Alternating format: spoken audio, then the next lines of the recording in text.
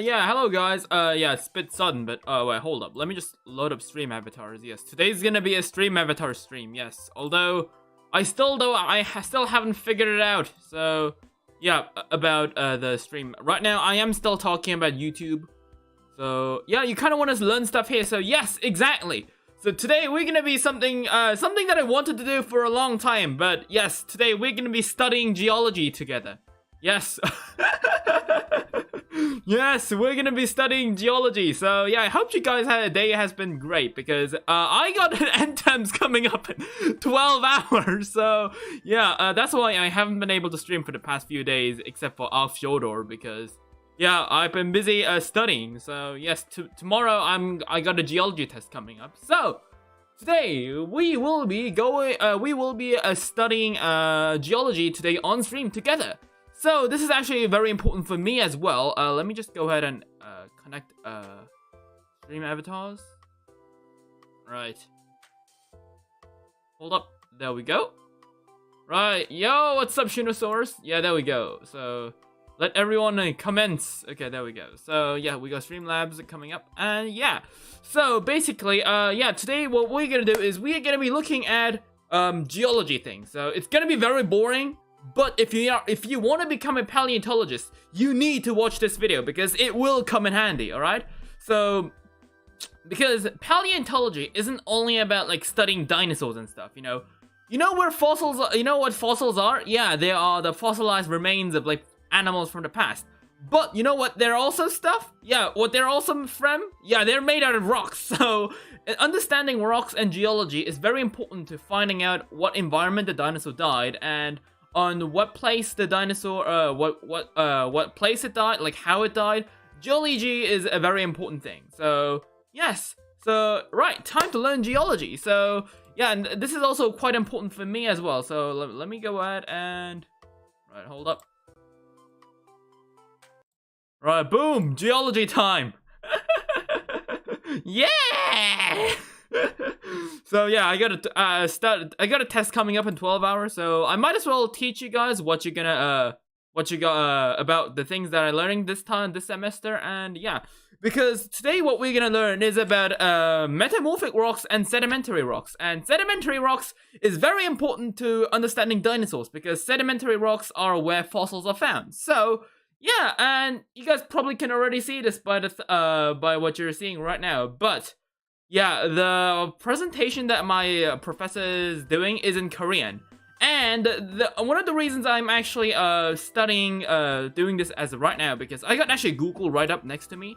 And yeah, because you know that the presentations and the classes that my professor does is in Korean, but the thing is that, you know, scientific papers don't come out in Korean, they come out in English. So the thing is, sometimes I would know something that is in Korean, but I would not know it in English, and vice versa. So this is gonna be a great moment for me to figure out what things mean in English as well, so that I can actually learn stuff.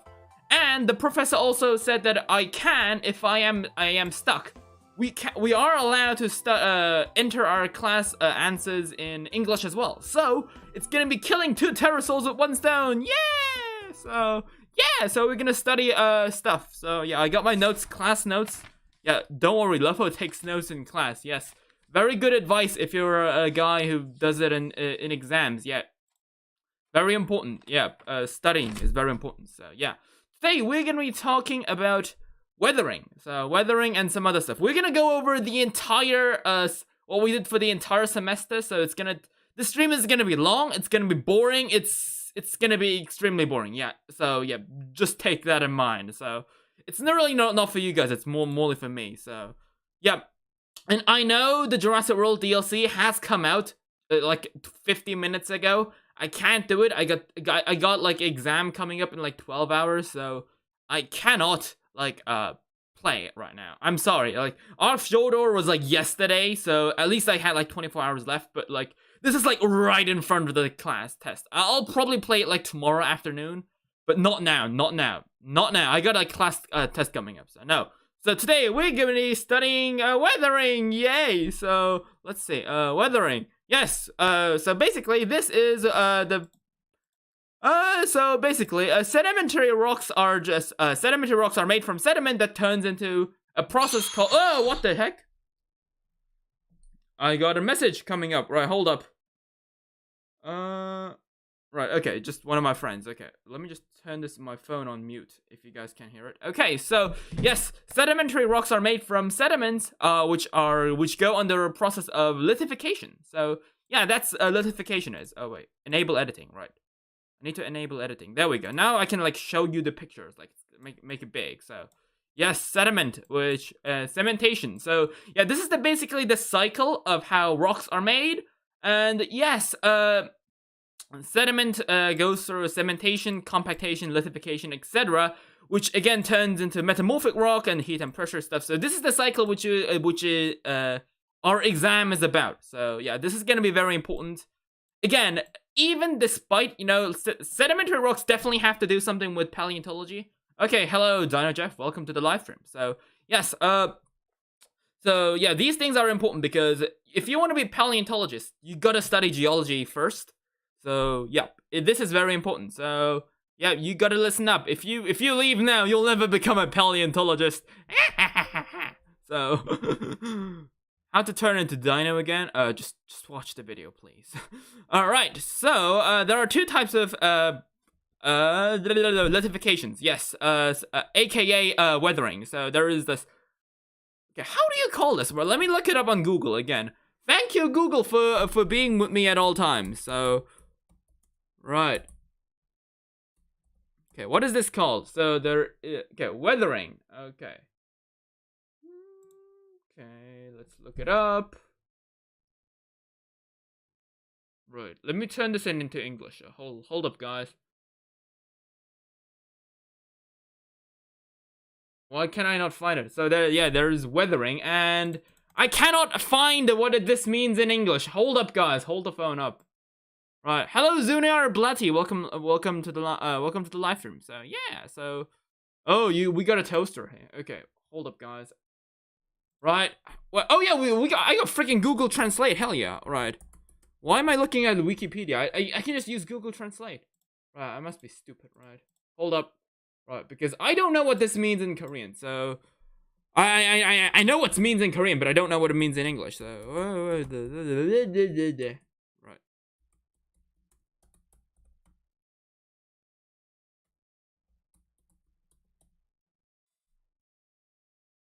Right. Apparently this I feel like is physical weathering a thing? Like physical, like don't you like I'm pretty sure that's not how you say it. Well, it seems so weird.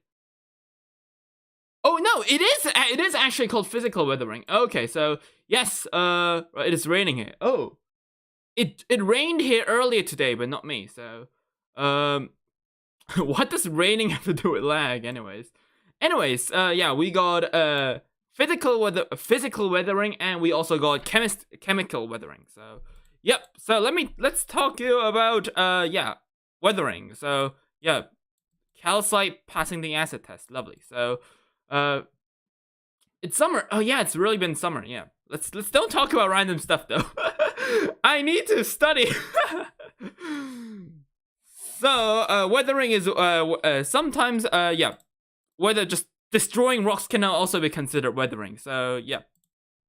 Let me go ahead. All right, I'm just gonna skip on through because we got a shit ton of things to cover up. So it's gonna take a very long time for me to get through everything. So, and also if you know better about me, about some situations, don't feel free to go ahead and tell me in the comment section if you know better than me. As I said, I'm not really so into geology and more paleontology, but I know there are some people out there who definitely work in paleo, and the people who work in paleo know lots about geo. So yeah, if you know things about geo, just go ahead and tell me. So right, so the results of weathering are rock pieces, and right, hold on. Oh, I can I can do this by scrolling. Okay, I never knew that. Okay, right. We also have how do you call these things? Waterified ions. So what do you call it? Is ions that are like in water. So like salt water, I guess, in this case. Yeah, so natrium is actually included as well. So I guess that's like more like salt water. So we also have rust minerals. Hey, yeah, luckily for you guys, yeah, some parts of the presentation is in English. So yeah, why? I don't know. That's just the way. How do dinosaur footprints form into the same shape over the past years? Oh, that's actually kind of easy. That's made through sediment filling up the footprint. So if the footprint is pressed in mud, then the mud hardens. And if there's like a sediment that pours over it again, and then it hardens as well, that's how it remains. Like if it's like in the middle of raining, if you just make a footstep, it's not gonna get fossilized. These kind of environments only happen if the dinosaur steps on a ground that is both that has like a very it's always going on an underflux of whether it's like wet or like super dry. So like that's why as soon as the footprint gets slapped on, it dries out immediately. Similar to the footprints of Dilophosaurus in Arizona. Will you do more streams like this in the future? Of course, yes, I will. Yeah, I will do this because number one, I need to watch my streams again if I wanted to like rewatch and see what I learned. Number two, they say that teaching someone something is the best way for you to know something better as well. So very important for me. So to teach this to you guys. That's the best way for me to learn something. So yes, so we got small rock fragments like these guys. So AKA flint in Ark. So if you slap down a rock with hammer, you get flint. Basically, you're basically consider weathering the rock if you're slapping down a rock with a hammer in Ark. So you're technically weathering the rock. So yeah. So you got rust minerals like hematite and geoertite. What is a geoertite? Right. I am curious. I'm pretty sure this is not gonna come up in my exam, but stupid exam. Who cares about the exam? Learning is more important. Right. What is a geoertite? Okay. Geoertite is a widespread soil mineral and a major component of many ores, sediments, and soils, and it's the most thermodynamically stable iron oxide. Oh, so it's basically iron that has oxygen inside. Oh, okay, I see. Right, and we also have clay minerals such as bentonite. Oh, it's like bento but rocks. Stupid memes. Okay, and montmorillonite. Okay, so it feels like everything that ends with nite has something to do with rocks, like ammonite, bentonite, and tite. What is the difference between knights and tights? You know how dinosaurs always have saurus or like raptor or don at the end of them? Like it feels like the same goes with minerals, but it's like tight and knight instead of saurus and raptor or don. Right, so oh, it's called mechanical weathering. Oh, okay, that's weird. So wait, but once I looked it up on Google, it said it was physical weathering. So what's the difference between physical weathering and mechanical weathering? Right, mechanical weathering. Mechanical, also called, it's also called physical weathering. Okay, so it's basically the same thing. Okay, thank you, Google, for providing me for the explanation that I needed. Okay. So, and it causes rocks to crumble. Right, there we go. So, how could their dinosaur show their flesh if I want to eat dried meat? Okay, I don't know what that has to do with anything, but hello, Technical Plays. Welcome to the live stream where I study geology. Yes.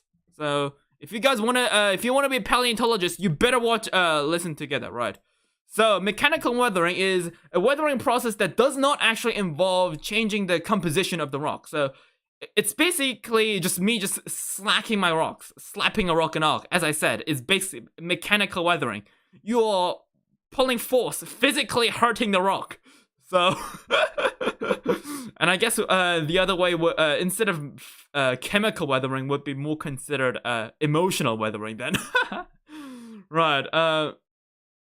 I like watching science lessons, so yeah, that's great. A 5th grade about soils and other rock formations or layers of the earth. Yes, it's exactly this, but with more like this is the kind of stuff that you study during university. So I feel like I should do these streams more often because like these are important.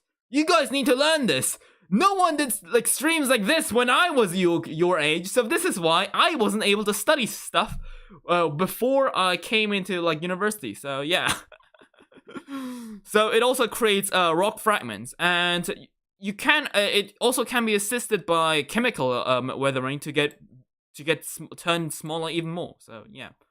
So there are oh my god, thank you, Professor, for being so kind and putting English explanations for every type of weathering. What was it called? Physical weathering? Yes. So we have frost wedging. Okay, hold up. Right, could you please stop scrolling, Lopho? Right. That has intense geology. Yes. Right. So frost wedging, unloading, thermal expansion, biological activity, which includes root wedging, burrowing, decaying organisms, and human activities such as smashing a rock. Right. So yeah, again, I am not so smart when it comes to geology, so I could like there is like a 25% chance of me spreading false information. If I do, please tell me in the comment section. Just if you think you know better. So hello, hola, local pigeon. So right. So first of all, we have frost wedging. So it's basically since water.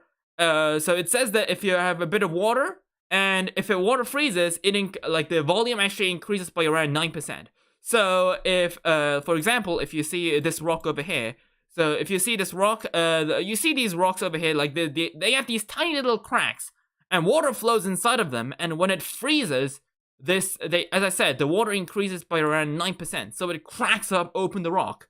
So if this happens over and over and over, like the cracks become larger and larger and larger, and at the end, it's something like this happens where like you see those giant ass cracks in rocks. Like that's the power of water, baby. So yeah, water, very very powerful. So it increases pressure towards the rock, and that's why but over time, as I said, it shows that it increases the cracks and makes the cracks bigger. So yep. So potholes are a very good example. So potholes, you know, like what are potholes exactly? Are those the same thing as like those huge holes that appear in the middle of the thing? Oh, yeah, these are potholes. So yeah, exactly. So yeah, so these are potholes. So yeah, so if rains and puddles come out, and when puddles freeze, they become bigger. Like this, they become bigger, and then they freeze over, and then over and over and over, it becomes bigger and bigger. So yeah. Right, so that was frost wedging. So yeah, you can see a frost wedging that happens over and over. So yep, that's just the result. So oh, look at how small the human is. Pitiful. Ow. Right. Next up, we have okay. So this is basically okay. What is this? Is this the same thing? Yeah, this is another part. It's also from frost wedging. So right. What is actually called this in English? All right, hold up. Right.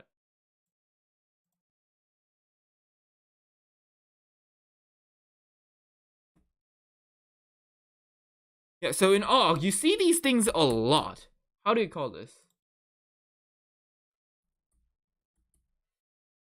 Yeah, columnar joints. So I see these so many times in ARG. So I didn't really know what to call them. In Korean, these are called 주상절리. So I don't know. Like you see them mostly in ARG, like in ARG Survival Evolved Wildlands. So right, like this. Wait, this has nothing to do with frost wedging. This is something different. So yeah, so these are the things that you see, like these things that you see over in the bag. These are called columnar joints, and they happen when magma freezes extremely quickly. So yeah, so that's that actually that usually happens near ocean surfaces. So I actually don't know why like Ark or Wyvern trenches have them. Geologically, that doesn't make a lot of sense, does it? Right. Technical plays, redeems don't work right now, unfortunately, because, as I said, redeem, that's for my old channel. Right now, it doesn't work, so, yeah. Like, there's 0 redeems, so, yeah. Right, so, okay, so these are joints. So, yeah, apparently, frost wedging appears even more if some joints happen. So, the way joints happen is when magma freezes and becomes a rock. If weight becomes reduced. So if you're like a mountain, if right, let me load up paint, right. Right, Microsoft Paint, the good old drawing. So yeah, so if there's a bunch of rocks over here, and like so basically, so there is like this very hard compressed rock under here, and there is this more softer rock over on top. By time, weathering and other stuff causes this the rocks over here to become smaller and smaller. But the thing is, the rock over here on this below is like super strong and is super angry and compressed. He wants to get out. So when the rocks become more thinner and thinner, they break out from underground. So that's called, I think, a straight joint, unlike a columnar joint. So vertical joints, I think. So yeah, the rocks just break out from this, which again causes many cracks, and therefore I think results in more frost wedging. So yep. So basically, joints help the rock water get into the small joints in the rock. So yeah, you can actually see them in the presentation. It is literally called joints. I don't know why I looked at a Google presentation for that. Anyways, right. Let's see. Next up, we have yes, unloading. Oh yeah, it's exactly the thing that I drew. God damn it! Right. See, look at this. What I drew. What actually appears in the presentation. It makes me look so pitiful.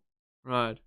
Okay, right, let's up. Right. So yeah, Lopho actually has these kind of eyes. Yeah, I barely use them because like the hotkey for these eyes is like left control +6, which is like something that I hardly ever use. So it's not in a the hotkey combination is way harder than like Control Z or Control X, which are these eyes and these eyes. So these two eyes are the ones that I use the most because, yeah, I love these eyes. I love this one as well, but this one's hotkey is like, I need to like stretch out my head and stuff, so it's a bit hard to use. Right, anyways, we're back to unloading, so, yeah. Let's unload our rocks and geology information onto you guys. So, basically, when there is confining pressure over here, and, yeah, erosion and causes this to go away, and it basically the rock inside, the very highly compressed rock, begins expanding. So, you know, basically, it's equivalent to, like, if you have, like, what do you call it? Like, a bunch of, how do you call it? A blanket? You know, those thick blankets that you have in winter? And, try putting that in a box. You know, it doesn't quite work because the blanket in question has, like, those, it's very thick, so it has a bunch of oxygen in it. So, if you want to, like, if you want to press it into a box, it just keeps popping back up because of all the, because it wants to expand. So it's basically like it's you, like the thing that you see here over here, like this is you and this is the blanket, and you're trying to press it into a box, but you become weaker over time, so the blanket ends up popping out. So that's basically the same thing. So yeah. So it causes expansional fractions and tensional joints. Okay. So expansional fractures. Exactly. So these are fractures that happen when things expand. Yeah, exactly. So yeah, you see, like if you see over here, very detailed, you see those cracks? This is what happens if the rock here starts expanding. So, yeah, cracks happen. So, right. So, unloading. And sheeting. Yeah, so that's what you call it. Oh, so you don't actually call them vertical joints. You call them sheeting. Okay.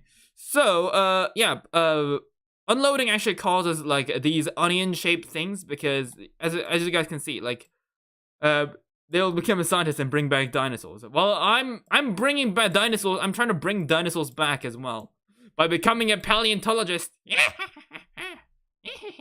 So yeah, that's what happens. So yeah, that's you know these kind of sheets. This is what they say like in Korean. They are compared to onion rings. So that's why those things are that. So which are also called exfoliation domes. So yep, that's what happens. And these look like sheets. So, yeah. Well, I guess in that case, the blanket comparison was a pun. Although I didn't really mean it as a bedsheet. I mean it like as like a thick blanket. But whatever. Right. Exfoliation domes. Very important. Not important for me, but important for you guys if you want to understand this. So, next up, we have exfoliation domes. So, oh, so, yes. So, these domes are basically what happens through this, I think. So, these domes are like this part. When it comes out of the ground, I suppose. So very rotund. Up. And take over the world, yes. And this is thermal expansion. So basically, if you heat it up cool it down, heat it up, cool it down, heat it up, cool it down, over and over and over. The rock gets pissed, so it decides to whatchamacallit, it decides to weather, yes. So not really, it's not really, it's more of a chemical, like not chemical, but how do you call it? It's pressure, basically. So because heating and overheating and cooling down causes pressure onto the outside of the rock. So, but it literally says that it doesn't do much when it comes to physical weathering. Yeah, exactly what I was wondering, because yeah, I was gonna say that's more like chemical weathering, is it? But yeah, it's apparently it does have a little bit of an it does have a little bit of an affection on physical weathering, but at the same time, it doesn't do that much. It only does a tiny little bit, but I guess my professor put it there just because it's part of the weathering, so, yep. Oh, yeah, so a good example is actually provided here with glass. So, yeah, you know how sometimes glass breaks? You can't actually change color right now. You can't, because you don't actually have points. Points aren't existing because that's a thing that happened through the last, before my channel got hacked, so, yeah. So basically, sometimes on summer, if you see like glass that are like left over time, you know, so in these antique buildings, you know how glass is like a window. If you look at windows and stuff, the glass is like thinner over here, but if you go down, the glass gets like relatively thick. Like this is like more of a comparison. It's because like glass, like believe it or not, like glass is actually considered a mineral too. Like glass is basically what happens if you cook sand. Like if you play Minecraft, you should probably understand this. So yeah, so that's basically sand, and yeah, sand is also considered a mineral. So if sand gets heated over time and cools down, so you're basically cooking sand so into glass, but glass can be cooked again to, you know, melt glass, you know. So increasing in size because of its substance getting heated over and over, so others are less heat. Others are less heat, I don't know what you mean about that, but yes, it is exactly correct. Thermal expansion happens because its substance gets heated over time. So, yeah, it becomes heated, so it becomes heated, and because the glass is like, the windows are like vertically placed, so the glass tends to slowly like creep down. So if you see like these antique buildings, like the upper part of the glass is super thin, whereas, like thicker parts, like if you see a glass, like the bottom part of the window, it's super thick. This can be actually considered also a example of thermal expansion. So, yeah. Right. So, thank you, Professor, for making such good comparisons. Right. Right. Because, like, this is a power presentation made for, you know, teaching. So, yeah. In a way, like, of course he's gonna do some good stuff. So, right. Next up, we have biological activity. Yes, very important. So this is something that happens a lot, even with paleontology, which is called trace fossils. So yes, so mainly things that include these kind of organisms: plants, digging animals such as addons and insects, decaying organic matter, and humans. Of course, fucking humans need to get their own separate stuff because yeah. Friggin' humans, yeah. Stupid humans. Like, why do you exist, humans? Ha! Right, as coming saying from a Dilophosaurus. You guys are disgusting. Just kidding.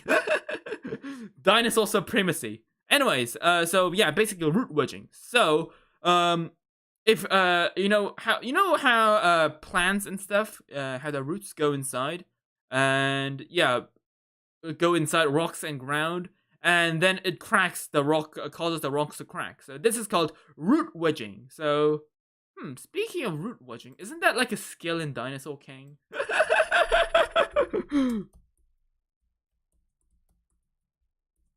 Hold up, that's something that I saw.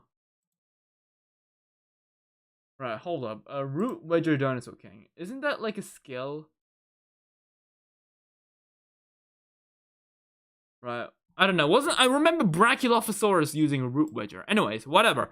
Anyway, so yeah, basically, yeah. Now you know the move the Brachylophosaurus is based off. So root wedging. So yeah. Next up, we have animals, burrowing animals. Yes, a very good example is the Walking with Dinosaurs Diectodon. Oh wait, turtles? Wait, do turtles dig?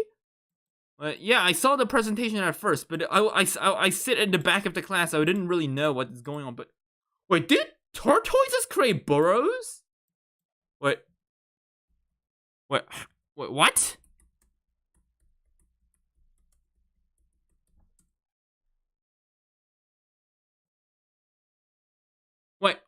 Wait, tortoises burrow? How did I not know this? They are accomplished at digging. They just don't do it. They are good at it. What? Okay. That I did not know. Okay. Well, we have burrowing animals then. Yeah. So, yeah, which creates sediment that are deeply underground. Yeah, it is a tortoise. I didn't say turtle. I think I said tortoise, right? Like, tortoise are the ones that are on land. Turtles are the ones that are like semi-ground, like waterish and land. So for hatching seasons, I see. So it's not like the Ictodon where it just creates burrows, right? So yeah. So the Ictodons, like burrowing animals, etc., creates like fresh minerals and stuff to above the ground. It moves like the minerals and rocks inside the ground to above the ground, which causes them to get weathered easier. So okay, hello Raptor, welcome to the live stream. How's it going? Right, today we're studying geology. Yes, no playing games. So very serious mode, but at the same time, I am trying to make it as fun as possible. So I said turtle. What? Really? I gotta replay this. Anyways, yeah, burrowing animals. Yeah. Tortoises burrow, now you know. So, and also organic matter creates, decaying organic matter causes acid, which increases chemical composition. But wait, why? It literally says chemical weathering. Why is it labeled under mechanical weathering? Huh, that's weird. Well, why is it over here then? It should go down over there on the other side. Well, anyways, I did not know this. Anyways, yeah, it creates a chemical weathering. So, yep, so black water. So, I did not know that. So, I just skimmed through class, not gonna lie. So, anyways, now I know better. So, yeah, believe it or not, decaying animals in organic matter can actually create rock weathering, because if something decomposes, it creates like acid, which then turns into which over time makes rocks and stuff crack. So very interesting. So the black water that drains from the sandstone rocks of the Colorado del Condor is actually the color of strong tea. Oh, so it's tea from the tamura and humidic acid in the water leached from the surrounding vegetation. Oh, natural tea. It's the forbidden tea. Don't drink it. So yes, also human activity. Look at them. Look at those pitiful humans destroying Mother Nature, right? And then they just cry and whine if what was it? Rocks fall on top of them. You caused this all, humans, right? At least us dinosaurs didn't build giant ass mines. Anyways, human stuff such as just farming and just destroying stuff. Yeah, this is traumatizing. Let's move on to the next one, which is called chemical weathering. So yes, I don't know what this is supposed to do with chemical weathering. Okay, let me bring it up to front. Right. So what does this have to do with chemical weathering? What even am I looking at? Oh wait, is this like the Grand Canyon? I think it is. Like, is that what you mean? Like the Grand Canyon? I have no idea. So, Dinosaur Arcade. Oh, Dinosaur Arcade is free on Roblox. It is. Oh well, I'll play that when it comes out. When I play Roblox, I suppose. Right. Anyways, next up is chemical weathering. Let me drink a pop of soda. Right.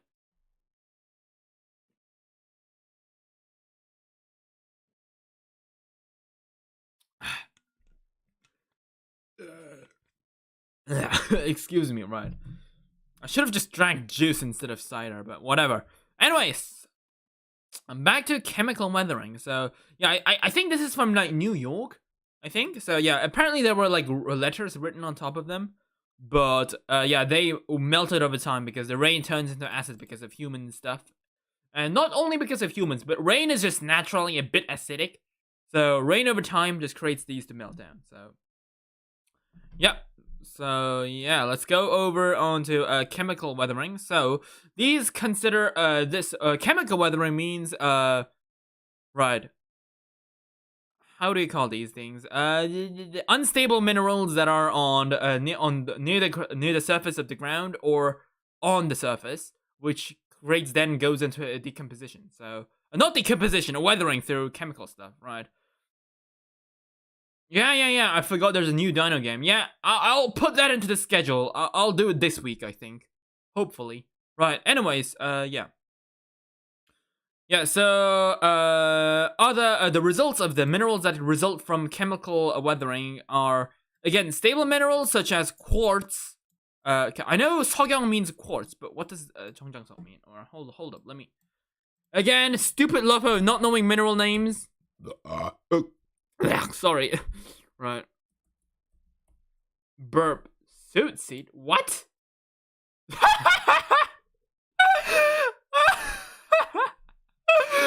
Are you kidding?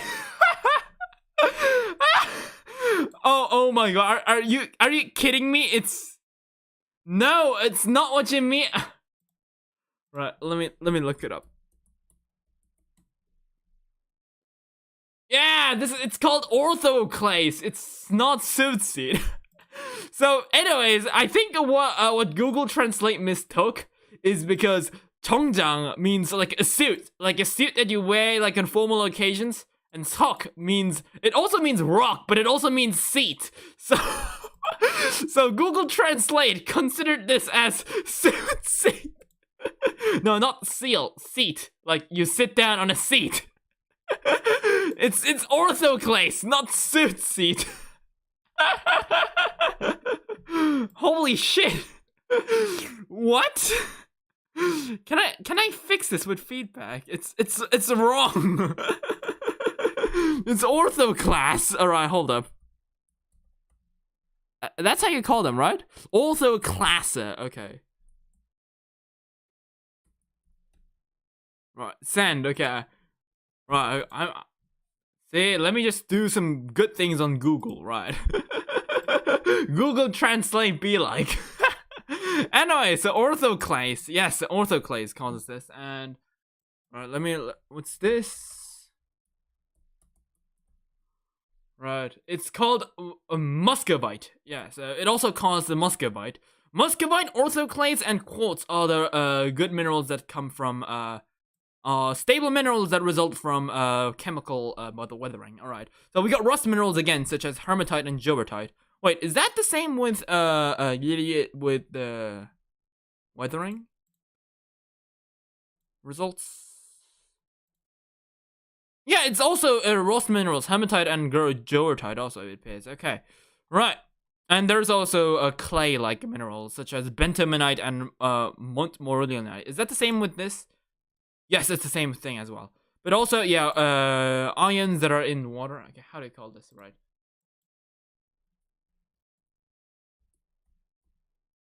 Dissolution. Yes, dissolution. How the fuck do you not know the word dissolution, Lopho? Holy shit. Right, this just really shows that you don't really know, if you don't know how, you can see that English isn't my first language for some reason. So yeah, dissolution. Yeah, now you know. Dissoluted ions such as calcium, kalium, and natrium. So, yep, that's great. So, chemical weathering, the most important part when it comes to chemical weathering is water. Water! Speaking of that, let me just drink some water. Right.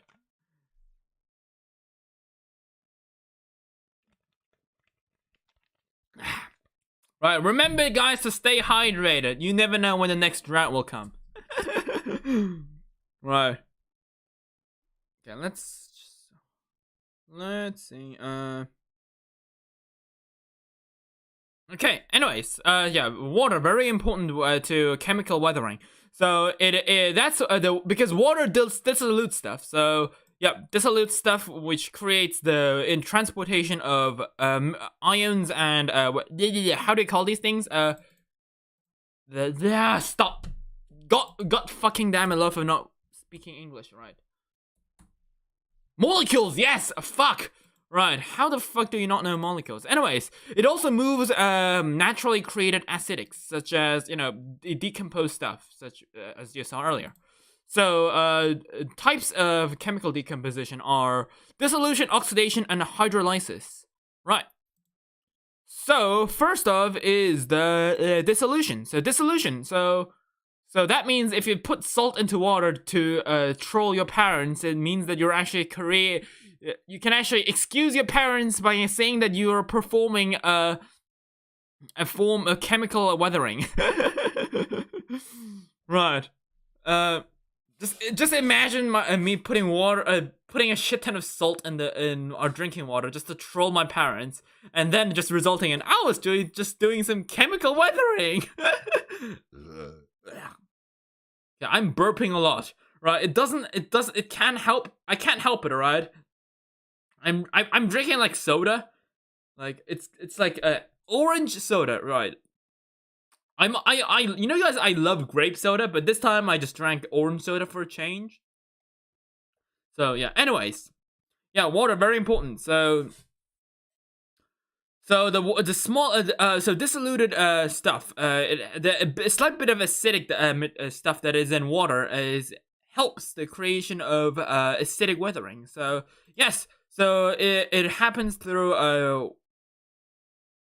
so various organic matter that decomposes, as I just said, and it also creates through what is that? Sulfur, metal rocks, metallic sulfur rocks, I guess. Okay, I guess that's how it happens. So yeah, so that's how I like sulfuric material. Yeah, sulfur. So I think sulfur is like a bit acidic. So yeah, sulfur appears. So yeah, that's how it does. So. And so that's why that's why rock elementals and Ark eat sulfur. Like it's like for them it's like a soup, because sulfur is like molten rock, but like it's like acidified rock. Oh, I see. I did not know that. Right. Now I know why rock golems eat sulfur. Right. Anyways, it also happens through CaCO3 that happens through CO2 that it mixes with water through rains. So yeah, that's how it happens as well. So calcite plus carbonic acid turns into calcium ion and bicarbonate ion. So I don't know what that means. I think that's what's basically showing what happens in the picture, right? So what is okay? Why are the pictures like this? Like bring to front. There we go. Right. It's very small, 2 centimeters. Very small. So I guess this is like the minerals that happened that was created through rock acidifying water and stuff. New Monster Hunter trailer? Oh wait, holy shit! Wait, hold up. New Monster Hunter, right? Sunbreak, we gotta watch this, right? Class is dismissed, right? For like 10 minutes, right?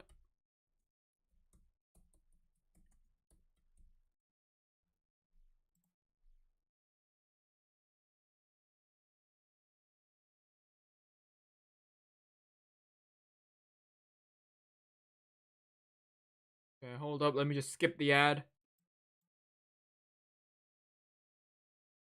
Right. What's with YouTube slapping in 2 ads? All right. No spoilers? I mean, no, it's Monster Hunter. It's not a movie, it's a game. Right, hold up. Right. Don't worry. All right, let's see. Right. Oh, new maps. Oh, I love the scenery.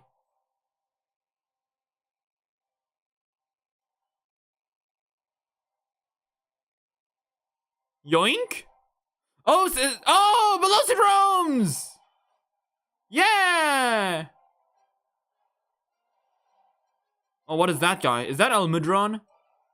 Oh, what kind of dino is that? Is that the Sergios that everyone's been talking about on Twitter?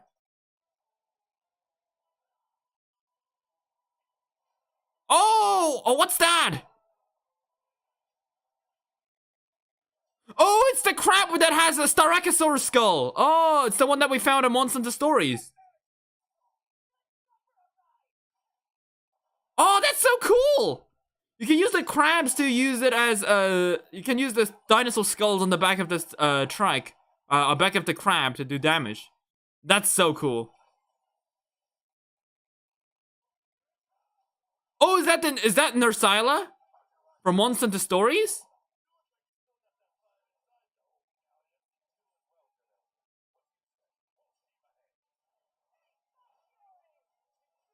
Yo, Anjanath! I mean, yeah, we know that. It's already back. Oh, so that's the new raptor. I don't like the A's on it, though. Oh, Gorak... What was this? Gorak Harrass or something? Oh, that must be the new boss dino.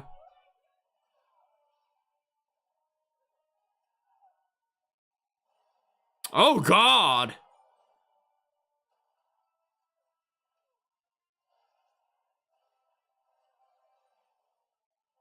Damn, that's some flaming hot dino action. Right. First, applause. Yes, applause. So, yeah, you know what? Believe it or not, unlike most people, like, I don't like this. Like reptilian creatures like dinosaurs with like mammalian ears. Like, no, it's BPDS from Frontier. I've never played Frontier, so yeah, I don't know a lot about that. So, anyways, yeah, I don't like this. Like, I don't like this. If it was like a flap, like a jaguar or something, I would have liked it. But like those mammalian ears, like that's just something that it just feels off. Nope.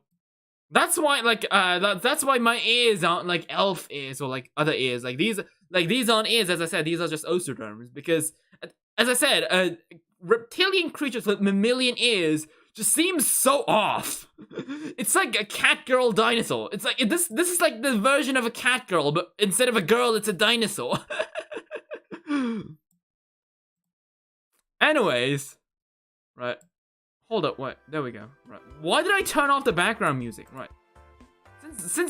For how long was the background music turned off? Anyways, I did not realize this. Anyways, it's a goblin aesthetic. I don't know, like, if you would make a goblin, give it on a mammal or something, like, not on a dinosaur. It just looks so odd. Anyways, I mean, if you got, like, other people think they kind of like it, but for me, personally, it just feels off, as I said. Like, I don't have anything wrong with it if you like it. So, yeah, anyways, that was dissolution. Right, next up, we have, oxidation. So, basically, what happens? Stem mammal raptor. a new hot theory. Dinosaurs were the ancestors of man. Does that make me your great grandfather? Anyways, oxidification. So, yeah, Hossarak. Yes, it's not Grosskarak. It's Hossarak. Anyways, Magala is the frenzy virus? Okay, so that's interesting. We'll see about that. I still even haven't beaten the Ibushi. We'll have to. Now, I did beat Ibushi. What was the other one? Narga and Ibushi? What was the other one called? Whatever. Anyways, we're here to study geology, not Monster Hunter.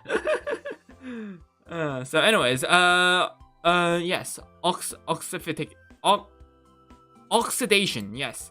It's a thing. What happens when neutrons, when a molecule loses the neutrons? Exactly. Yes. So yes. So you can kind of basically see plus oxygen. It causes it to actually lose more. Like it was 4 Fe. Now it is 2 Fe because the oxygen in here did something to it. So it's chemical. So yep. So iron oxide, it turns into iron oxide. So hematite and limonite as well. So I guess that's what happens with stuff. So you don't know anything about Monster Hunter? Yeah, I don't know much about it as well. Yeah, I have no clue about Monster Hunter. I only know big dinosaurs fight man. So yeah. Anyways, back to the point. Yes, okay. Let's see. So oxidation can only happen if. Okay, what do you call this? Right, hold up. Let me look it up on Google again. Right.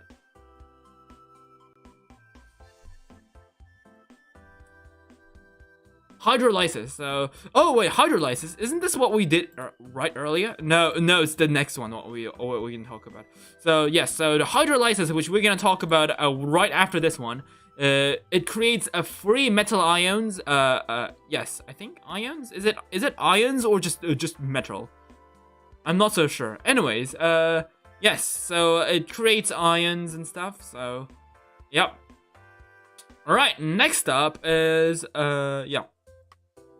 Oxidation of pyrite yields sulfuric acid and iron oxide, which causes an acid mine drainage. Oh, so the mines. So the oxygen. Basically, I think what happened here is like this used to be a mine, but oxidation caused like water or some like aquatic stuff. The sulfuric acid and stuff causes like a drainage of acid. So a mine just had to shut down because of the acid, I think. Right. At this point I'm just making things up. Right. Anyways, hydrolysis. So since water creates hydrogen and hydroxyl. Oh really? I thought it was hydrogen and oxygen, not hydroxyl. Well, what's the difference between oxygen and hydroxyl? Well, duh, the chemical composition is different, you idiot. Anyways, it says that the hydrogen from the what results from the dissolution of water, which doesn't make sense. Like decomposition of water. I don't know how to put it. Anyways, what happens to if water basically dissolves, decomposes? I don't know what you say. When water like destroys. Anyways, we're learning in chemistry and rocks. Yes, chemistry and rocks, like chemistry and geology have like this huge interaction with each other, which I, by the way, fucking hate. I hate chemistry with a passion. I never got above an E in high school, despite me studying day and night. So yeah, I got traumatized from that. So I'm not doing any chemistry shit. It just gives me PTSD just looking at this shit. Anyways, yes. What was this? Yes. What was this guy called? The suit seats. What do you call these suit seats again? It was something with a C, right? Wasn't it? Was it goethite?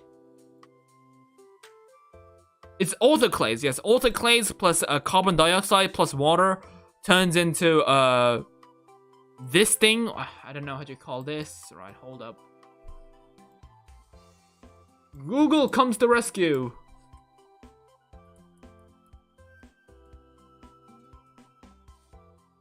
Right. Kaolinite. So it turns into kaolinite, calcium ions, and bicarbonate ions in silica in solution. Oh, I see. So silica from silica pearls. Huh. Right. Then conceptual diagram showing how the weathering of granite rock yields quartz grains for quartz sandstone, clay for shale, and calcium for limestone. Interesting. Again, things in English mean that it's probably not going to appear on class because my professor just skims over the parts in English, whereas I am just trying to learn. So yeah. Basically, granite. So basically, granite is like molten rock, right? It's the solidification of like molten rock, such as magma and stuff. So molten rock isn't actually like believe it or not, yeah, it's obvious, but it's not like one mineral. Like it's like multiples of molten different types of rock. That's basically a hybrid of different rocks. So decomposition through major minerals such through hydrolysis causes them to dissolve back to their component parts, which then again turns into different types of rocks. So yeah, it's like a rock cycle, which again then molten rock can again dissolve them, and then they get fused again, and again water causes them to hydrolysis causes them to decompose. So right. Oh. God damn it, Gaming Dino, you scared me, alright? You scared me for like 10 seconds there. Anyways, right. I actually like how you guys are sitting through this. Like, I thought like I'd be talking to myself for the rest of the stream, but believe it or not, it's going on for quite a long time. But we actually have like a shit ton of stuff left, even after this one. Like, how many PowerPoint presentations do we have to go over today? Let me see.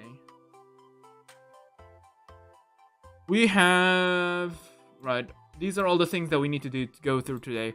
1, 2, 3, 4, 5, and we just barely made doing 1. So, right, we're almost done with 1 though. Anyways, part of this weathering. There we go. Residual projects, minerals, quartz, feldspars, amphiboles. So that's basically what it said earlier. So, right. So, what it called the results of shape. The differences. What changes to shape happen to rocks after chemical weathering. So, rounding of corners and wedge edges. So, spheroidal weathering. So, yes. Which basically calls the rocks to turn big chungus mode. Successive shells loosening as the weathering process continues to penetrate. Oh, so it's like a hatching rock. I can already see medieval people going around and saying these are dragon eggs that hatched. So rocks are the best. Well, I appreciate it. Right. That's very nice of you. Haha, very obvious joke, Lopho. Geology joke. Right. Anyways, the next one is let's see. Right, the rate of so basically the factors that factor into the difference of speed in weathering. So to the speed of how fast weathering happens. So they are surface area, rock characteristics such as how stable the rock is, the composition of rock, and how easily it gets dissolved into water. Fractures, bedding planes, and voids. Voids? Isn't that what you find in the end dimension in Minecraft? Anyways, climate, topography, and differential weathering. What's differential weathering? We'll have to say. Right, so first of all, yeah, the increase of surface. So, yeah, this is basically one of the reasons why Godzilla can't be that big, because yeah, the bigger it gets, the volume itself becomes like the surface area might just have double, become made out of like the surface area just became doubled, but right, no, it's not. It's the other way around from Godzilla logic. It's this time this one is like cracking. So yeah, it actually becomes halved, but the surface area increases by 2 times. Right, that's interesting. Because yeah, there is like the surface area inside of these parts can also get like weathered now, because the rock splits into half. So yeah, it's and Godzilla it was the other way around. So the bigger something gets, like the surface increases by twice, but volume increases by 3 times or like 4 times. So which is the square root of 2. So yeah, that's why if Godzilla gets bigger than something, it becomes too big and it starves to death. So, anyways, this is the characteristics of rocks. So, yep. So, what you call these things again? Hold up. Google to the rescue! Right.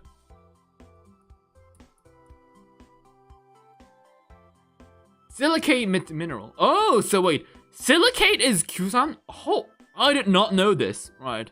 I did not know this. Well, now we know. Great. So, right, we have silica. So, silicate minerals. So, is this like silica?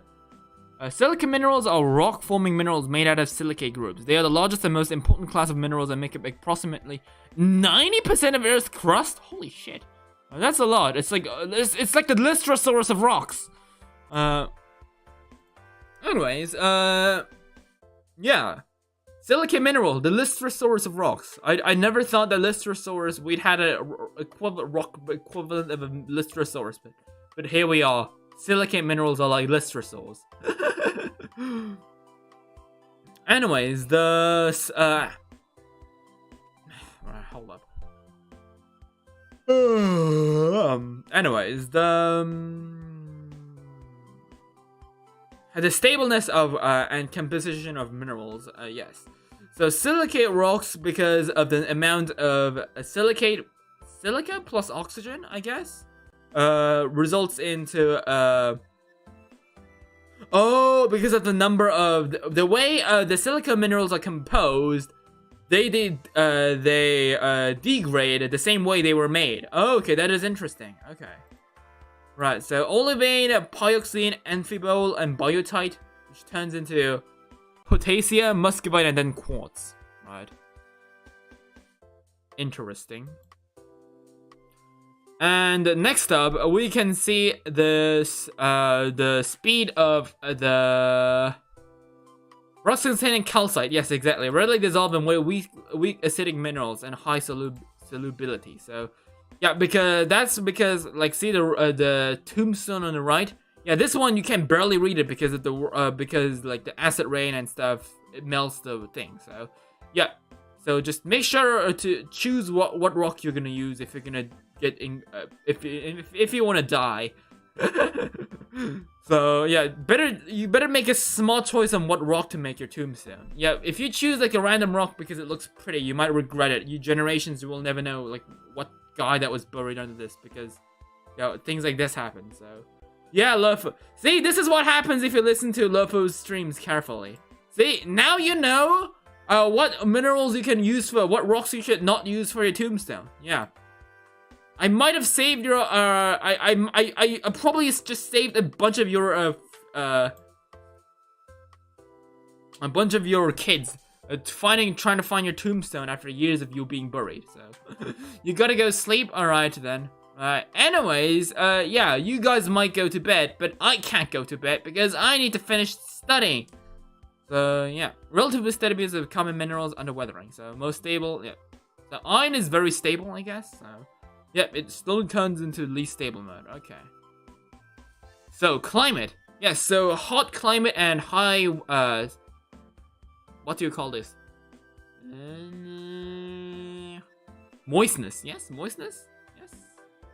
I guess? Moistness? Do you say moistness?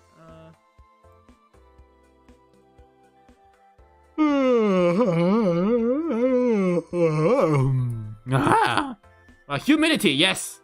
Fuck! Right. Humidity. Anyways, yes. Okay, let's see what else we got. Hot climate and humidity causes increased speed of physical and chemical weathering, and yes, if you have a climate which that has like a bunch of freezing and melting, so where you would melt, where the rocks would melt and then not melt, like where water freezes and it melts easily, like you know, like in Korea or Germany or like London or stuff like that.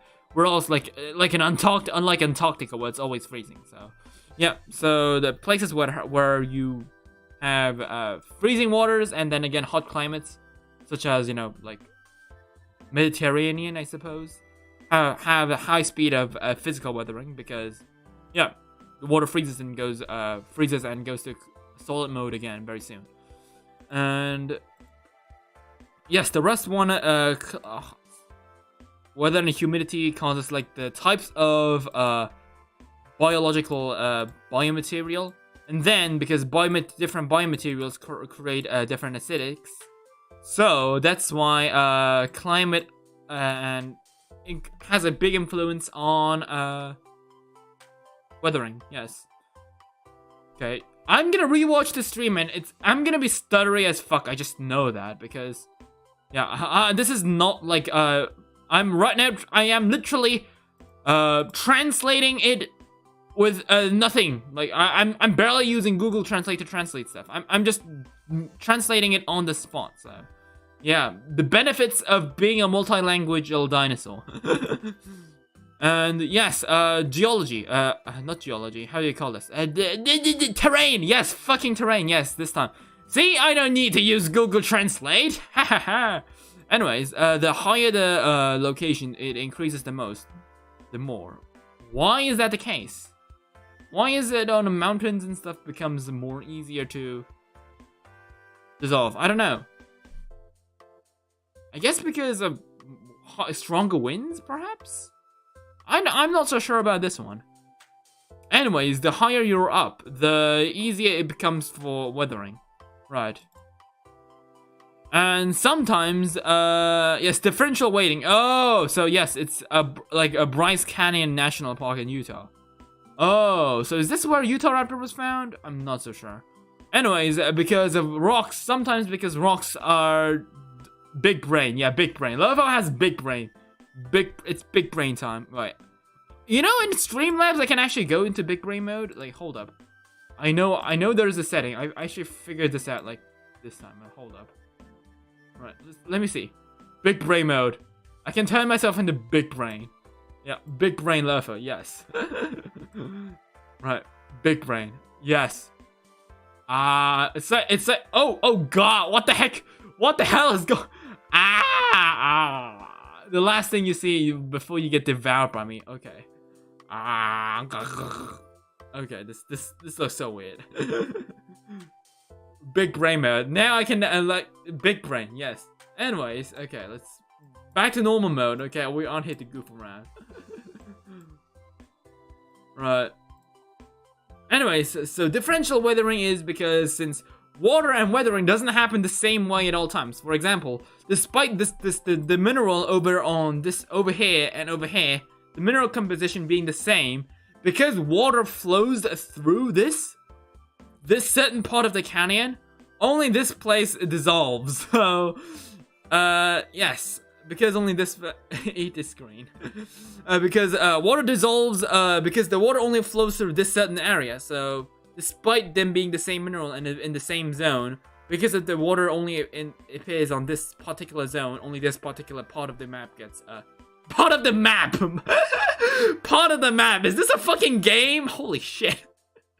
Anyways, only this part of the terrain gets weathered. So due to that, lovely places appear. So yes, differential weathering, perfect. Right, and that has been it for the first presentation, Lopho. Right, 4 more to go. Right, let's go. Let's fucking go. Right, next up, what's next?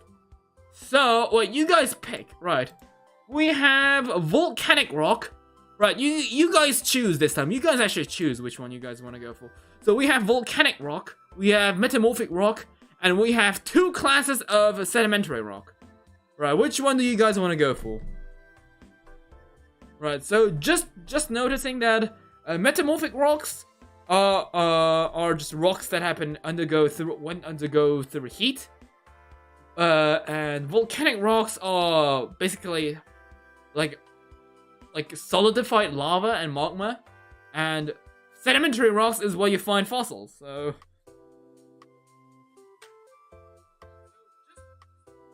right, so which one you guys want to go for? You guys choose. All right, you guys are the ones taking the class, so you guys choose. Okay, I don't want to force things upon you guys.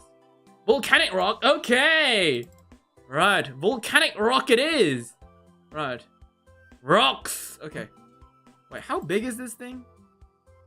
85 fucking pages! Holy shit, we're gonna stay up tonight. Anyways, yes. So... okay, we're gonna be staying here for a long time, buddy. Alright, let's try to skip over this part, right? Let's try focusing on the most important parts, okay?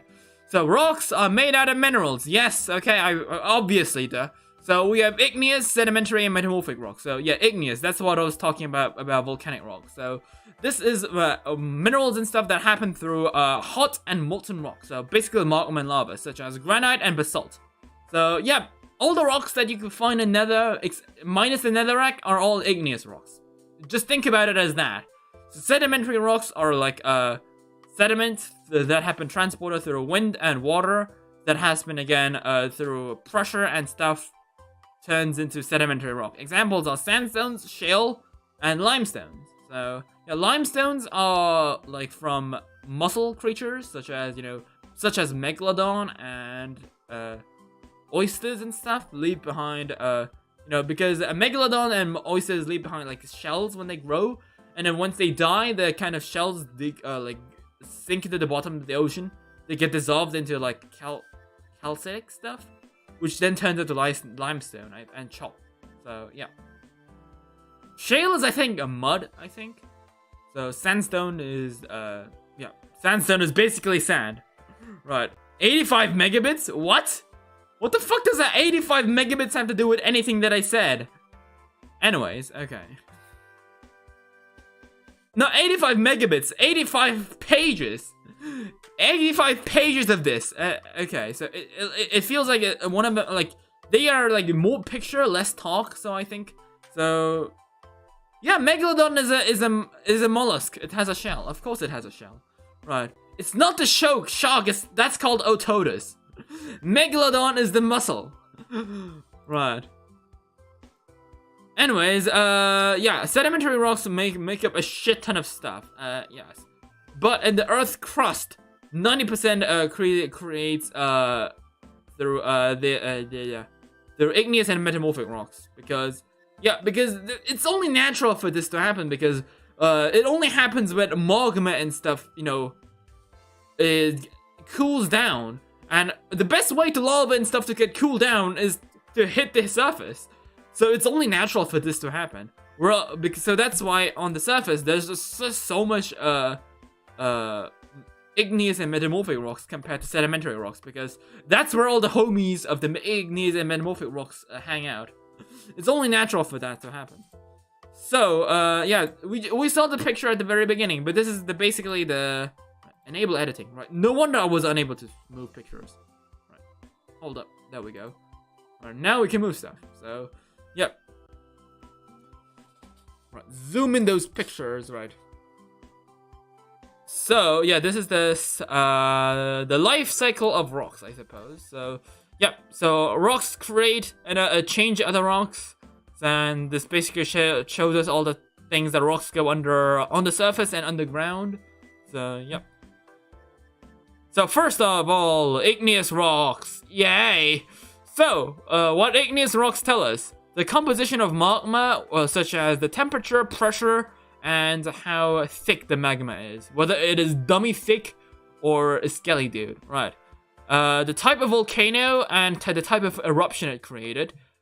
The environment of the Earth during its time. The longitude and latitude of where it was located.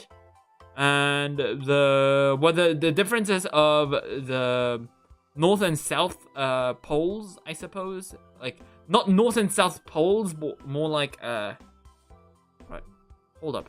Let me look it up on Google. Right.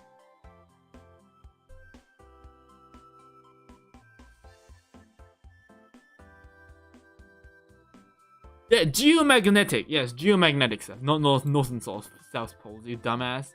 Right. And the expansion of the deep sea, the movements of the plates, the composition of the chemistry of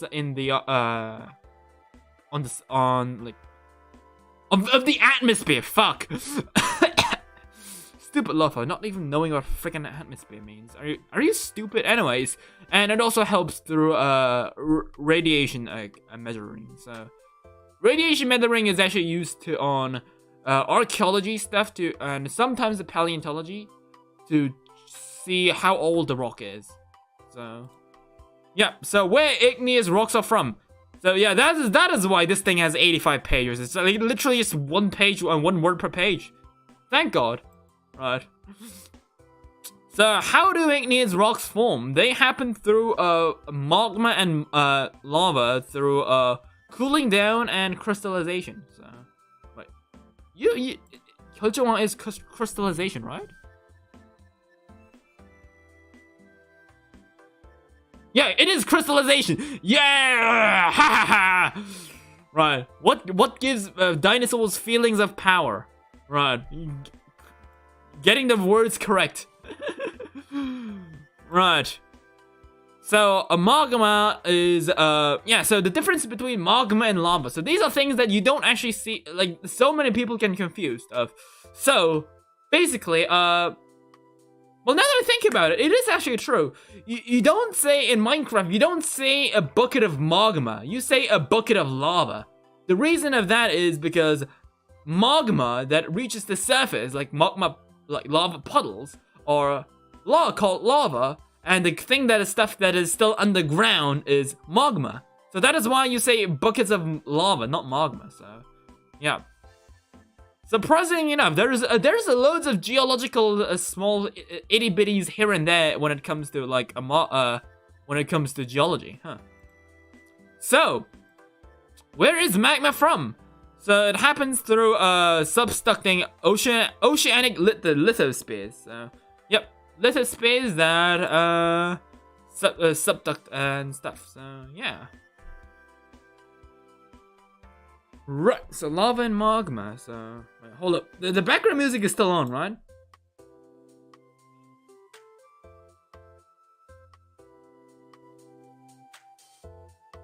Sometimes it feels like the the background music is a bit too quiet. Well, I don't know. Make it a bit bigger, a bit louder, I suppose. Right, is this good enough? But anyways, back to the point. Where is magma from? So it happens through... various. Okay, let me look it up on Google. This page is using a bunch of professional words, and I'm not really professional, so I gotta look it up freaking Google again.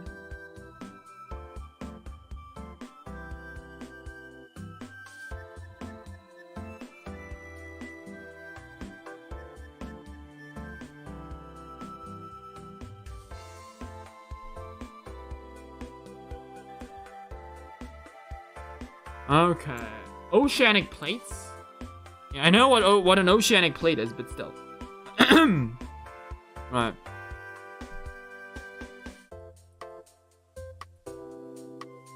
Yeah, through a partial melting of the ground and the upper mantle, yes. So, basically, the plate tectonics have a big influence on a creation of magma. So, yeah, you see those ocean plates digging down? So yeah, that creates a rock. Creates the rock to melt. So yeah, this is like an this is like the oceanic plate that goes into the rock, and then the stuff melts. So that's what happens. Right. So the way magma is created underground from rock is a roll of heat, roll of pressure, and roll of volatiles. I don't know what volatile means. We'll have to see about that. Anyways, so first, generating magma from solid rock. Yeah, listen up, guys, if you want to learn how rocks are made. So what heat does. So, yes, since every time you go, every kilometer you go down underground, temperatures typically tend to increase from 20 degrees to 30 degrees every kilometer. So, yeah, 1 kilometer underground would be like... hot as fuck, but that only goes through the upper mantle. So yeah, if you dig like a kilometer down, it's actually cool. But right now, wait, is it cool if you dig down 100 kilometers, 1 kilometers underground? I'm not so sure. Have humans even dug 1 kilometers underground? No, the deepest hole is like what, like 600 feet, right? That's not like a kilometer, is it? I don't know. I'm not so sure. Anyways. So we have geothermal, yes. So which is called AKA, which is also called geothermal gradient. So because it gradually increases different amounts of heat. So since the upper mantle and the lower mantle, the rocks that are inside of them usually tend to be in the molting temperature. So yeah, because deep in the ground it's basically hot, so rock melts. Yeah, I don't know why the heck they decided to make this so fucking long, but. Yeah, it's basically underground, rock, very hot, rock melts, rock creates magma, yes. So, I see. So I see why this is. So basically, right. So the rock is very hot, but because of the pressure, rock can't melt. So something needs to slap the rock's ass for the rock to melt. So, something needs to trigger it. So the things that trigger it are these things, such as the rocks that go through the mantle, and pressure and addition of heat, or additional heat that comes through from the mantle. So wait, this isn't the upper and lower mantle. Wait, no. This is the surface, right? This isn't the grand. This is like the top layer. Wait, no, this isn't the upper mantle, right? No, this is the upper mantle and the... How do you call the surface? Ah, fuck. Upper perception, my fucking ass. Right. Right.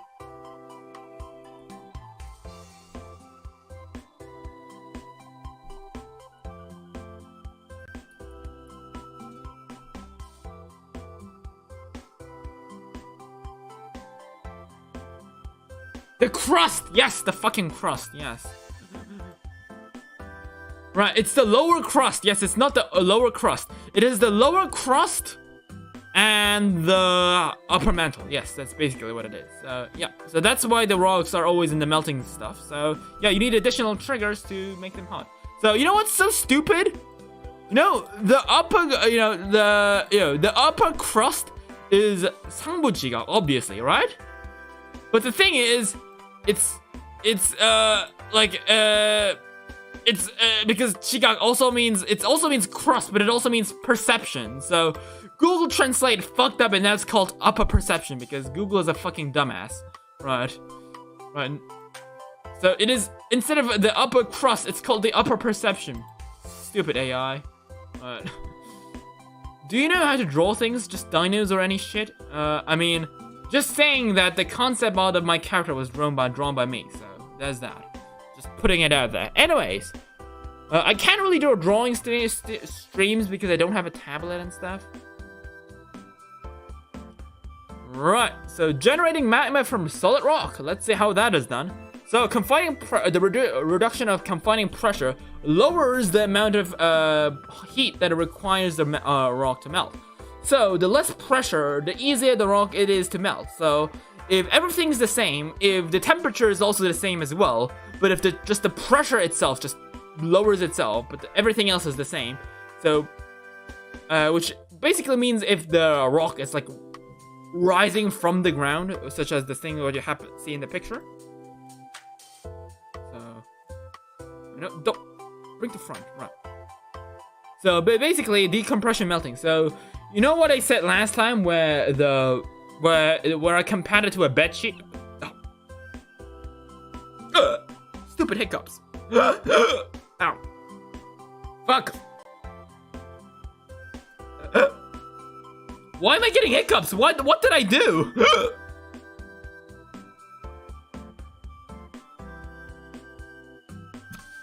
Yeah.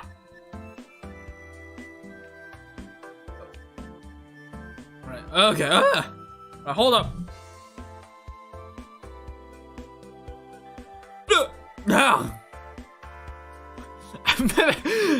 I've never hiccuped ever in live streams before. Okay. Okay, hold up.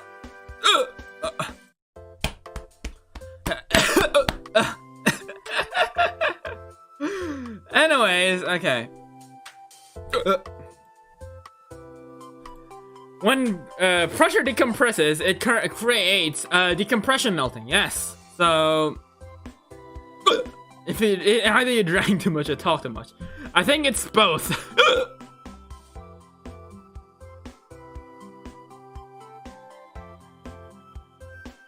Calm down, okay.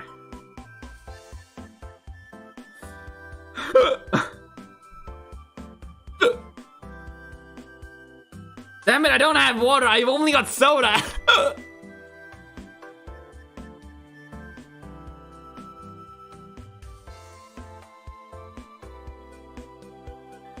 How the fuck am I supposed to get a pineapple? Well, I just burped and I think that did the trick. Okay. Right, anyways, back to the point. Right. Anyways, this dinosaur runs on soda, so yeah, I don't drink water. I totally should though. Right, anyways. I'm too busy studying these days, so yeah, around end times I barely drink. I usually tend to drink soda only. Because, yeah, energy drinks and soda is what keeps me up, so. So every time compression, like decompression melting happens, because it becomes less and less compressed. So if something increases, so basically like this, like decompression melting. So if something like if there's like a stream of rock heading towards the surface, well then the compression, because the compression is basically, oh, swallow the pineapple whole? A pineapple hole? Anyways. Yeah, the hiccups are gone. Anyways, yeah, back to the point. Because hiccups and not hiccups, pineapples. Oh, TVH, no membership. Oh, I'm so sorry. I'm so sorry, buddy. It is being solved. Okay, I'll pin your message. Therefore, I'll pin your message. Okay, that's the best I can do. I'm so sorry, TVH. I am talking with Google. The strikes have been retracted. I am getting my channel back. It's just a matter of time. So just hold up, guys. Hold up. Right. So yeah, TVH, you want to talk about paleontology and geology? Yeah, you're the perfect place here. So yeah, so you basically, you know why people can't go under to the deep sea? It's because of pressure. Like, you know, oxygen is very light, so you don't feel the pressure. Whereas if you go underwater, you might say that you are underwater, but technically what is happening is all the water that is like pushing you down from the top. So it is being pushed down. You're basically pushing it from the top. So water is heavy. So that's why if you go into the deep sea, you basically turn into a pancake. So the same goes for rocks underground, but unlike the water pressure, it's just ground pressure. So yeah, so rocks are basically pressing this one down. So, and that means the higher you get from the underground, the lower the pressure is, and therefore decompression melting happens. So, oh, what is this? I don't know what the hell that is. Okay, Microsoft Visual Basic. I don't know what the hell that is, but anyways, right, mantle melting. So yeah, this is basically what happens. So this is how the deep is. Just think about it as like a small model. So yeah, the deeper it is, the more pressure it gets. But so this is like a very important part when it comes to the deeper you go, the ears go boom. Yeah, exactly. That's basically the result of pressure. That's the amount of water pressure does to you. Right. So this thing, right? Take notes, class. This is super fucking important. You'll see this in high school. You'll see this in college, and you'll see this in university.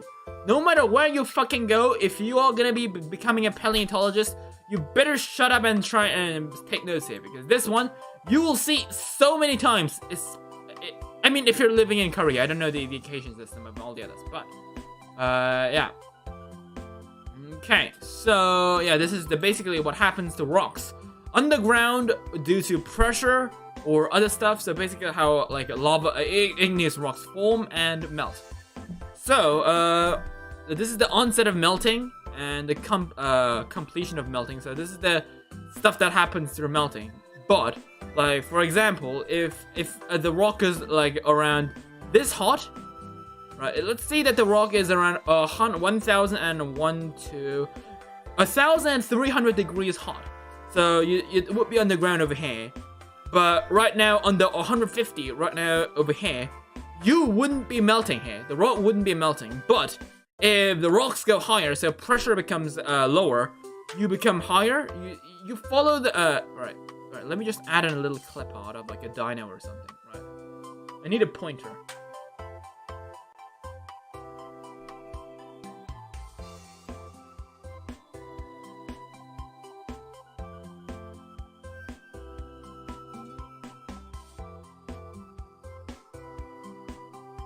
Right.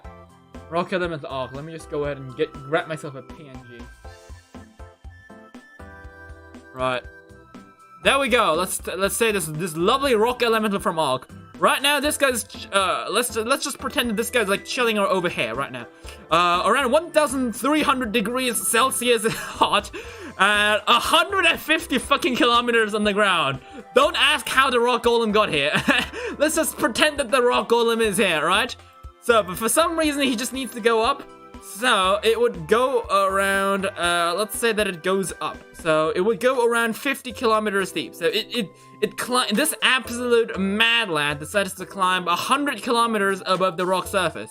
So right now, this guy might be solid, but if it climbs up 100 kilometers up here, it reaches the onset of melting and it goes beyond, which means if the rock golem is underground, and if it would actually go, like, if it would go above the ground, it would actually start melting. So, yeah, that's basically what it does. So what basically is he just spawn out of bonds.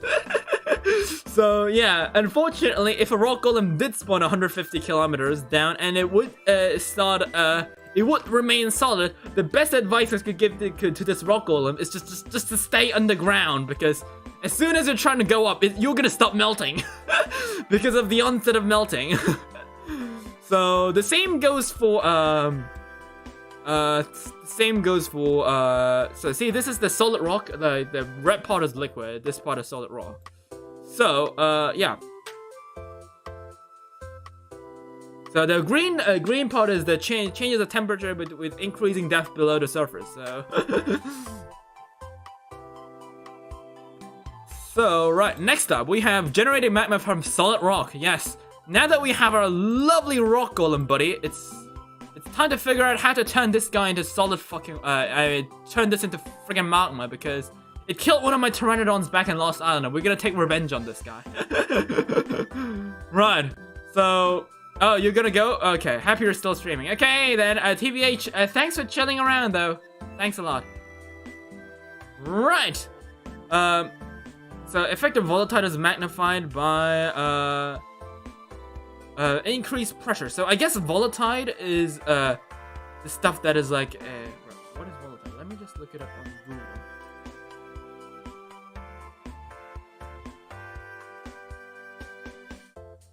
용종가스인가?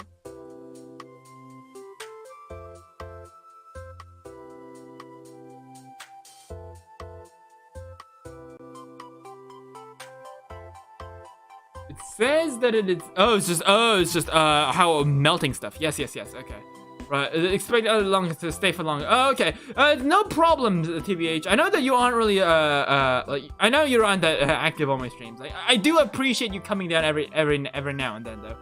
Right. You know that you are. I don't have favorites, but you are my biggest. You are my favorite at the same time. So effective volatile is increased by increased pressure. So the more pressure you get, the easier it is for you to for a rock to melt at even at lower temperatures. So yeah, even if the rock is cold, give it enough pressure and you're gonna start melting. Right. So mental melting. So yeah, so I see what this was. It's supposed to be yeah, it's supposed to be this. It's supposed to be this this thing, but yeah, Adobe Flash or something got shut down, so he has the professor has to use like pictures. Yeah, I see. Yeah. Anyways, so roll of volatiles, wet melting. So yes, the amount of gas that gets trapped into rock increases the it becomes multiplied every time the more pressure it gets added in. Wait, didn't we like? Didn't I go through this? No, it's something different, right? Yeah, it's the same picture. Okay, it's the same picture. I thought for a second. Okay, I thought for a second I was just seeing things. Okay. Anyways, yes, a roll of volatiles. The amount of volatiles increases by the amount of pressure. So, yes, the more pressure and heat and pressure gets, the water that it gets abducted. Yeah, it gets abducted from the oceanic plate. So you see there's oceanic crust and stuff. You know, water, because like, you know, yeah, rock, even like the oceanic crust has water because yeah, it's under a fucking ocean, of course. So every time it gets underground and it basically heats up. So imagine you imagine like when you're basically drying up your wet clothing after you peed in your pants, or you know, wash your clothing or whatever. If you put it up at like a drying rack, it would start, you know, melting. So it would start yeah, the water inside becomes dissolved into air, right? Think about it as that. So it's basically that. So yeah, the ocean plate that has water so inside of it gets heated up because underground, as I said, is super fucking hot. So it heats up the plate. So similar to how the your clothes dry out, the oceanic plate dries out, and yeah, the water goes from here over here, which is the mantle, which then creates water. So water basically cools it down. Remember what I said earlier, when cooled rock, despite a rock being cool enough, give it enough pressure and it's gonna start melting? Yeah, because the rock is now cool. Because yeah, it's the rock's got no sunglasses because it's got some MLG glasses. It became cool because it touched water. So I guess for rocks in general, the equivalent of touching grass is the equivalent of touching water. So yeah, if you touch grass, you become cool. If you touch rock, if rock touches water, the rock becomes cool. So it becomes melting. So then the lava, and then it starts melting. So that's basically the wet melting. What melting is. It's just rocks touching grass, becoming cool. So it starts melting. It's so cool that the swagness can't allow the solid form of the rock. So it starts fucking melting. Yeah, that's exactly what it is. No, it's literally what it is. It's just memeified, but it is true. That is exactly what's happening. So. Yeah, it lowers the it just lowers the onset of melting which causes rocks to melt. So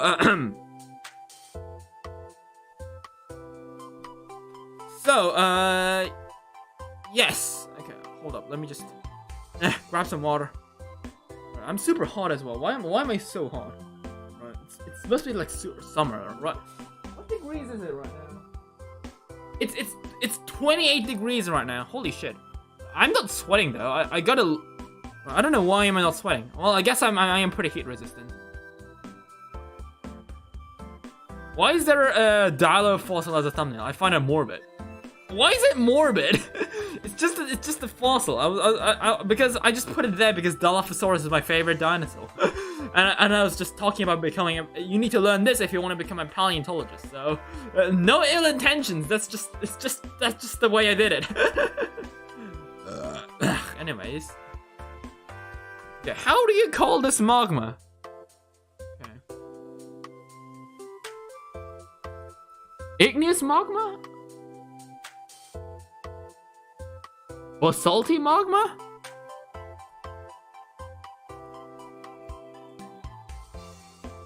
Oh, it is called basaltic magma. Oh, okay. I did not know that. Anyways, yeah, basaltic magma. So, yeah. So, it basically creates basaltic magma over here. So, basaltic magma is the type of magma that is absolutely fucking everywhere, alright? So, there are all different types of magma. There's like 3 types of magma. There is basaltic magma, and there is... hold up. There's rhyolithic magma and granite magma. So yeah, these are the 3 types of magma that you see. But usually, whether in high school or university, where you take the you look enraged and you see death. No, that's not the case. It's like, how is this like a raged face? It's just face. It's an air face, not enraged. Enraged is this. Wait. It's this. This is enraged. This is just I don't know where you're coming from. And yes. Right, so yeah, but the thing is, igneous basaltic magma forms fucking everywhere. Oh, you don't have to shut up now. Keep talking, buddy. Don't talk. Keep talking. Keep talking. Right, keep me busy. Anyways, yeah, the basaltic because yeah, igneous basaltic don't say igneous magma. I swear to God, I'm gonna keep making this fucking mistake. It's basaltic magma, you fucking douchebag. Anyways. Right. It is, yes, basaltic magma that creates over here. So basaltic magma creates everywhere. Like, basaltic magma happens over here. Like the magma chamber over here. Like this is basaltic magma, this is basaltic magma. Every time that you see something like magma happening up, like 90% of the time it is basaltic magma. The answer is basaltic magma. So if when in doubt, go say basaltic magma because it's everywhere. So that's just how the way, like, just basaltic magma is the most common form of magma, I think. So yeah. And granite magma is the magma that happens up here. Like this is the only place granite magma happens, from what I know. So yep. So yeah, granite magma turns yes, granite magma usually creates through the reduction of pressure. So Yeah, up over here it's also a reduction of pressure because it goes up on the ground. And this one is no, this one happens through decreasing of temperature, right? Because the ratio of temperature and pressure, yes, that's basically what it is. So that brings a whole new meaning of getting ratioed, right? Anyways, the below the continental not continental shelf, I don't know what you say that. Under the continental plates, yes. Sometimes the basaltic lava magma tends to form under the continental crust, yes. Right, there is a fucking picture, Lopho, right? You can literally see it. It says continental crust. You have eyes, right? Anyways, yes, it tends to like form up under the continental crust. It's like an underground puddle of lava. So basically, if you dig straight down, you never dig straight down under in Minecraft because of this. So yeah, continental crust tends to form over here, and then the lava turns into secondary silica-rich magma. So I think this is granite magma. I could be mistaken here. I'm not so sure. But anyways, due to the continental crust, it's basically cooking up the continental crust. So that creates like silica material. So yeah, which then turns into silica-rich magma. So yeah. So plate tectonics and stuff like that, decompression. So yeah, going from underground over here, decompression or wet melting, which is the water from here forming over there, which just then goes out. So yep, components of magma. Right, the 3 components of magma. The liquid, solid, and gas. Yeah, obviously those are the 3 things. Anyways, the liquid is molten stuff, so which is composed of ions that have a bit of movement to them. Solid are the already solidified silicated minerals that are already formed inside the magma. So it's basically a boba tea. Like if you think about the tea as magma, the boba is the silicated mineral, I suppose. And there is also gases because yeah, when things melt, they produce gases such as H2O, water, aka CO2, and sodium. Sodium? Is that how you call this? Sodium? Silicate? I don't know. I have no fucking clue. 이산화황. How do you say that?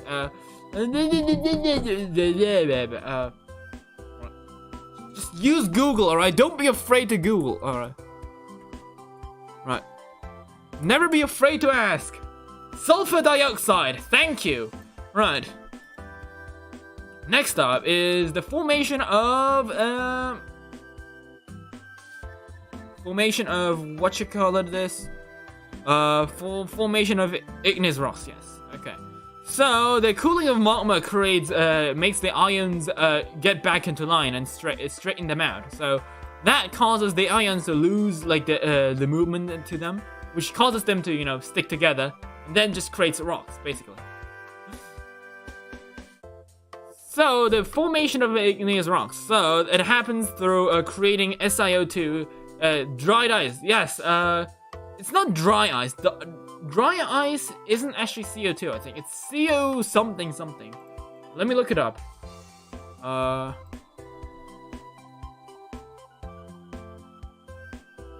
What's dry ice? It is.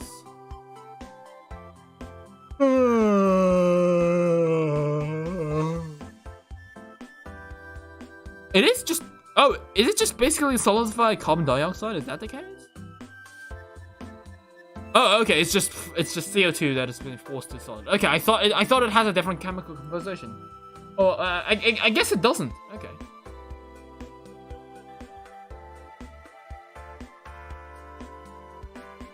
Wait, there is something called a fucking dry ice bomb? What? That's a thing? What? Hold up. The simple explosive device.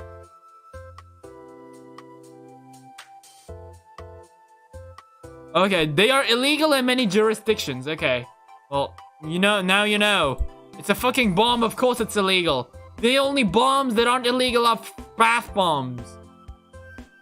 And raid bombs. Someone please rate me on Twitch. Anyways. back to the point. Yes. So, what do we even talk about? Yeah, we were talking about sulfur dioxide, right? Anyways, back to the main point. Right. The formation of igneous rocks. So, when lava cools down, the silicate and oxygen gets connected, which turns them into SiO tetrahedrous. So it's a hybrid. Yes. Think about Si as T-Rex and O as Raptor. Then boom, you have Indoraptor and Dominus Rex, which is called, in this case, in chemical ways, it's called an SiO tetrahedra.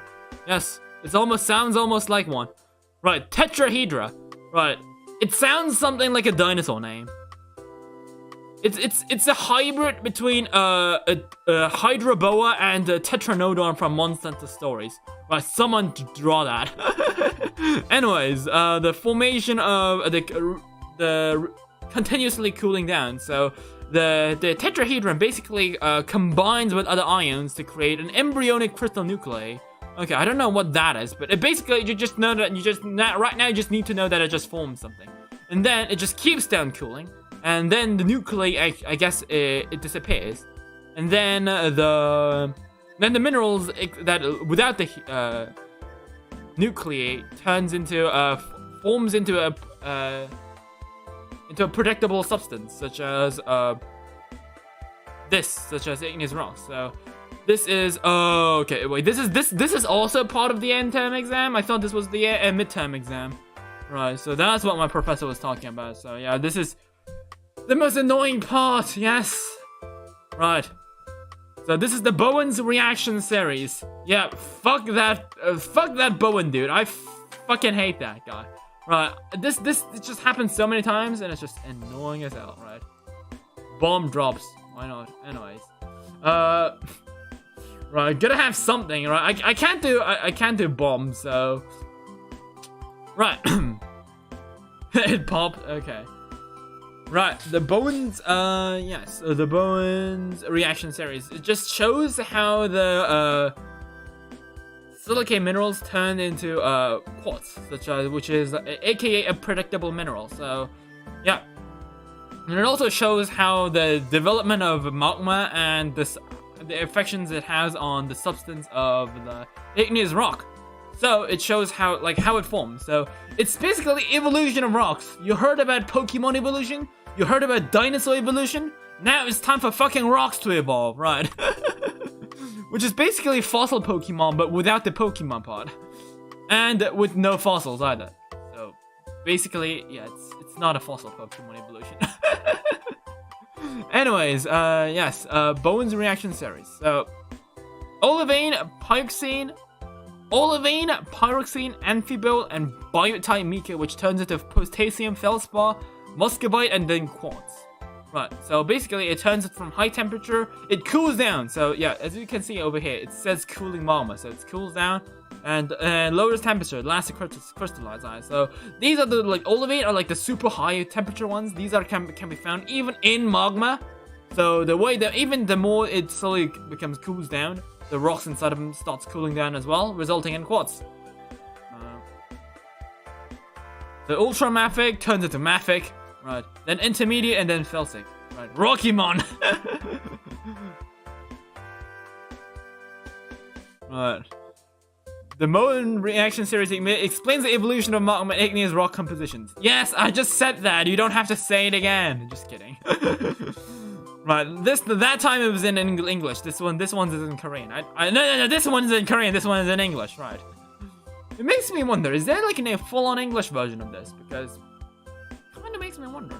Right. Evolution of magmas. Yeah. So there's two types of evolution. Yes. There is the Pokemon evolution and the dinosaur evolution. Just kidding. There's a discontinuous reaction series and there is the continuous reaction series. So yeah, both of them are just as fucking annoying. So yeah. So the left one over here, those fucking bastards show us the olivine is the first mineral to wait, hold on. Let me just get a reference picture here. Right, the one up on the left shows that the olivine is the first one to get crystallized, guys.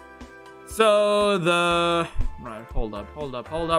Right, olivine that has the molten olivine sometimes melts with the other molten substances to create pyroxene, and then the tetrahedrons from the olivine connect each other, which then creates the pyroxene chain-like substance. Let me show you this chain-like substance. It's actually pretty cool if you think about it. Let me show you.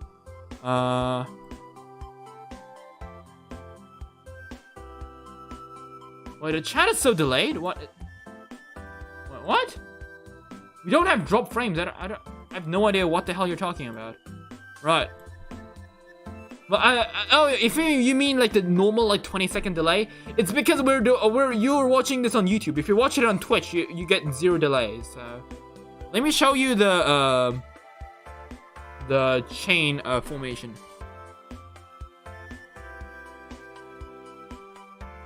So the molecules in pyroxene basically turns into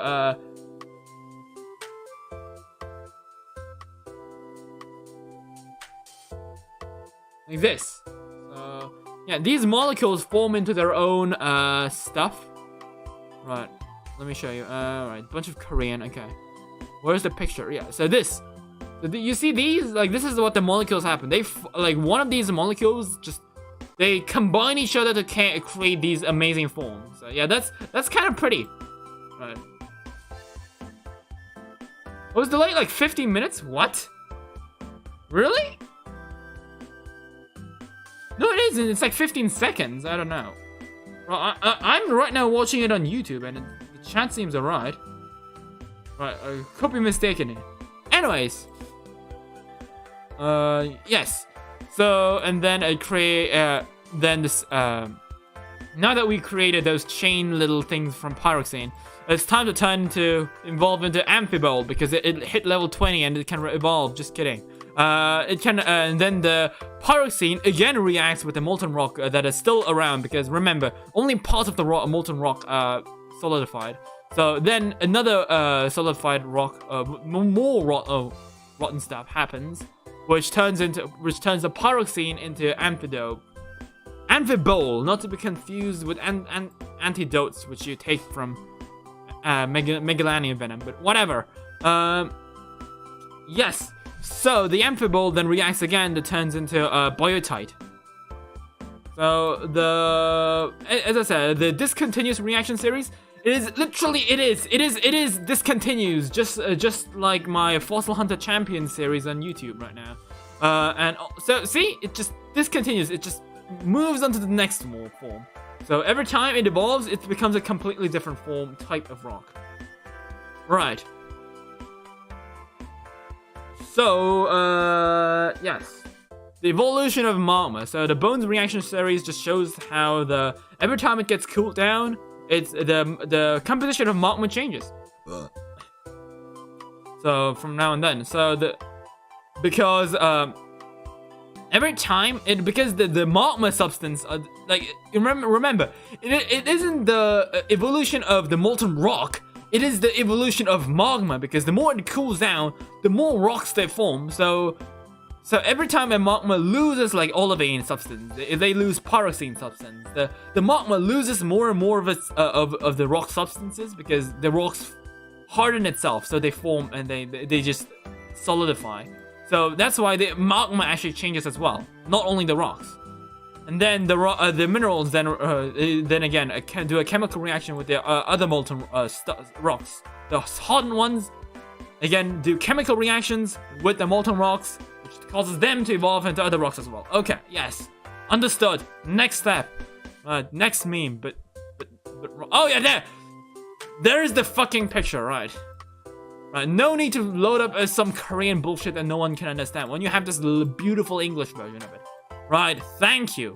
Right, I'm so happy that that the presentations, PowerPoint presentations, whatever, are like English. Like 20% of this is in English, which by the way, the whole reason why I inspired myself to do this little bit of a geology teaching stream is because. Yeah, because since like 20% of the PowerPoint presentation is English, so might as well take advantage of it. So again, the more it forms, the more silicate substances form together. So I think that, like, see, So more rocks. Yeah. So like these things that you see over here, these are the silica tetrahedrons. So then these guys combine themselves to turn into bigger stuff, and then bigger stuff, then bigger stuff, and then this fucking bullshit of a mess, which reminds me of the substance that my room is made out of, which is basically this. My collection when I was 4, when I was 5, when I was 10, when I was 12. The situation of my collection in my room right now. So yeah, the more it evolves, the more complicated silicate tetrahedrons are composed. So yep. Now, time to talk about evolution of magmas. So yeah, this time it's the continuous reaction series, which is the one that you saw on the right. So this part, right? We've done with these fuckers. Now it's time to deal with these son of a bitches. So yeah, these ones, the ones on the left. So the calcium rich. So these ones are like calcium rich substances. So, right. So the continuous reaction series. So okay. Right. You guys don't have to like see this. Right. Hold on. What? Let me. Oh, I can just shrink this. Right. There we go. Right. The continuous reaction series. So the ones on the right. So these ones, the white thing that I showed you earlier. These ones show the rocks that have loads of calcite. I think these are called a feldspar. So feldspar with a bunch of calcium, because I don't know why does feldspar even have a shit ton of calcium? I don't know. Guess it drank a lot of milk. So right. So it reacts with the natrium substances inside the magma, which slowly evolves them into a feldspar that has loads of natrium. So yeah, it's just feldspar becoming more and more salty. So yeah, so the natrium ions intrude into the feldspar, which and replaces the calcium ones. So less calcium, more natrium. Right. Less talking, more give. Yes, less calcium, more natrium. Yes. Right. So basically, these ones have no because as I said, it's a continuous reaction series. So there is no like evolution, as you see with olivine becoming pyroxene from the discontinuous reaction series. These ones are continuous ones. So it's just one. It's just fucking feldspar. It's just fucking feldspar throughout the entire shit. Right. It's just feldspar from beginning. It also ends up with feldspar. See, it ends up with potassium feldspar from Plagio-classy feldspar? What? How do you say this? Plagio-classy feldspar turns into potassium. So more natrium, yes. More salt, more natrium, yes. And then it turns into potassium feldspar. Okay. Right. So the fast cooling doesn't make it like doesn't make it complete. Like because the rock is so hot and it cools down so quickly. So it doesn't, the natrium doesn't have like time to like completely overwrite all the calcium. So the calcium forms in the middle, and the calcium is in the middle, but like the natrium it seeps in from the outside. So if you see over here at the very end, you see over here, that's basically what it looks in the inside of the rock. So over here, like the dog's part that you see like over here, like this is the part that has the calcium inside. The outside of the pot is still the one the ones that happen infected by natrium. So, yep. So these ones are outside are the ones that have a bunch of calcium, and then natrium, and the ones that are inside have a bunch of calcium. Right. I'm learning stuff. Believe it or not, like just talking about rocks and shit to you guys make it so easy for me to memorize. Yeah, I think I know everything now. I feel like I seriously do. Right. So the BRS. What the fuck is a BRS? Is that like Bowen's reaction series? Yes, this is the Bowen's reaction series. Okay, right? Bowen's reaction series, BRS, right? BRS probably stands for Bowen's reaction bullshit, but whatever. Oh, it started raining outside again. Right. Next up, the exclusion of the escaping of the BRS. Yes, right. So yeah, the BRS are the ones that are the series of things that happen through magma, slowly cooling down over time. So which then creates a fractional crystallization because more crystals like molten into. So you know what? Less translating, more picture. Yes. Just look at this fucking picture, right? And that should probably give you stuff. So, 15% and rocks. Yes, that's all you need to know. So, rocks is all that matters, right? Rock, time for rock, right? I should have named the live stream "Time for Rock." Right. But at the same time, I did feel like people would more come to the stream if it was necessary for paleontologists, which it is necessary if you want. This is less necessary if you want to learn paleontology stuff.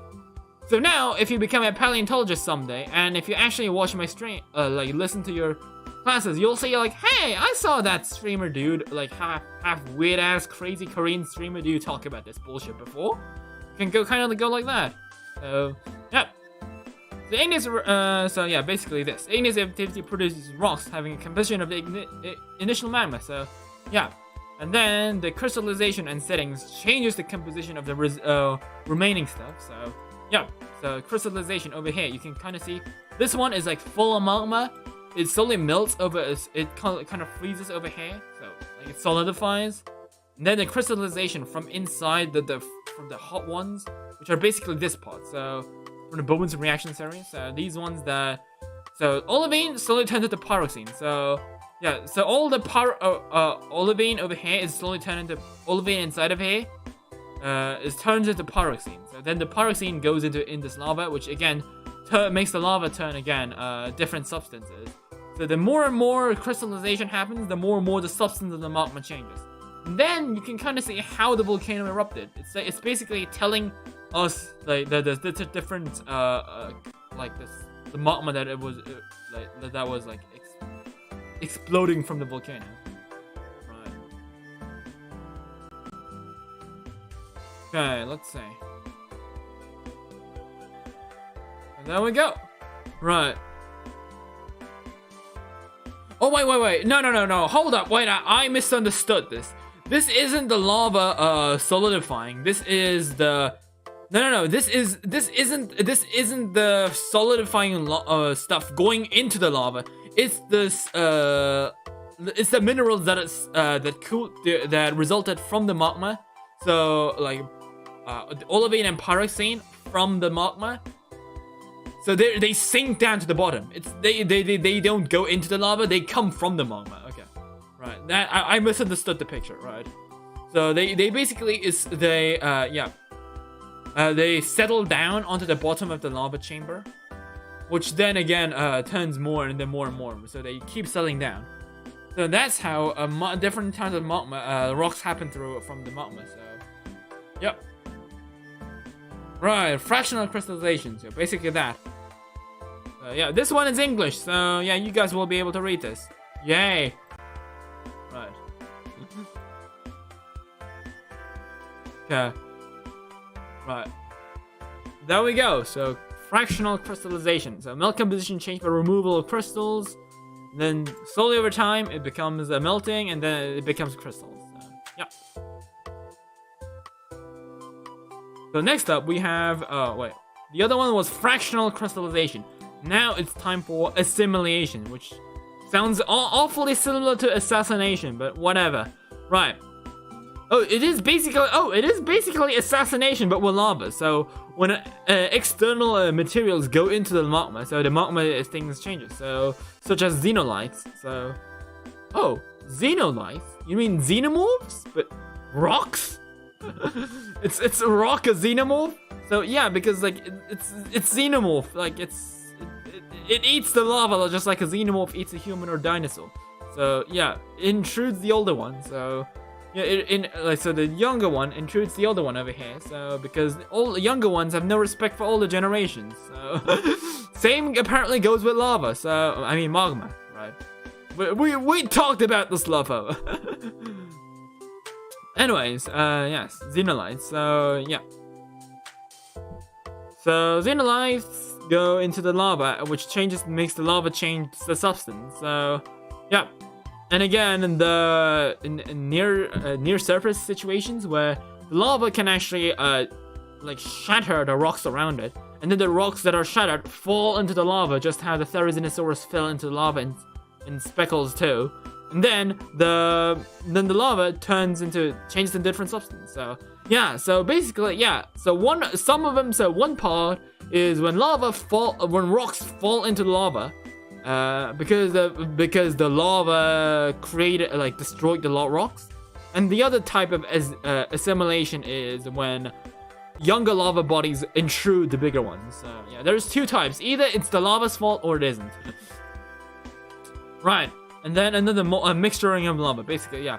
So the different magmas with different chemical compositions fuse themselves to create a substance that is in between, that has the composition of both of them.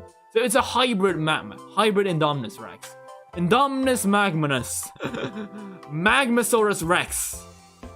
That sounds something from Ark. Magma Dominus Rex. Yes. Fuck yeah. Right. I must be going crazy. Let me just have like a drink of soda again. Right. I'm not even burping and stuff, so might as well.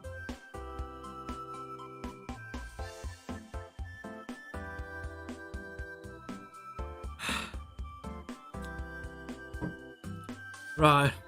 I just want to stop talking. I just want to play a game. I want to keep playing Ark. I've grinded a bit, so yeah, I will say about that, but I've been busy mutating. I finally got the shitstorm of mutating. I finally got the hang of it. So yeah, I want to mutate. So yeah, I've been busy mutating, but yep.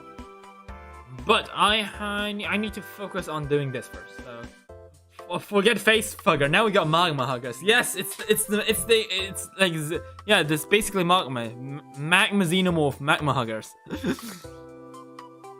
But so the substance of magma varies between there's the various types of magma. So it all depends on the what rock it was formed from and how it was created.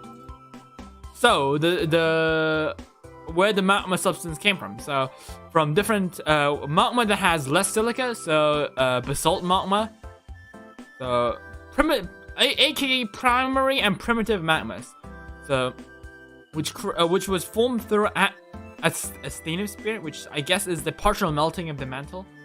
So it says that way. That's how it says, and it also says asthenosphere. So I guess that's what it means. So yeah. So we have loads of either a shit ton of silica or a mid amount of silica. So, right. I thought it said Ark Survival Evolved. My brain immediately settled for Survival Evolved. Well, as soon as I said the word evolved, right? I really want to play Ark right now. Holy shit, right? But not now. Like in like. What, in how many hours? I mean, I have an exam coming up, like the day after tomorrow. But the day after tomorrow is English, so yeah, I don't need to study for English. I mean, I do need to study for English, but around like an hour of studying should probably do the trick. So, and I can also study English like on the day of the exam, because I got my English exam on Wednesday is like 3 p.m. So I get about a bunch of time, so I could study in the morning. So. Anyways, so that's why I probably will be able to play Ark, and I actually have a collaboration with a VTuber coming up tomorrow. Yeah, we are actually gonna watch a mermaid documentary with Spec Evo mermaid documentary with Professor Ginkgo. You know, remember the paleontologist dude who watched who we watched Prehistoric not Prehistoric Planet. That was the alligator VTuber. That Professor Ginkgo was the one that we watched Prehistoric Pot with. Yeah, so we're gonna watch a different documentary tomorrow. So yeah, so we're gonna do a collaboration with him after this exam. So yeah. So anyways, back to the point. So primary primitive magmas. And yeah, so the next one is the secondary evolved to highly evolved magmas, which are usually formed through the partial melting of the crust instead of the mantle. So yeah, and they also they're also created through basalt magma.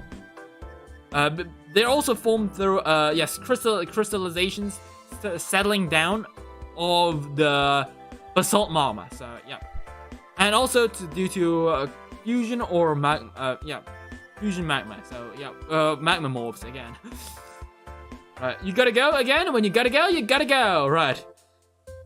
I totally should have like as a GIF, and I should probably have like a GIF separate for use every time someone says I gotta go. Right. Anyways, yeah, I think I can create a trigger, right? I should totally do that. Right. Anyways, back to the point.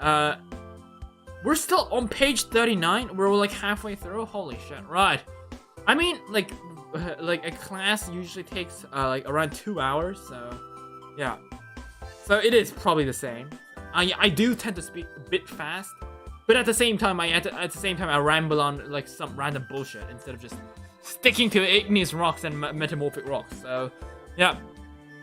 I should have started the stream yesterday, you know, but yesterday I was busy with Hawk. So, anyways, right. The formation of igneous rocks, ultramafic rocks, basalt magma are created from peridotite, such as ultramafic rocks, such as peridotite. And they don't evolve, and primitive and secondary magmas. So yeah, the ones that I showed you earlier. Yeah, these ones, yeah, primary and second primitive ones, and highly evolved magmas. So yeah, these ones. So yeah, they are made from yes, calcite, and I think. Oh, how do you call these guys again? I forgot.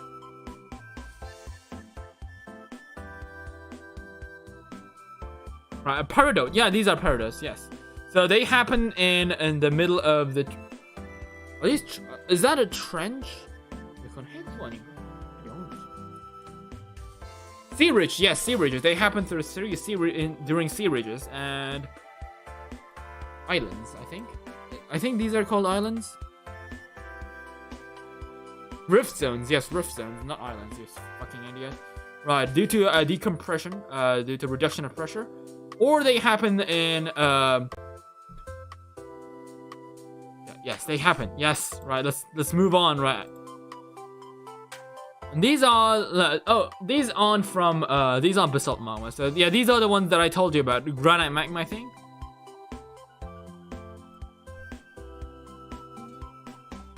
Okay. Yeah, no, these are andestic magma. Okay, so these aren't granite magma. So what was granite magma again? I don't know. Anyways, yeah. So these are the evolved magmas. Oh, I see what he's trying to say. So yeah, I see what the PowerPoint was trying to say. So this one is the origin of basalt magma, and these are the ones from andesitic magma. Yes. So these are the ones, as I said, the ones that I showed you earlier. The ones that, due to the rocks touching grass, they become, touching water, they become cool. The magma, and then they tend to chill around below the continental crust, while heating up the continental crust and creating magma from that. So that turns into the andesitic crust, andesitic magma. So yeah. So these are the evolved version of magma, and they are secondary magmas. Yes. They tend to have a bit of quartz in them as well. Right, and these ones are called... Right, oh, these are the granitic magma. So, wait, what? What? Hold up.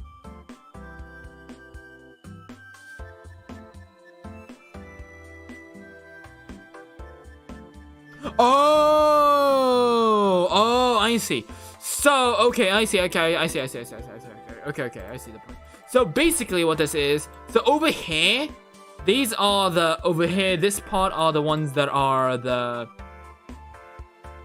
basalt magma. These are the ones that have, these are the ones with the andesitic magma.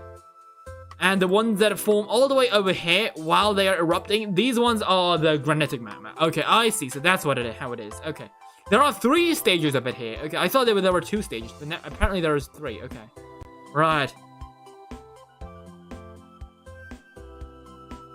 Okay, you're gonna rewatch the streams to see more crap. Okay then, when you gotta go, you gotta go. Right, it is 1 a.m. So, yep, the formation of granitic magma. Right, so yes, there are highly evolved magmas. So these are the super evolved magmas, and they are the last stage of the BRS. And they also have quads. They have the, what was this thing? The C something something. I can't remember this. I can't remember the fucking name. What was it? The Coco something? Oh, I forgot, right?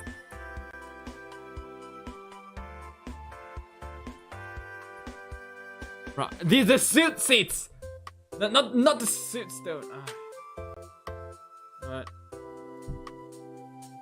Yes, autoclaves. It doesn't even start with a C, you freaking dumbass, right? Orthoclast, yes. And it also has a highly, it's also very highly, gluey, which creates them, which makes them less fluid, before even breaching the surface. So that's why they tend to, like, form giant, like those, rock chambers in underground. Right.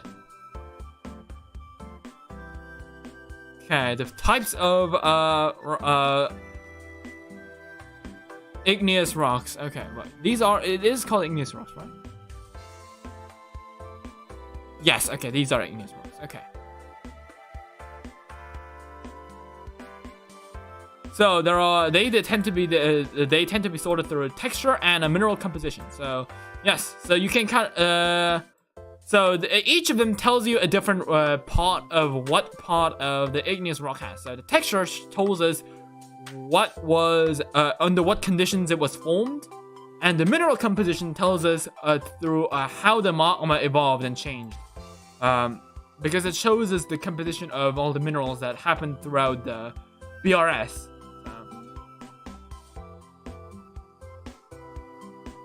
Right.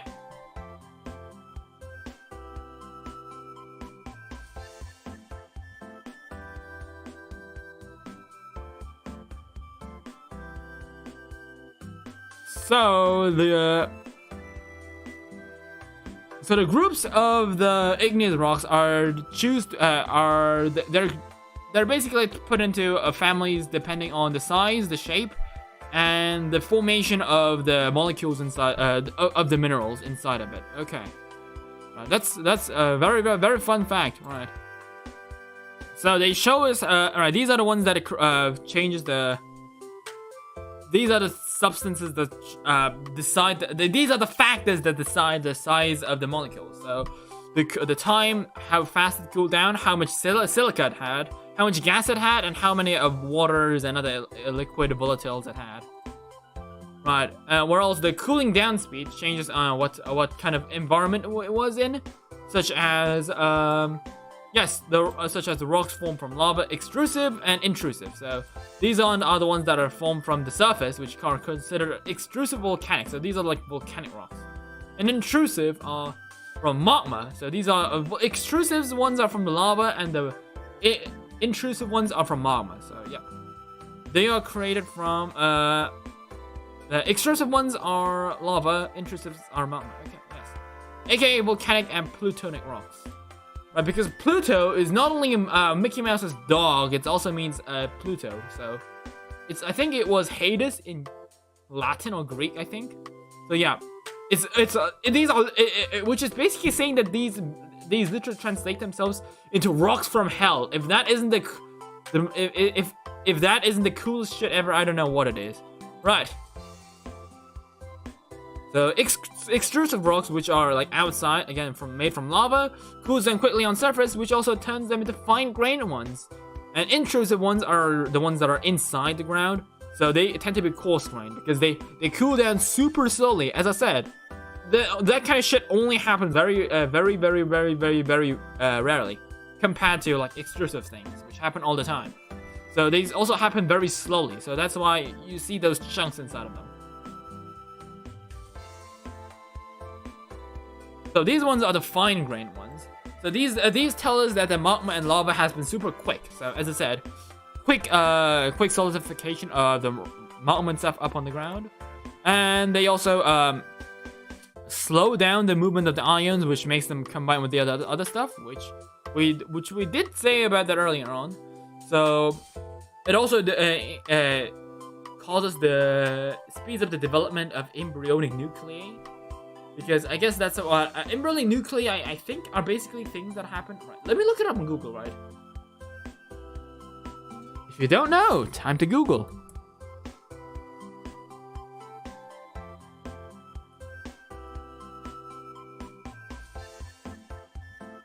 This sounds something like from an embryo, but apparently that's something that only happens from rock.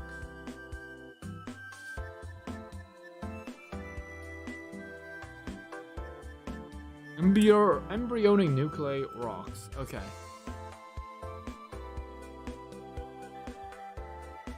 Oh wait, fossils nuclei can be preserved in embryos and like no, that's embryonic nuclei fossils. No, this isn't like I don't know what the hell this means. What does embryonic nuclei even mean at this point? I thought it was as a biological term, but yeah, if I looked it up on Google, and it is a biological term. So what even is? What do you mean by embryonic nuclei? What does that mean? What is he trying to say? Professor, what are you trying to say by this? Okay, so it also creates a bunch of microscopic crystals. Yes. I did post it on Twitter. Yeah, I showed these kind of things on Twitter. Yeah, I did show you guys when I did an experimental, not experimental things, but when I went to field work and I got the rock, and yeah, we actually put them under a microscope, and I took a picture of it and put it on Twitter. So yeah, you guys should have been able to see this. All right, and they're also they're also chosen between colors such as light, intermediate, and dark colored ones. Okay. These ones are the rocks that have loads of vesicles in them. So basically, that means that that are cooled down quickly, including explosion of gases. So yeah, because there are gases inside of the rock, and when they get heated, they just explode out of the fucking rock, like freaking I don't know, my TNT in Minecraft or whatever. Or a creeper. They explode out of it. So, yeah. That's why all the holes happen. It's basically eruption holes from creepers, but the creepers are gases. So, yeah. Imagine inhaling a creeper, right? Basically what this rock does. So, yeah, that's kind of what happens. So, that rock inhale basically a shit ton of creepers. So, yeah.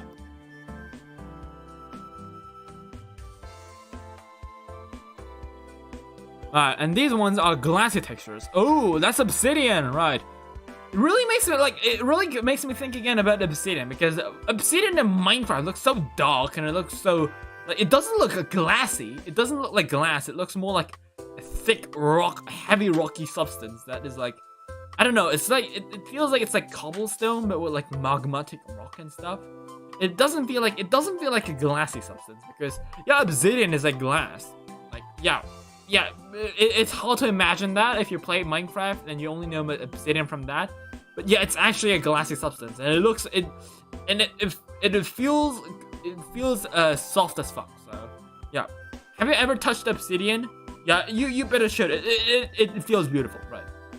It's the best feeling in the world ever. It's like super slidey. It's like touching ice, but it doesn't melt. So it's like better ice. So it cools down extremely quickly. So yeah, obviously, duh, if you play Minecraft, you should know that. So yeah, because it happens so quickly that the ions don't actually get the timing to form into crystallize and that the ions don't really like get into position. So yep. So obsidian, scoria, or pumice. Okay, pumice. What does that mean? Is that also a mineral? I think it is. So yeah. So yeah, you can kind of see this inside of this. The picture over here is like, you can kind of see how the ions are still like in the shape of like the floating magma. So yeah, you can kind of see it from here. So, yep, beautiful. Right.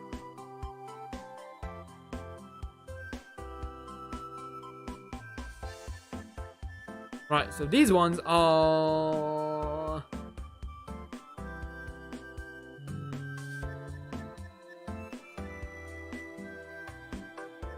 Okay, these are volcanic rocks that happen through eruption of volcanoes.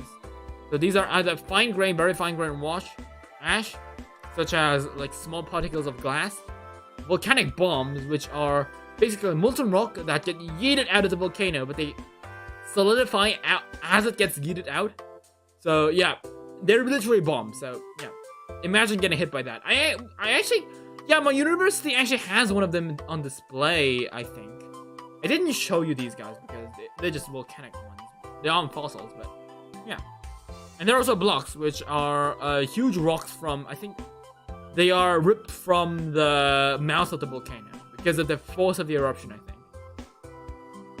And they also tend to be a bit clastic, like sedimentary rocks, because yeah, it's from volcano. It's not from the magma itself; it's from what the volcano was made out of. So it's understandable. So pyroclastic rocks. All right. So these are made out of tuffs, so which are a small kind of rocks embedded in here. The welded tuff are like fused hot molecules that consist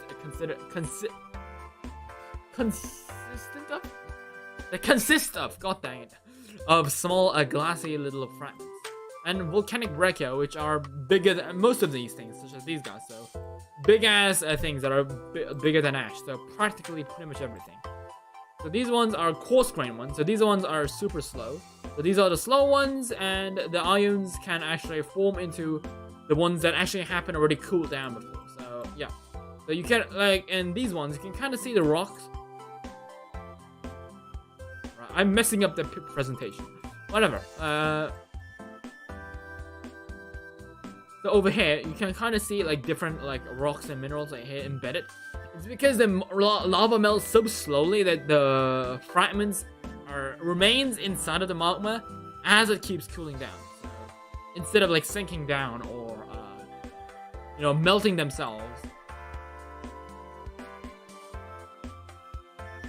it basically creates a lot. It enforces the growth of larger grains, but there are less common than the ones that we talked about earlier, like these ones.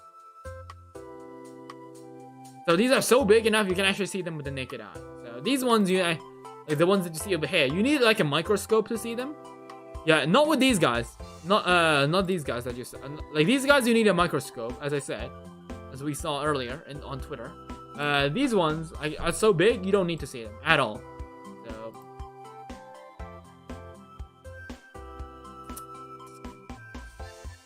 I think I got something stuck between my teeth. Right. Hold up.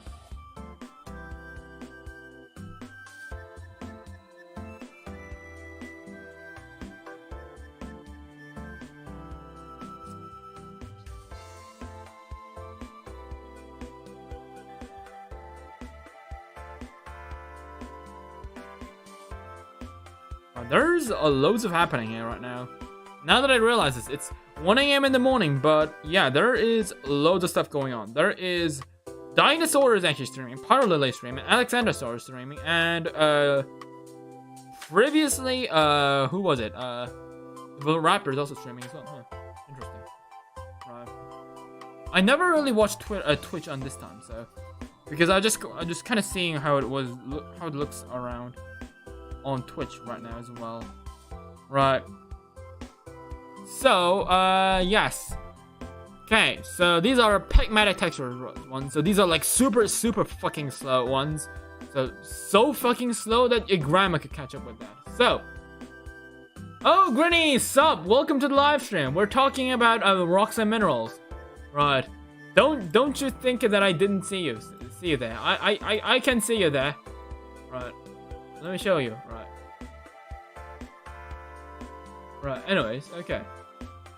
Yeah, I see you there, Grinny. I can eat you, right. Why don't you say hi, right? You aren't gonna say hi? Okay, aw. Anyways, yes, okay, let's keep talking about pragmatic texture rocks. So they are so fucking slow. Yeah, there are super slow ones that basically form through stuff. So yeah, hey Grinny, yes, finally. Now you say hi, not because I said it. So just don't worry, don't mind it. Okay, I was just kidding. Okay, you don't have to chat. So yeah, we're talking about pegmatic rocks with pegmatic texture. So these are super huge. So to the fact that you can actually see the composition of different rocks inside of it. They're bigger than 1 centimeters. They can even grow up to more than 1 meters. That's insane. That's so much, right? So the next one is the very slow rate of cooling with volatiles. Pegmatic textures. Yes, these ones I literally said over here. So these ones have loads of water and molten gases inside of them, a shit ton of stuff. So they also include a bunch of rare minerals such as lithium, kerosene, beryllium, and uranium. Yes, uranium. So because as I said, uranium is usually underground because it only happens through when uranium is only a substance that can be found outside of the outside of Earth. When meteors slam into them, and over time when the continental plates go oceanic plates and stuff go into underground, uranium gets deposited underground, I think. Or is it that uranium is just found inside planets a lot? I think it's the latter, actually. Yeah, that's why meteors have a bunch of uranium. It's not because the Earth's surface doesn't have uranium, but usually like asteroids and stuff has a bunch of them. So yeah, that's how we know the extinction of the dinosaurs was caused by one, because we saw we found traces of uranium dating from 66 million years ago. Yep. They also produce semi-precious gems such as beryllium, topaz, and tourmaline. Okay, no diamonds though. All right then. Right. And these ones are the two-phase cooling. Okay, holy shit! How many fucking types of cooling is there? There should be slow cooling, fast cooling, two-phase cooling. Fuck. Right, slow and fast. That was enough. We don't need any more of that. Anyways, we have the two-phase cooling, aka the rocks that have phorophytic texture. So, yeah, they have those giant crystals called phenocrysts inside of them, and which are also inside smaller things, crystals called ground mass. Okay, they're also called porphyry. Okay. So they go through 2 stages of cooling down. Okay, they don't tell me about the 2 stages though. Interesting. Right. They form through so separate igneous rocks. They're highly dependent on what kind of environment the stuff was made from. Okay. Yeah, what kind of substance the substance of the igneous rocks are finally decided from what kind of situation the rock or the magma was placed in. Right.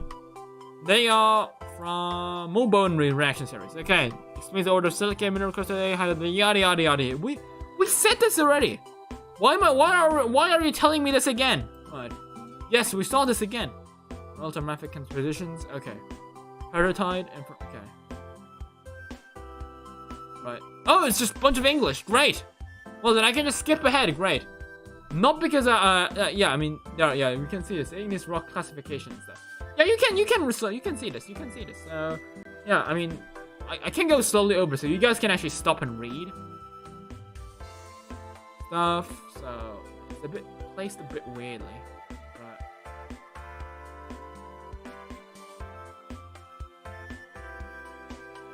I don't think I can move the screen right now, but anyways.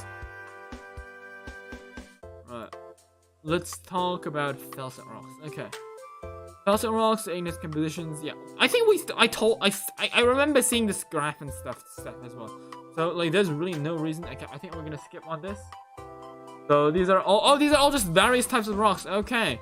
Right, these are mostly English, so the chance of that appearing on the exam is pretty much 0. Great. Right, I am teaching you guys stuff, but at the same time, I'm trying to study for tests. So yeah, great. Next one.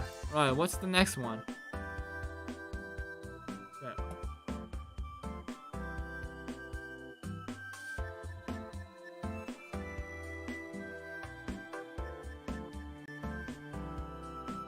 Okay. Right. Let's see what else we have. We got like 5 more, I think. Yeah, we got 3 more. Okay. Right, time to talk about sedimentary rocks. Yes, the best kind of rocks, because these ones have fossils inside of them. Yay. Oh, as soon as I click enable editing, yeah, that's when the presentation that gets cut off, right? Anyways, I think we can just keep going. So yeah, sedimentary rocks, most of them are inside the ground, but on the crust there are only a tiny percentage of them, because that only happen. You can only see sedimentary rocks outside of the ground when it only happens through erosion. So yeah, despite it might cover around 75%, on the crust you don't see a lot of it. Ta-da! Yes! Yes! Fossils! Yay! So, the things that you can know from sedimentary rocks. So, these are very important things. You want to be a paleontologist? Listen up! This is like the highlight of the stream right now. 2 hours and 30 minutes in. Now we're starting to go into the highlights. Fuck. Right. So we can know about the environment it was in, the climate it was in, such as paleo environment. You can also see what rocks it was made from, such as shale. You can see that it was made from mud. You can see how it was placed sedimented inside, I guess. You can kind of figure out the climate belts and stuff using sedimentary rocks. You can see the climate. You can see the depth of the sea, because if you find like an ammonite that is like all the way on land right now, you can kind of see that back in that day, the part of it was underwater. You can also see like the evolution of organisms, obviously, the most important part, which is fossils and stuff. So, and we also know the date, we can date relatively the rocks. You can date the rocks relatively, yeah. Not the kind of thing that you see in Alabama though. Right. So the formation of rocks are made from sediments. Wait. Do we talk? Wait. Wait. Okay, yeah, these are. Well, yeah, we talked about it last time. Okay. Right. So it's just going it over again because, like, yeah, like these stuff. I think these things are meant to be like done separately. So yeah, that says it. Okay.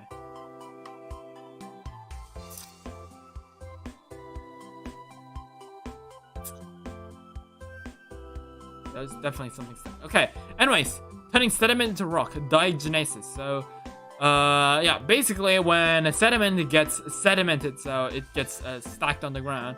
So all the things that happen, whether it's like biologically, chemical, or physical, all the changes there are considered a diagenesis. So, diagenesis, arcgenesis. I'm sorry. Anyways, yes, around this depth, the temperature is around 150 to 200 degrees. So yeah, that's usually where metamorphic rocks tend to form. Okay.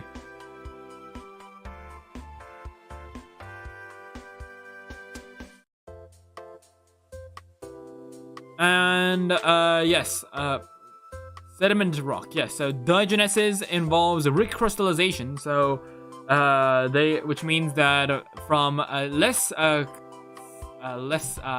do you call it?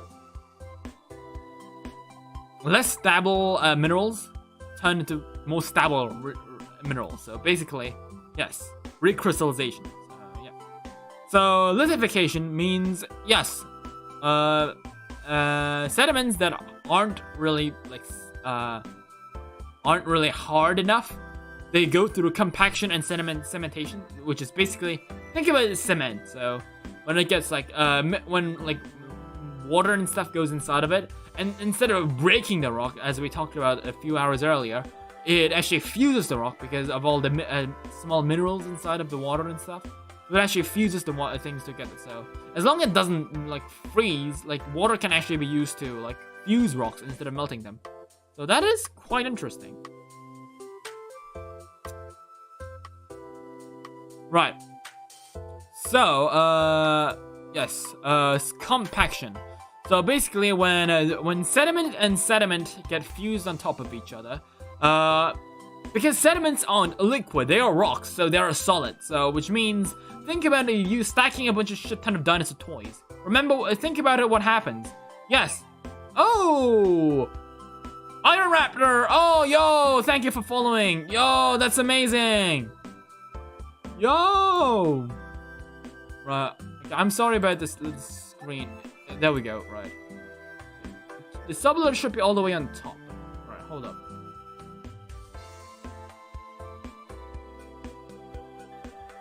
Right, there we go. Right, there we go. Yeah, there we go. That does it. Okay, there we go. So became a follower soul. Yeah. So yes, now we're talking about compaction. I don't know if you will enjoy this Iron Raptor though. So, oh, okay, again? What? Again? What? No, that's okay. That's just me doing it again. Okay. Why did I didn't even click this again? That is so weird. Anyways, yes, compaction. So as I said, think about it. You stacking a shit ton of dinosaur toys.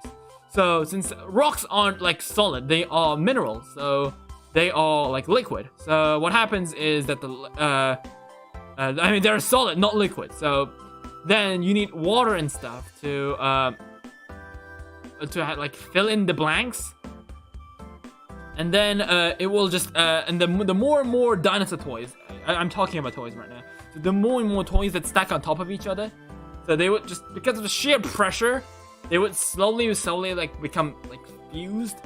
So the air inside of it like becomes reduced. So you know what? Fuck yeah, Microsoft Paint, let's go. Alright. So think about it like this. Since there's a bunch of minerals here. So yeah, there are all these like over here, like those small holes inside. So yeah, there we go. Now you can see a bit more. So these holes inside. So the more and more pressure the rocks get, the more and more it becomes compressed, which basically ends up like reducing the amount of like gaps between the sediments. So yeah, that's basically what it means. So yeah, sorry for like explaining it in the most difficult way ever, but yeah. And they can have an up to 40% reduction of the air space between them. So that's great. And that happens a lot with in minerals such as shale, which have very small amounts of where the molecules are very small.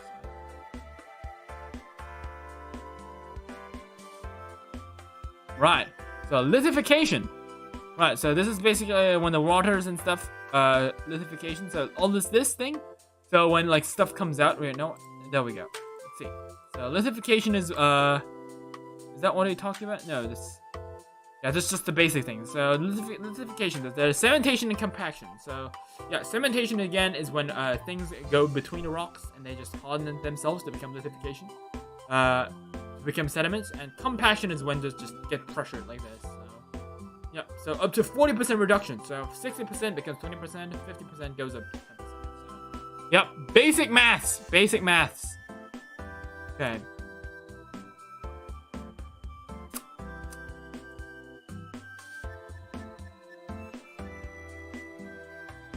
So cementation is what happens if, yeah, this one. So cementation is what happens if the small like things that are like dissolved in the water when it becomes a sediment, it seeps between the rocks, and then it has them fused together, as I said, and it apparently helps acidified metal and silica and materials such as those two to become fused. So cementation, you can kind of see this. So this is the calcite cement. So yeah, this is what how it happens inside. So these are the cement that seep from the rocks. So, and these ones are the quartz and grains, like the grains that are like pressured together. And these are the ones that like the cement is like a glue that holds them together.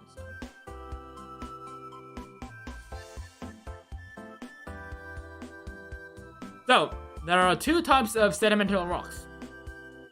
Right. Why am I hungry? It's 1 AM in the morning and I just started turning hungry. Right. I've chatted way too much. That's probably why.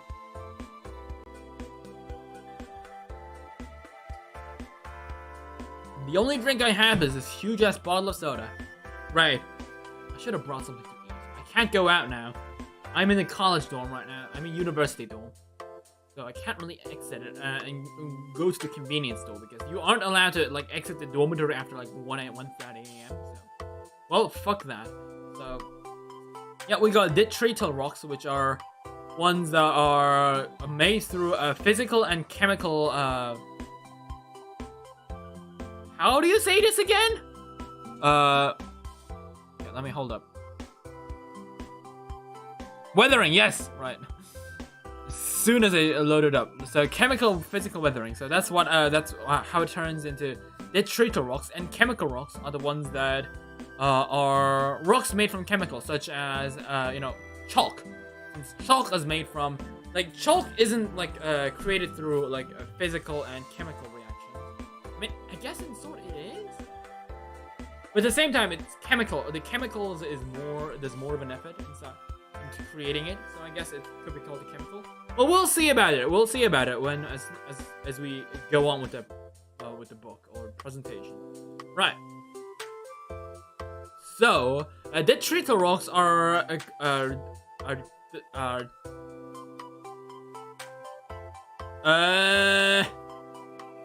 sorted by are sorted by the sizes of the sediment inside of it and the composition of it. So, of minerals and molecules inside of it. So yeah, such as clay, we got how do you call it, quartz? We got quartz inside of it as well. So clay and quartz and calcite, I think. No, not calcite.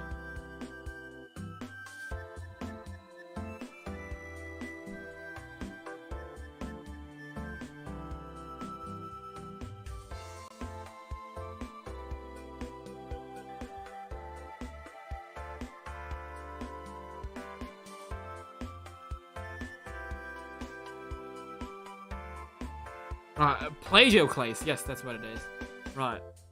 And chemical things are usually created. These are the ones that have calcite inside of them.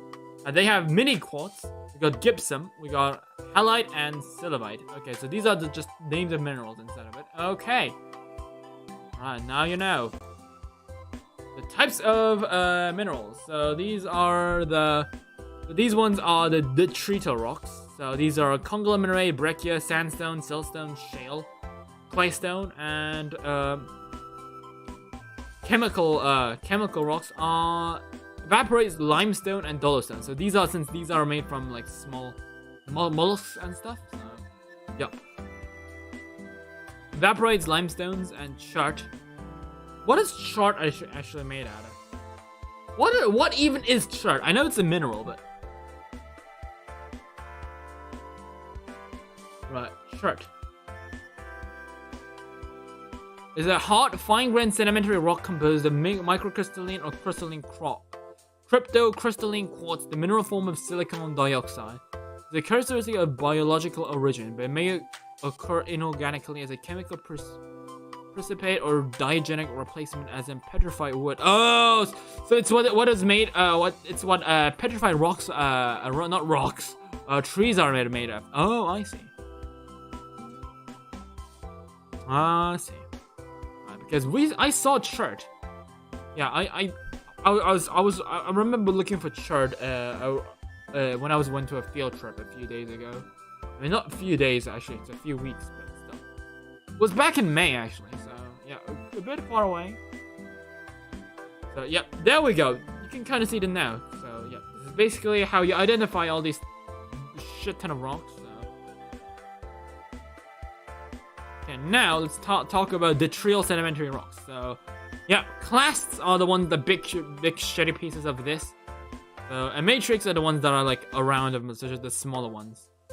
So, cement is the glue. Yes, yeah. I love how this guy decided to compare itself to the glue when I literally said that earlier ago. But at the same time, I did learn from this. I did learn from the professor using this kind of presentation, so it does make sense for me to use the same comparison because I paid attention in class. Okay. So we got calcite, iron oxide, and silica. Okay, right. So these are the river deposits. So these rocks that you see in the bottom rivers. When they become through sediment, they slowly become into things like this. So yeah, that's just how the rocks form. So these are matrix supported conglomerate that happen in glacial and landslide deposits. Yep. So modern glacial segments. So glaciers, I guess, is what happens if since water melts, cracks rocks and then melts again, then fuses the rocks together, I suppose, in that case. And landslides, you can kind of see because landslides is just a shit ton of mud and then various rocks just fuse together.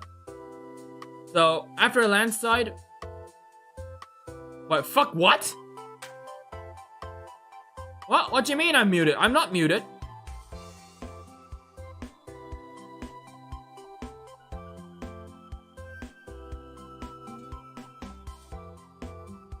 What?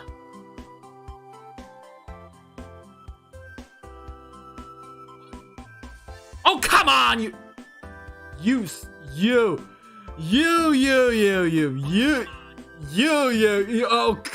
son of a, you son of a,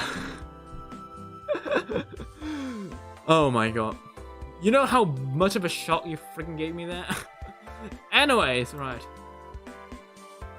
Next up, we have, yes, gravel. So, gravel. You can find flint inside of it in Minecraft. So, these are the ones that have more than 2 millimeters of rocks inside of it. So, the ones that have, like, the minerals inside of it are, if they are, like, sharp, they're called brachia. So, I guess these are the ones that you find in Minecraft. And conglomerate are the ones that are very soft ones. So, I don't think these are the ones that you find in Minecraft. Sand turned into sandstone, silt became to siltstone, and clay became to shale and mudstone. So I know that shale is made from mud because the holotype of Heterodontosaurus is actually found in shale. Yep, so these are basically the same the things that you can say. So you can see, fine sand is ridiculously small, whereas like very coarse sand, you can definitely see this over here. So detriment of sedimentary rocks, shale, yes, fossils, baby. So, yep. So we got fossils, shale, and sandstone, brachia. Right. Okay, and the sizes of the minerals inside of it means that you can know what the kind of energy the environment got when it was forming the sedimentary rock. And you can also see, like, since water and air transportates, it just basically sorts the minerals depending on their size. So, say the higher the energy of the environment, such as like a river or like a fast-flowing river or like a beach, you can see those giant-ass gravels because the smaller parts like sand and those tiny little grains, they get swept away. So the only ones that can like survive in that ecosystem are gravel, like big-ass rocks. So these are the kind of things that you say environments that you can be considered like high energy.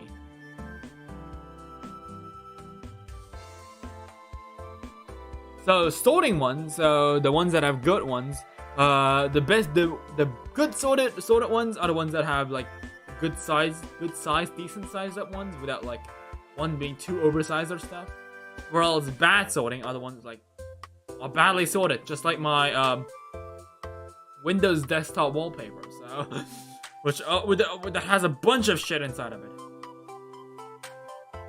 Okay, so these are well sorted and poorly sorted. Yeah, not badly sorted. Like, they're called poorly sorted. Okay. So yeah. So very well sorted, very well sized ones. Whereas these ones poorly sorted, big ass hell. So big ones, smaller ones. You can see smaller ones here, big ass ones right next to each other. Yep, very messed up in general. So the amount of sorting shows us like the energy level of energy. Yes, I literally said that. So yeah, so the ones that were badly sorted means that the sediment has been sorted through a very short distance over a very quick time. So yeah, if I just yeet down if I just topple over my giant wall of dinosaurs, it could be considered like a poorly sorted one sediment of dinosaur toys, because yeah, it is very shortly. The toys, all of them just fell down the stairs, so. Fell down the shelf, so it is a very short distance and very short time throughout a very short time, because again it fell down. So think of it with just replace the toys with dinosaur with rocks and you have an alluvial fences and glacial lights. So yeah, whereas well sorted ones are the ones, well, me just taking out the dinosaur toys and playing with them and sorting them. So that just shows us sediment that has been sorted throughout a very long time over a long distance, such as, you know, all the way in the deep sea. So these ones are always like very well sorted out because the heavy grains and stuff fell down into the water very fast, while the slower ones just slowly followed after. So give it enough time, and you'll just see the big ones stay all the way deep in the ground, while the smaller ones are the ones that stay above. So the grain shapes are rounded and sphericity, I suppose. So when like a rapid water goes through like river or stuff goes with those flows through sediment, the molecules inside of them tend to clash into each other, and therefore they sharpen the sharp rocks, the flints and stuff. So yeah, so like you see how like sharp these rocks are. Like since water causes these guys to headbutt and clash with each other, and give me a lot of time, they turn into those very rounded ones. So yep, highly angular, sub-rounded. Okay. Right. Great emphasize the trail of rock. So conglomerate are the ones that have those giant ass pieces of rock, and brachia again. These are like the sharp ones.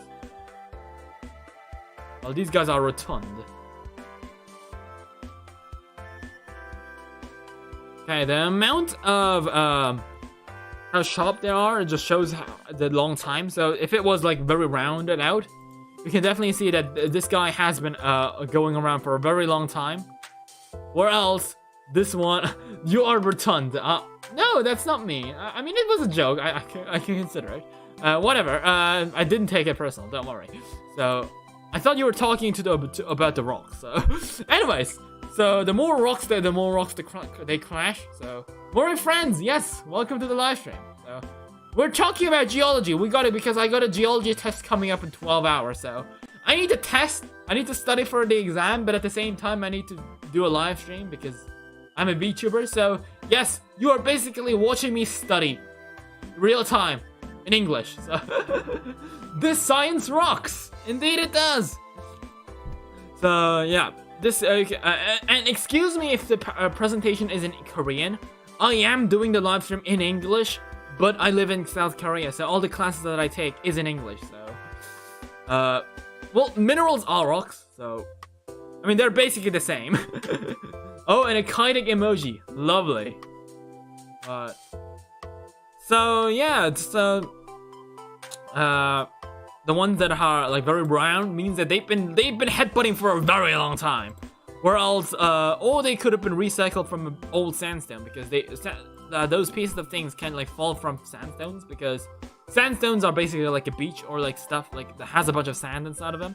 And in sand, they occasionally are like big grains as well. So grain rounding. So, also Lopho, missed my previous message. What? This science rocks. Right. So yeah, the further the rocks, minerals and stuff gets transported, the less it becomes like the less moves. The further it has been moved from the original place of deposit. So these ones are like they fell right. You can kind of see they fell right off from this cliff. So they are very sharp. Well, these are very round. So. 안녕하세요. 네, 안녕하십니까. Chemical weathering, right? So chemical weathering. We had talked about it in the first place, but this one also shows us. Because the time of the distance also affects the chemical composition of the rocks as well. So the places where there's loads of chemical weathering and that has like that have a bunch of iron and magnesium inside of them tend to slowly destroy minerals that are less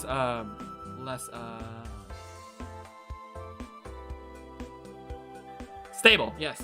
Why do I keep missing out the words? Anyways, so in my series national name my Dilophosaurus after you. Oh, I really? Oh, okay. Yeah, I saw it on Twitter. Yes, I did see it. So, yeah, and apparently quartz is the most stable mineral in the entire surface of the world. So, yeah, quartz is very stable. Yes.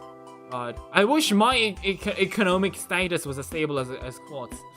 So, right. Next up, we have the color of sedimentary rocks. Wow, 아직까지 안 해. Anyways, so the different colors of sedimentary rocks. I don't know why we're talking about colors as well, but right. Yeah, geology joke. Those happened a lot. So those happen a lot in the live stream because that's the only thing I can use to entertain you guys, unless you guys love science to begin with. So yeah.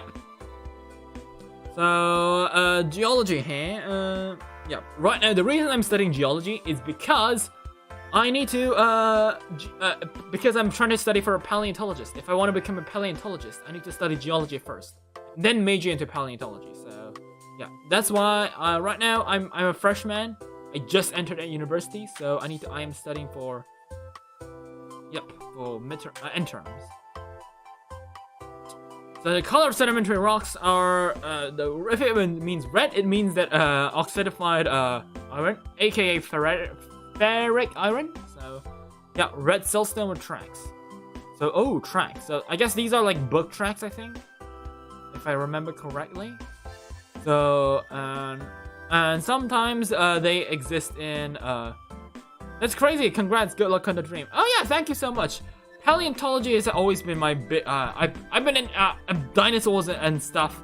I always wanted to become a paleontologist, but I also know that paleontologists don't tend to earn a lot of money. So that is why yes, I am doing VTuber stuff, because you know money doesn't grow on trees, and dinosaurs don't shit out money as well. So yeah.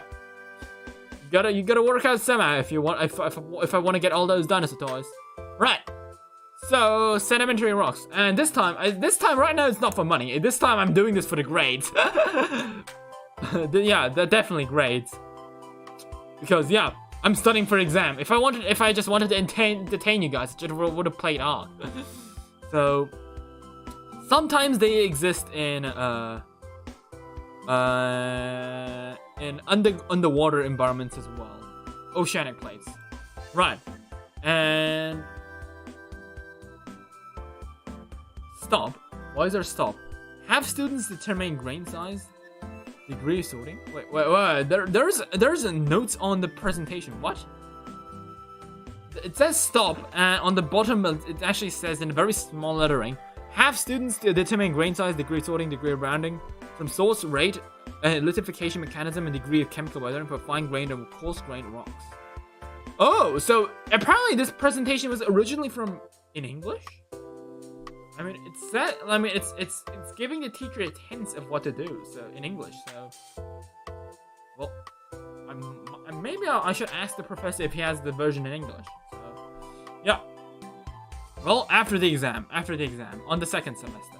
Right. So there are apparently green and gray sedimentary rocks as well. So that means that instead of showing the composition of minerals, it shows the environment where the minerals, the sedimentary rocks were found. So ferrous iron, as you saw earlier, so apparently mostly happen in places where there aren't that many oxygen. So for example, I would say on the bottom of the Burgess Shale, I think that those sediment have a bunch of ferrous iron, because that happens because the iron gets trapped inside of, like, the oxygen gets trapped or inside the iron, I think, or it's the other way around where iron is absorbing the oxygen around it. I'm not so sure. Well, tell me in the comment section if you do know something better about this. So various types of sedimentary rocks. Right, let's see. So shale, yes. They have the smallest, they're the most commonly found sedimentary rock. They tend to be sedimented on sheets that are called laminae. Okay. That's kind of interesting because in German, if you like laminate, like, how do you say laminate in English? Is it laminate also in English? Laminate? But if you like put in if you like put like a bit of plastic over a piece of paper, you call this in German laminieren. And yeah, I guess it's from that. The word came from that, I suppose, because it's turning a sheet of paper into a thicker plastic sheet. So I guess that's what the word is based out of. And it's also easy to crack. Yes. So that's why I spent like an hour and a half cracking open shales looking for fossils. in the Cretaceous basin back a few weeks ago, back in May, but I didn't find any fossils. Fuck. So, yep, they're easily cracked into flat and thin and flat plates. So these are mudstones. So they're composed of mud. Who would have guessed? And they're a mixture of silt and clay. So they tend to crack into like chunks, unlike sheets, which is shale. So I guess, but since shale is also made from mud, so mudstones are the ones that break down in chunks. Shale are the ones that break down in sheets. So I guess that's a difference. So siltstone are composed of silt, okay, and they don't crack, okay. But they no, they don't like split. They don't crack, but they split into chunks. Yes, okay. The formation of shells or siltstones, okay. Due to the fine grain size, they tend to float on water. So yeah, they tend to float on the surface of the water, and that happens usually on swamps, lakes, and deep seas and coral reefs. Okay, so sandstone are composed of sandstone particles. Yes, again, who could have guessed? Obviously, duh. So they also form in various circumstances. Yes, and you can see the formation of them by looking at how the molecules inside of them are formed, the color, shapes, and sizes. Right. So if it has quartz, it means it has a bunch of stable minerals. Sometimes it has some rock fragments and stuff like that. So there's quartz sandstone, arkose. Okay, arkose. It sounds so made up. It sounds from something like the ark that's put into Fjordor. It's a rare mineral or something. Right. There's greywacke and lithic sandstone. Greywacke. Well, that's a very whack name, huh? Right. So these ones are Falconder's sandstone. Okay, so quartz sandstone, arkose, greywacke, and lithic sandstone. The more they have, the most various substances they include, I suppose. So quartz sandstone is made out of very finely done. So yeah, super finely made substances, and they mean long distance traveling, a strong level of weathering. Arkose has a bunch of varied minerals, and they are made out of granite. And they are made from fast sediment, fast weathering. Okay. So yeah, sandstone close-ups. These are from quartz. Well, these guys are made from feldspar. Interesting. So conglomerate and breccia are made from things that include more than 2 millimeters of molecules, and they're usually covered with sand, silt, and clay. And they're so good enough that it's so big enough that you can actually see what type of mineral they're composed of, and therefore you can also easily see what minerals they are made of. So we got these types of more conglomerate and breccia here. So again, conglomerate, I think, yes, yogam. So these are considered big, chunky rocks with very rotund ones, and again, breccia, again, are, I guess, broken parts of rocks, yeah, broken bracken, I suppose. So these are like super sharp. Well, these guys have like super trim. So colligate is like colligate. Yeah, colligate. The name is already round sounding. Well, breccia sounds sharp as fuck. So. Right, nodes for conglomates. Okay, so they're considered various materials, and they also mean that they underwent some sort of physical and chemical weathering, and they also have been deposed relatively fast. Okay, so this time you can actually see the difference of energy between sandstone and conglomerate. So sandstone, you can see that the minerals have been deposed. They're sharp as obsidian. Not as like, I mean, obsidian is like sharp as hell, but like not that level, I think. I would assume that because like obsidian is used as a sword. Like breccia isn't like sharp from the get-go. It is a mineral that includes sharp parts. So like this entire chunk is breccia. Like breccia itself isn't sharp, but it includes sharp like fragments inside of it. So whereas like conglomerate, as I said, has a very round fragment. So like the rock itself isn't round, it just includes a rock stuff or round stuff. So that's the difference. So chemical and yes, chemical weathering. So evaporation, hydrothermal, chemical activity, such as degrading biological matter, as we said earlier. Remember the tea water? Yeah, that's this. So, and these ones are carbonate rocks, are made from out of biological and chemical reactions, such as yeah, incest obsidian with the weapons. Yes, I heard about that. That's metal as hell, or obsidian as hell, because obsidian aren't metal, right? Yeah. In fact, even nowadays, we see sometimes you see swords and sometimes like swords and sometimes sometimes like they're like toy swords or like model ones, or like you see obsidian being used for sharp like scissor like things more often, even nowadays.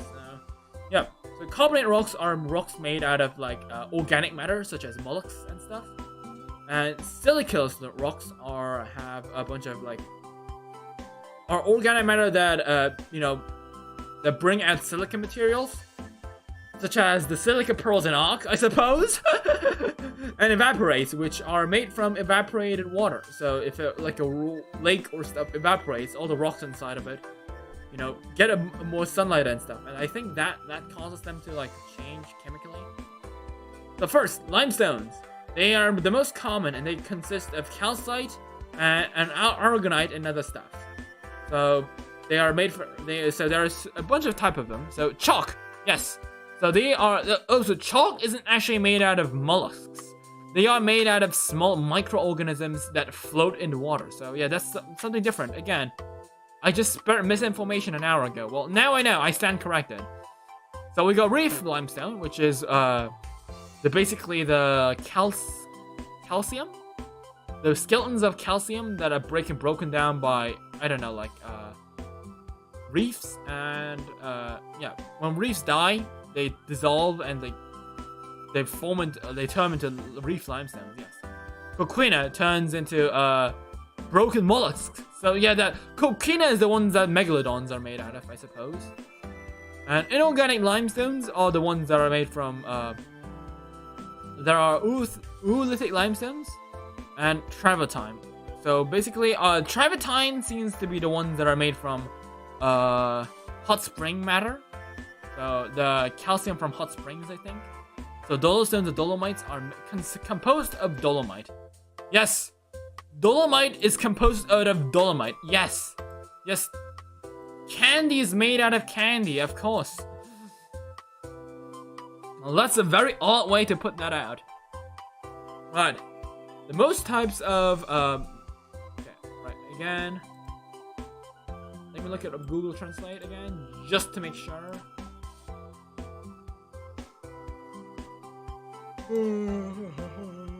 Okay, I should probably sleep. It's 2 a.m. But at the same time, if I don't study, there's no point. So.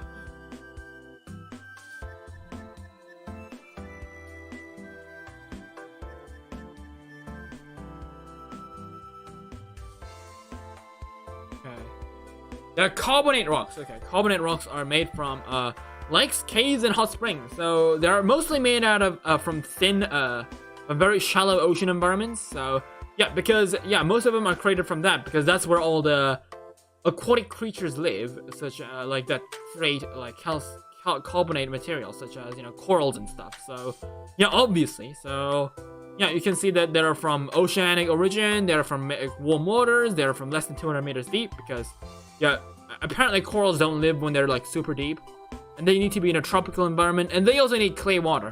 That is why, because the reason you need clear water is because microorganisms such as like plankton, they need like sunlight to like grow and eat. So yeah. So that's why they also require clay water. So yes, fossils. About fucking time we did. So fossils, yes. So yeah, fossils. So fossil carbonate rock that includes fossils. So most of them are carbonate rocks that have fossils of mollusks and stuff. And sometimes you can also see some you can like sometimes the carbonate rocks are made from material that originated from mollusks and other biological matter. Right, so modern coral reef at Bora Bora in French Polynesia. What? Is Polynesia French? Isn't that like a separate country? Wait, what? Hold up.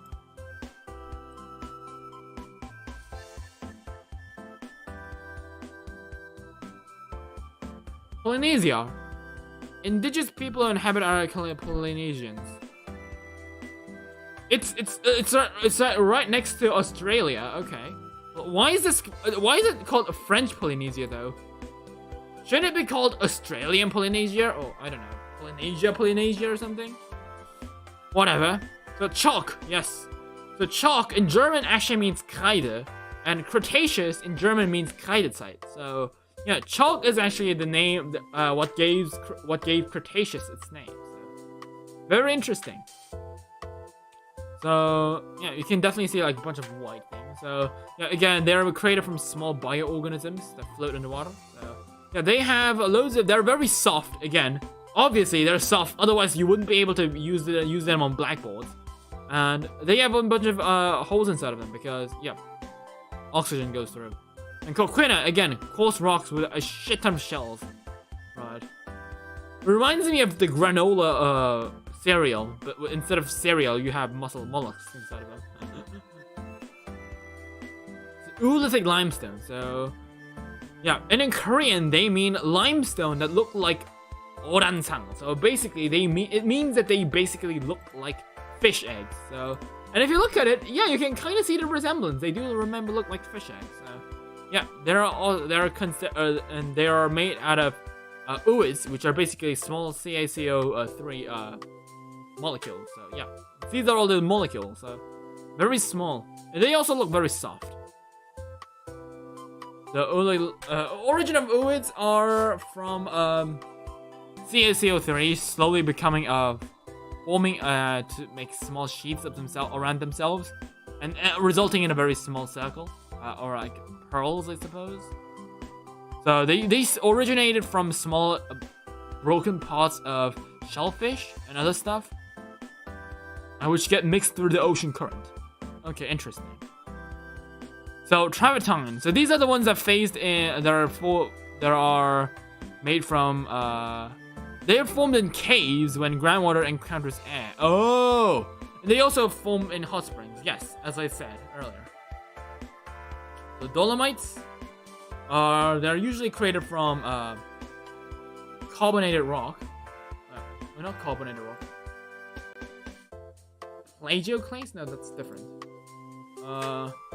Carbonate rock. No, that's something different. Hold up, let me look. Limestone. Yeah, they're from limestone. They're usually secondary construction from limestone. You can kind of definitely see it. Look, it's colored like limestone. So, yeah. So chert is made out of tiny little pieces of quartz, and they are very hard. They often replace limestone. Okay, so flint. Oh wait, I thought flint was what? Flint is dark in color? Wait, what? Holy fuck! What?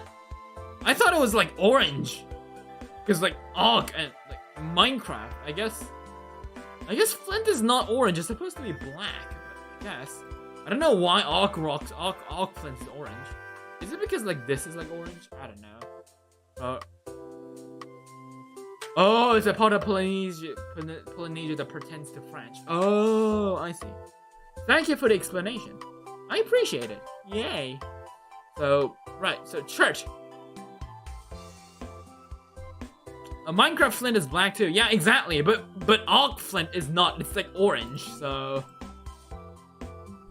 let me show you.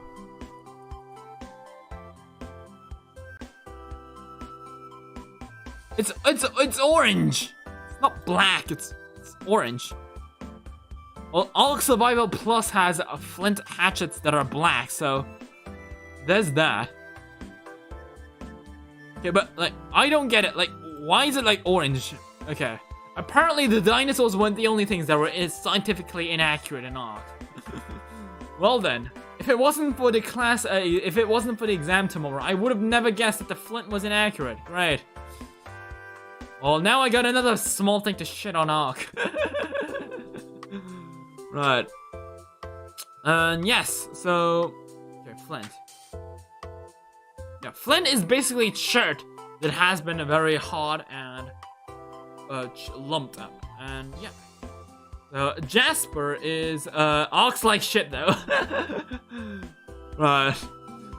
Jasper is red in color due to iron oxide. Yes, as we said, as we talked about earlier, iron that has iron and oxygen instead of it tends to turn red. So that you can actually see that happening a lot of times. If you see like my mom had a bunch of like those metallic owls that you put in gardens in Germany, and over time, due to rain and stuff, the oxygen goes into oxygen would seep into like the metal, causing it to turn red. So similar to how copper turns blue in Minecraft, instead of turning blue, metal turns red. So yeah, it's kind of the other way around if you think about it. Kind of silly. Yeah, church can lead into church that gives it other colors. Ah, I see. Yeah, so yeah, iron oxide. That's basically that. It's a metal leaching into a chert, right? And a gate is a banded form of chert. So I think it's just this. So it looks very beautiful though. Looks like the surface of Jupiter. Alright, so chert is made from things that from not decomposed. There's things that hold up. Again, Google Translate to the rescue. Right, there are sedimented materials from underground water. They are created from volcanic ash, decomposition of lava that has magma that has a bunch of silica, and volcanic ash is also this decomposing. Yes, siliceous ooze. Yes, that's another one. Sounds sick. Oh, it looks like you've got some bugs in your brain. Right, siliceous ooze. Yes. So these are made from organic matter. So they are made out of oceanic biological materials. So diatomite. So they are made out of plankton. Right. So now you get horny during the test. Oh boy, I hope that doesn't happen. So yeah, diatomite. The plankton's worst nightmare. This is what happens. This is what happens to the plankton. Right. So yeah, they're made of plankton. They are basically made. They're similar to chalk, but unlike chalk, they don't turn into acid. They don't if you put acid on chalk, the chalk just it goes like oxygen stuff forms. Whereas in diatomite, apparently if you spread acid on them, they don't react. Interesting. Evaporites are rock gypsum, so composed of gypsum. Again, obviously. Rock salt. I was about to say they are composed out of salt, but no, they're composed of halite. Thank you. I was worried they might have said composed of salt. Right, rock gypsum. Composed of gypsum. Yeah, of course it is. What? Carnivores is a Brazilian dino? Really? It is South American, but I'm pretty sure it's from the Huincal formation, so it's probably Argentinian. Yeah, exactly. It is South American, but it's not a Brazilian. I think Brazilian dinosaurs are Pycnonemosaurus is the Belisaurid that looks like Carnivores from Brazil. I think you might have mixed them up, I think. Right, so Oh, really? Oh, really? You use diatomite for pool filters? Oh, I see. See, why is that the case? Why is what kind of substance makes diatomite being used? Why is diatomite used for pool filters? Why is that the case?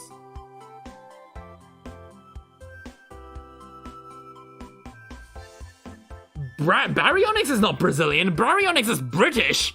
What? This stream is becoming a paleontological / geological mess.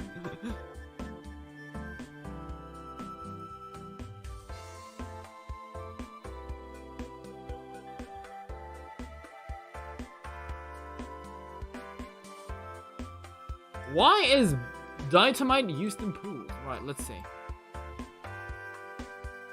Okay, provides better filtration results for pools compared to sand filters and cartridge system. Oh, okay, I see.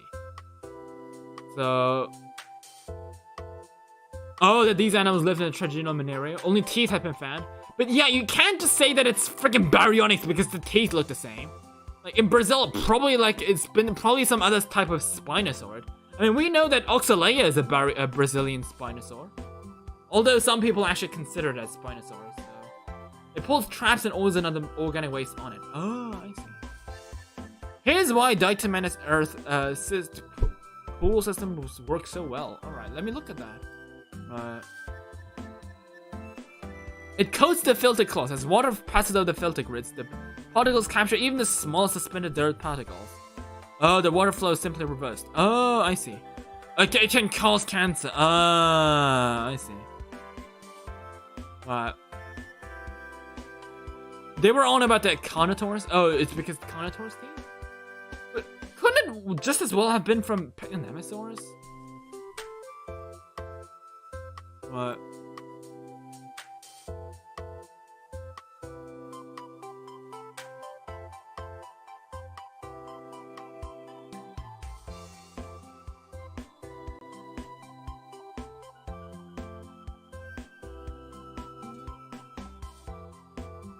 Let me see.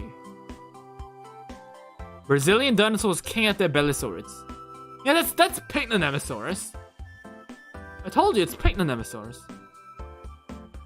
You might have. I think you just looked at the teacher.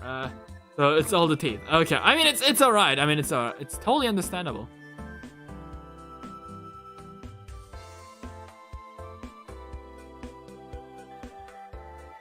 Oh, Equixanata. So this guy's like the biggest Abelisaur. Equixanatosaurus was presumed to be bigger, but research suggests it was 7 meters instead of 11. So I see.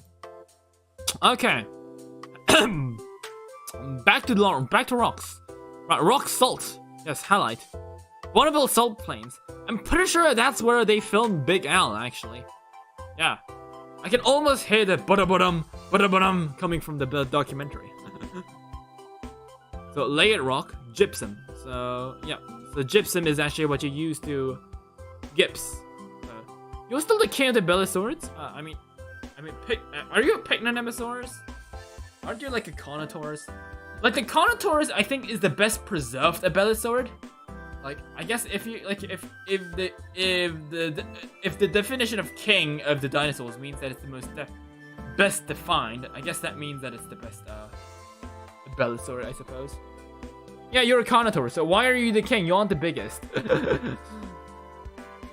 Well, what makes you say that you're the king of the king of the Bellisaurids? I mean, if it say by name, I suppose the Bellisaurids are the king of the Bellisaurids. If you think about sheer size, Picnonemosaurus is bigger. I guess, like, popularity, I suppose. So we got layer rock, we got gypsum. So coal, yes. But this is what you get, so organic material, coal. So yeah, that's what you get if you are a very naughty dino in Christmas. So plant material, part, lignite, and lignite. Right, lignite. Right. It sounds like ligma. Brazil has the irritator. Yeah, that's what I meant. It also has the Oxalea as well. And also the Angoturama, but Angoturama is now considered irritator, so Although Angiturama is such a dope-ass name. Too bad that the name is wasted. Irritator is such an irritating name. Oh, yeah. It's where eventually tried to beat the land speed record because the surface is super flat and very compact Earth. Oh! Ooh, you learn something new every day.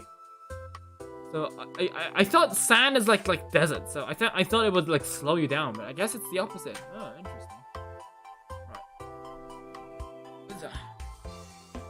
Right, so plant material, peat, lignite, bituminous coal, okay, and anthracite coal, okay. Anthracite coal is actually what Koreans sometimes used back in the old days to heat up houses, but that would actually sometimes cause an addiction and kill people. So yeah, how coal is formed? Yes, we know. So coal is formed from plants. Yes. So totem peat is made from small, soft brown material, which you can actually see the plant material. The lignite has a slow, shallow sedimentation, and it slowly turns into soft, dark brown colored coal. And it also removes, because it also increases pressure and temperature, it removes the water and other biological gases, which increases the level of organic matter. Increases the level of coal composition inside of it. Interesting. So successive stages in coal formation. Okay. The peat, swamp environment. So yeah, it becomes more and more dark brown due to compaction after burial. Right. Bituminous turns into like soft black coal. Depends on the scent. The scent of Daytona beach floater, the bird that used to do that. Oh, not as good as the other. Oh really? I can't believe sand is actually what people use to speed them up. I always thought it's the other way around. I guess it's sometimes different, huh? How do tables turn, huh? How to turn tables, I guess. Bituminous, yes. It turns into dark black, soft black hole. And anthracite is the most is a slightly glowy type of metamorphic rock that is very dark and black, like this. Yep. It's also a bit shiny, as I said. Right. Mapping geological situations, inclination. Okay. Yes, and that's it for what is this? That was part 1 for sedimentary rock. Fuck. What? Anthracite sounds like a metal band. Yeah, it kind of does. Well, we still have 2 things left. Holy crap. Okay, we have that. Okay. This one has like around like 30 pages, I suppose. Useful information. Right, and these are the ones are environments of environments for decomposition. Non-decomposition of sedimentation. So yes, right. So yeah, it's where sediments are stored. Yeah, they must rock. Ha! Yes, indeed. I wonder if there's like a rock band that literally uses mineral names and like geological jokes. I wonder if there's like a like rock band whose name and all the songs are just like geologic puns. So we'd have like a very nice song and shit like that. These rocks will turn. These songs will turn you metamorphic. Right. So they include all physical, chemical, biological, and geological compositions of the environment around it, and you can also presume their the situation, this sediment of where they're formed by comparing it with the past sediment from the past and with the sediment from the present. Right, there's that. Okay. Right. So, looking at that, you can see the definition. You can see where they came from, the origin, their history, the way how they were transported from there, and the relevance to their geological location. Okay. They're also formed from various. They're also be affected by various substances such as the environment of the earth of the ground, the types of minerals that are around where the sediment was formed, temperature, the location of it, the biological, chemical, and physical stages of the sediment. Yes, and time, of course, time. Time is very important. Right, and the types are dissolved into 3 types: marine, terrestrial, and continental. Yes, I know that. Alright. Oh wow, this background is from the PowerPoint from a very long time. I remember making a PowerPoint about dinosaurs in 5th grade back then. Now that I think about it, that PowerPoint was made for me when I was back in 5th grade to like educate like people in like 2nd grade, because back when I was like in Germany, yeah, they actually back sometimes the kids in 2nd grade apparently was having a lesson about dinosaurs. So they actually called me from when I was like a 5th grader back then to make a presentation about dinosaurs and like presented to like 2nd graders. So yeah, that I found it very interesting. And like back when I was making a presentation about paleontology and dinosaurs, yeah, this exact background is the one that I used to think. Same happened with me. Oh, that's so cool.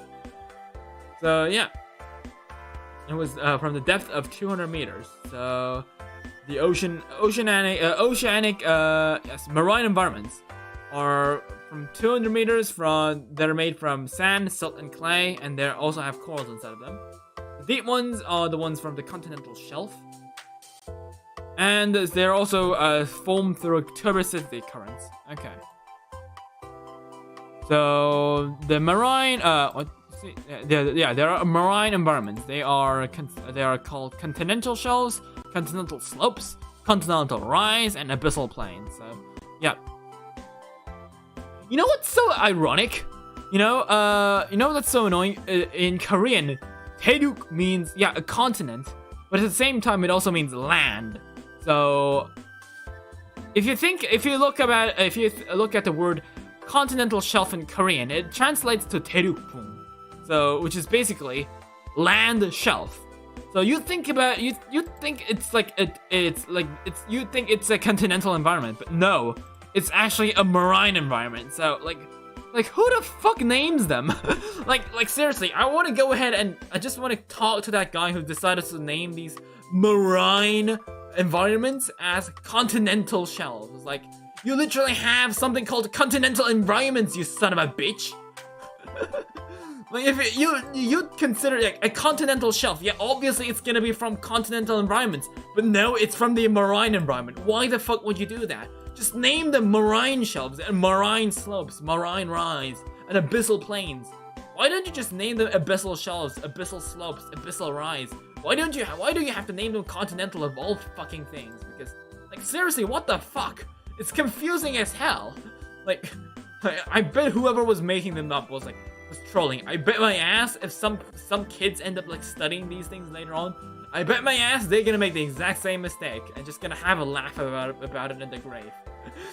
Like, I swear to God, like, every time someone confuses continental shelves as belonging to a continental environment, I bet my ass whoever named them is having a good laugh in the afterlife. And if he's still alive, I wish he has a good life in the afterlife. Anyways, yes, I'm done with the rant. I still can't get over it with it though, because I remember making this exact mistake on the midterms back when I was in high school.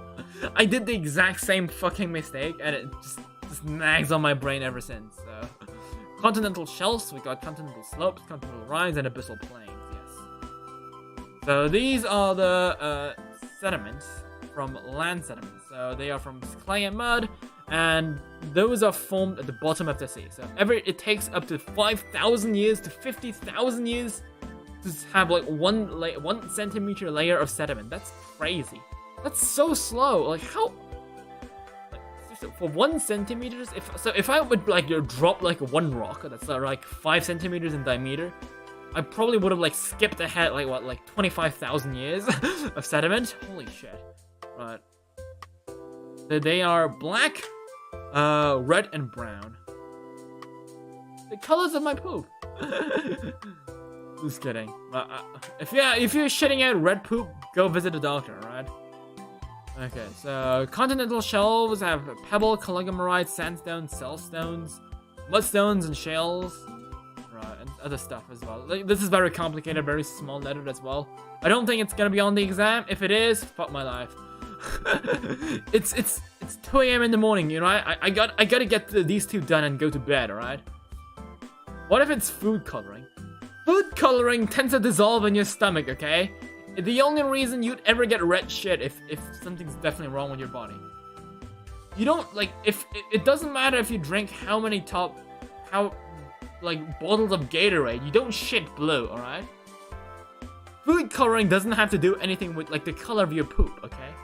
Doesn't matter. So if I were to eat red meat, do I shit out red? No, that's not the case. You know, there's this lovely system called, there's this lovely system implemented in almost every single living being called a digestive tract, you know? That prevents that thing from happening. So, yeah. So, coastal grains, sands, and silts, and clays, and carbonates are the things that you find in marine environments. Beets. There are burgers that turn your poop green. Yeah, green is understandable because some fibrous materials don't, like, sometimes fibrous materials don't actually, like, get dissolved completely, so sometimes you'd shit out some stuff. Similar to how you shit out corn grains when you eat, like, canned corn. But, you know, let's don't talk about this. This is getting disgusting, okay? It's getting disgusting. Let's not do that. Right. So, yes, you see, like, sandstone, silt, shale. You can also find carbonates inside of them. So, no, these aren't these aren't marine environments. These are transitional environments. Yeah, transitional environments include. Oh wow, it's a moving GIF. That's cool. Right.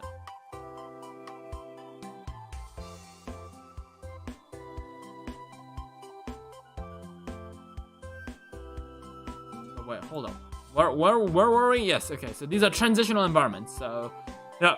So these are deltas, beaches, barrier islands, lagoons, tidal flats, and estuaries. So I guess the Mosasaurus was living in a transitional environment in Jurassic World. Yes, because lagoons are considered transitional environments. Very interesting. You know, because Mosasaurus lives in marine environments, not transitional environments. Well, there's that, I suppose. Alright, so a bunch of shit as well. You can definitely see, so these are, I think, like deltas. Deltas. Yeah, reminds me of Deltadromeus. I think the reason the Deltadromeus was named Deltadromeus was because where Deltadromeus lived back in the Cretaceous, where it lived was a delta, or its fossils was found in a delta. I think the Chemchem is in the middle of the delta, so I don't think it was found in the delta. It was probably found like where it lived. It was probably near a delta, so that's probably that. So a barrier island complex. Let's look at that. So these are the sub-environments, which has a bunch of like random shit. Flood deltas, tidal flats, marsh, beach. So these are all types of transitional environments. So barrier islands. So yeah, we saw these guys over here. Barrier islands over here. So tidal flats. So these are the beaches with a bunch of tidal flats. I know in Korean, sometimes people like chill around these flats, and they harvest like mushrooms and not mushrooms, like mollusks and stuff on the beach. So estuaries. Okay, what exactly is an estuary? Right. It sounds like a very high quality dish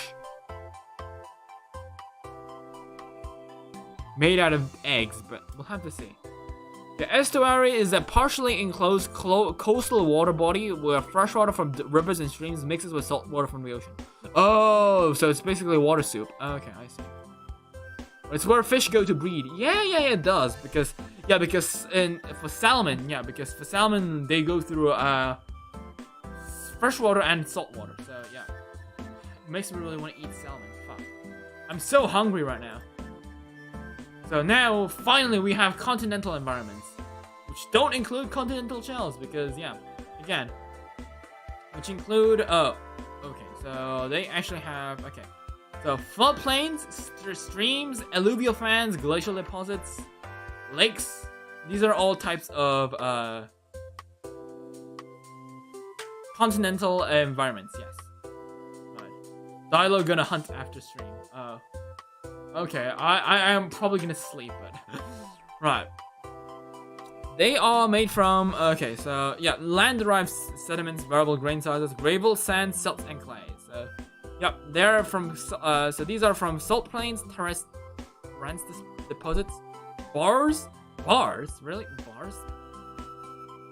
Okay, there. Like, does bars have 3 meanings?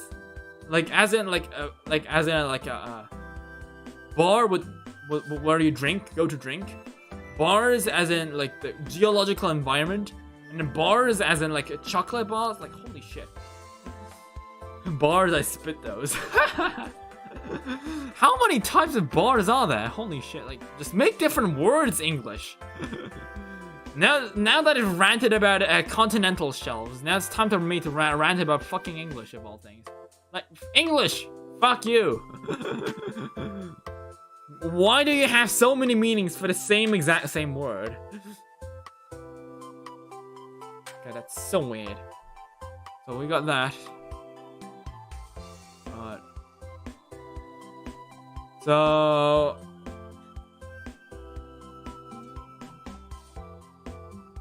these ones have a bunch of carbonated material from the land and also has evaporated material.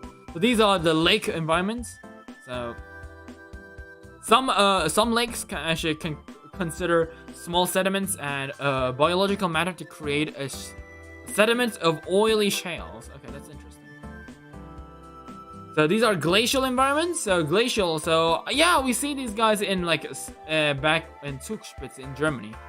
The Zugspitze, I think, is the tallest spot in Germany, tallest mountain in Germany. I've been there, and because glaciers like melt rocks, and a bar in a river is an elevated region of sediments such as sand or gravel that has been deposited by the flow.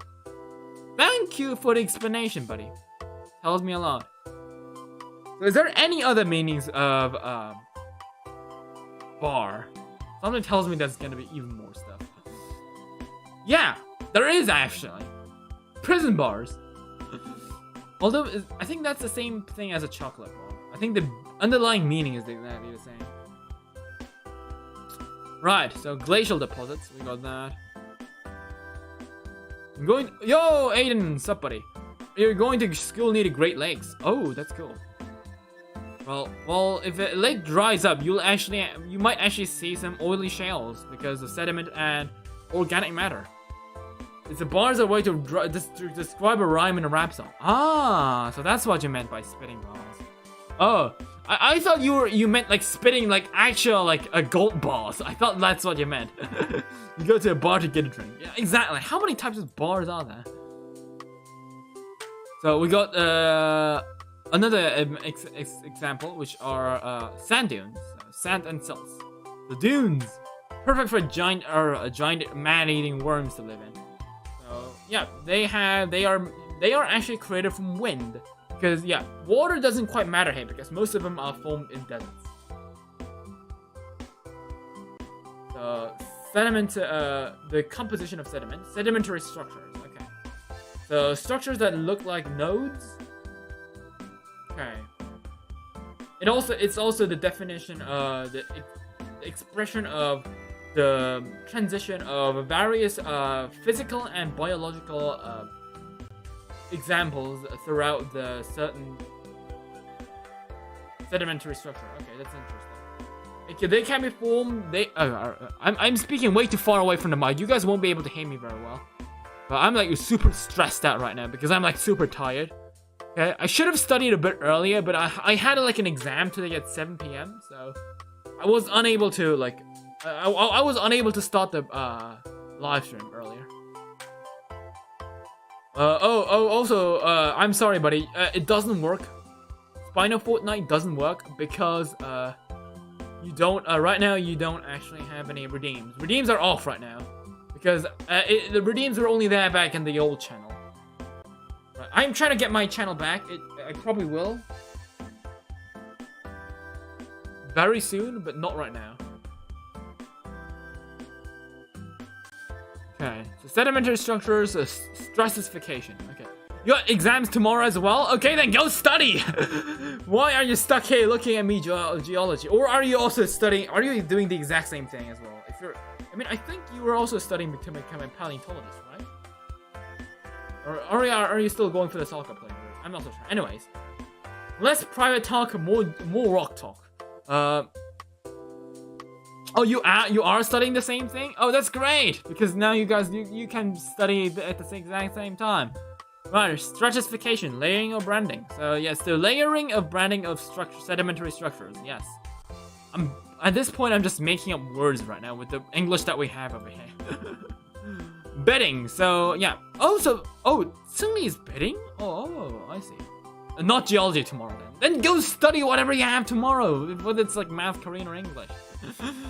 Don't stay here. The last thing, psychology? What the fuck are you studying? What are you studying for? You're studying for, you're trying to become a soccer player, a paleontologist, and now psychology? Like what? Are you Ghidorah? Do you have like three heads? Every head is doing something else. One head is a soccer player, another head is like another head is for paleontology, and the other one is doing psychology. What kind of stuff is that? So betting. So yeah, so betting. Yeah, so that, yeah, if you make your bet, yeah, betting's look. Yeah, I can definitely see where the name is coming from. You've got a big you got a big head. No need to tell me. We can already tell from what you're saying. So yeah. So the ones that are thinner than 1 centimeters are called laminations. Oh, so that's what means in German laminieren. So yeah, because it is a very thin layer of plastic. And common in mud rocks. Okay, I was about to say mud drakes, but no, mud rocks. Mud rocks, mud drakes. Mud rocks sounds such like a prehistoric creature. It sounds so made up. It sounds made up as fuck. Yeah. Right. Kenneth Blankies.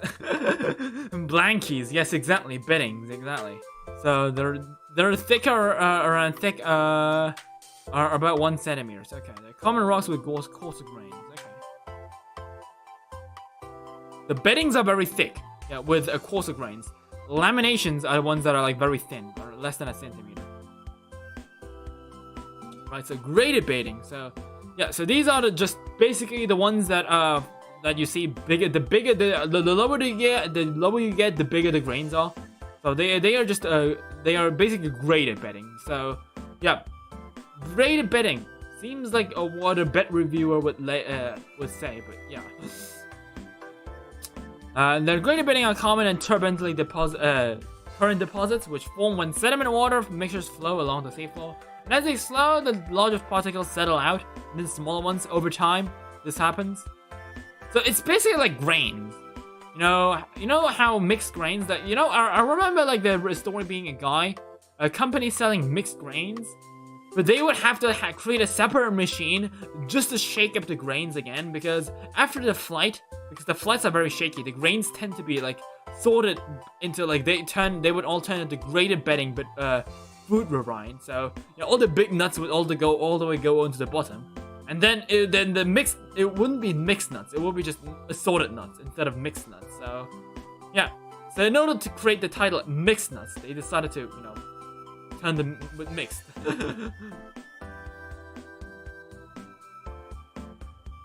So yeah, these are graded bedding. So yeah, turbulent deposits, you can slowly see them back up. So cross bedding or cross stratification.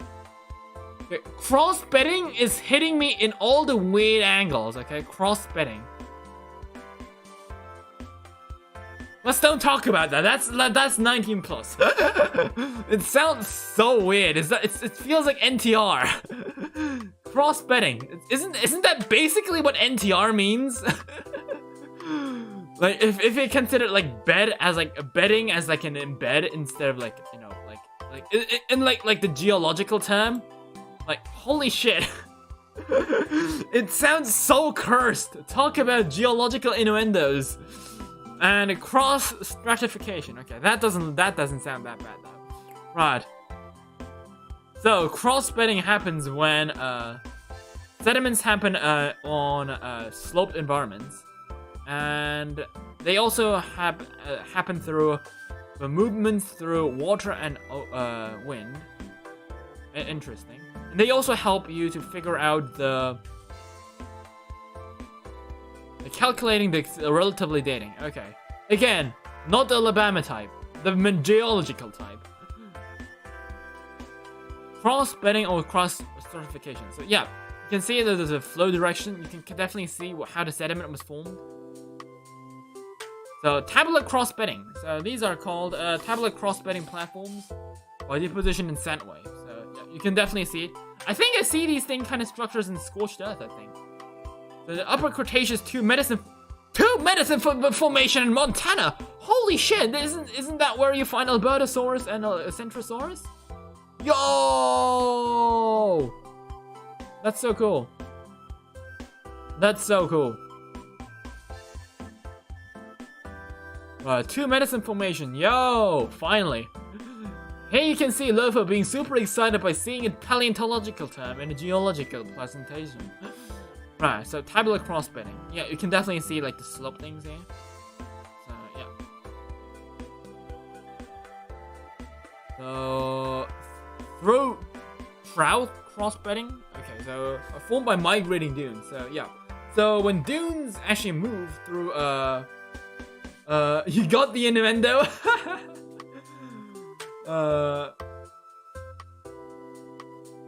Cross-bedding platforms. Cross.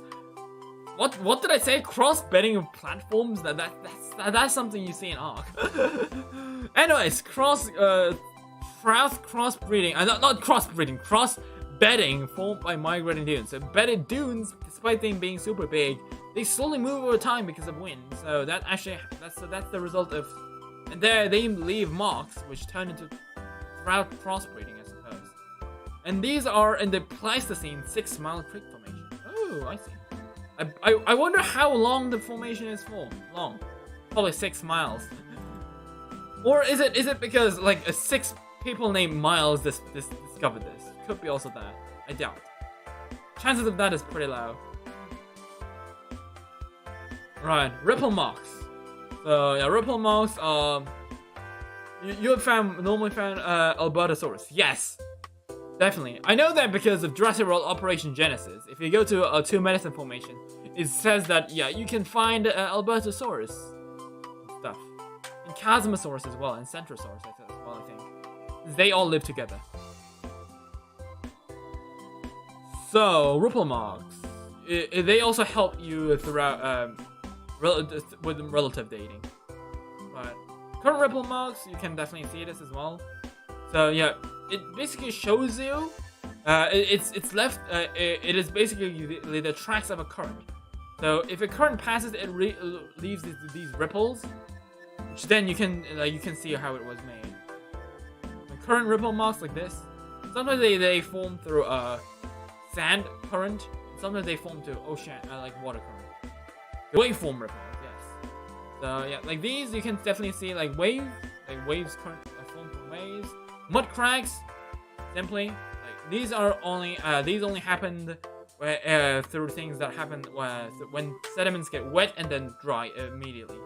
Similar to the Morrison Formation. I think in Morrison Formation you can see these things because Morrison Formation is very dry and sometimes dry and very wet formation as well. So yeah, and these cracks usually tend to fill up with a sediment over time. So you can see it with this. So biogenic sedimentary structures like tracks, burrows, trails, called trace fossils. Yes, finally paleontology shit. Extensive burrowing by organisms called bioturbidation. Okay. The other structures are destructed or destroyed. Okay. The U-shaped burrows and vertical burrows made by insects or small mammals. Bioturbidation again. sedimentary facies. Facies? Not feces. Okay. They are sedimentary chunks that have these kind of characteristics. They are sedimented from the sideways. How do you sediment sideways? Can you play Prehistoric Kingdom? Not right now. I have Entems coming up tomorrow. Was Drumheller. Yeah. I was just saying that it wasn't first found there. I was just saying that it was just found there. So. Yeah, it was definitely also found in Drumheller. Yeah, that is true. Yeah, sedimentary forms. Yeah, oh, like these, like sideways. Yeah, so marine transgression. Okay, so this is what the parts that my professor like specified. So, but let me just grab a bottle of soda. Alright, it's time for grape soda now.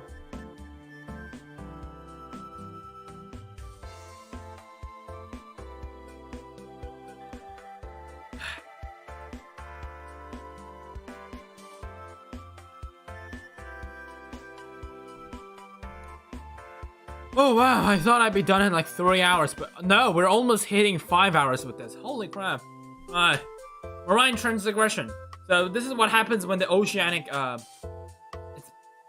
picture's worth 1,000 words. So this is basically what happens. So the more you head towards land, the less it becomes a rock. So, the test tomorrow is the final test of the first year of uni. Oh, congratulations, buddy. My final test for the end of the sediment. Not sediment. Semester is like next week for me. I think it's next week Monday, I think. Oh, you're asking you. No. My exam ends next week. You haven't been to uni yet? Oh, you haven't? Oh, yeah, I forgot. You're like way younger than me, aren't you? Anyways. Yeah, you're still in last year of high school. Yeah, study hard, buddy. Study hard. You're gonna take the SAT, right? Probably because, like, you live in America, or...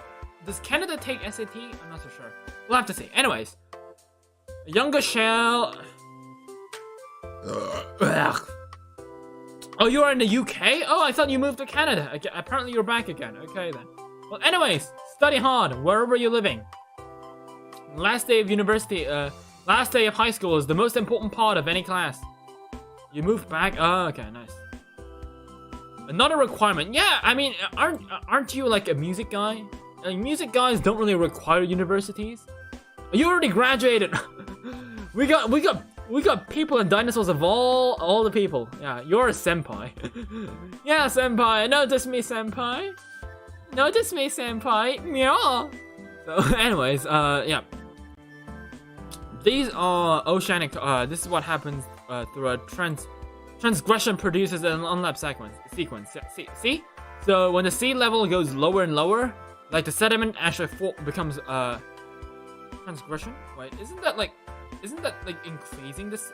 Isn't that like the other way around? Well, anyways, right. So this one is right. Let's get the good aside, Lopho-sama.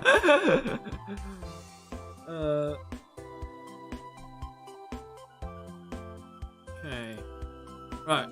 So they are usually caused through glacial parts that are melting, and oceanic ocean waters moving through because of underwater volcanic activities.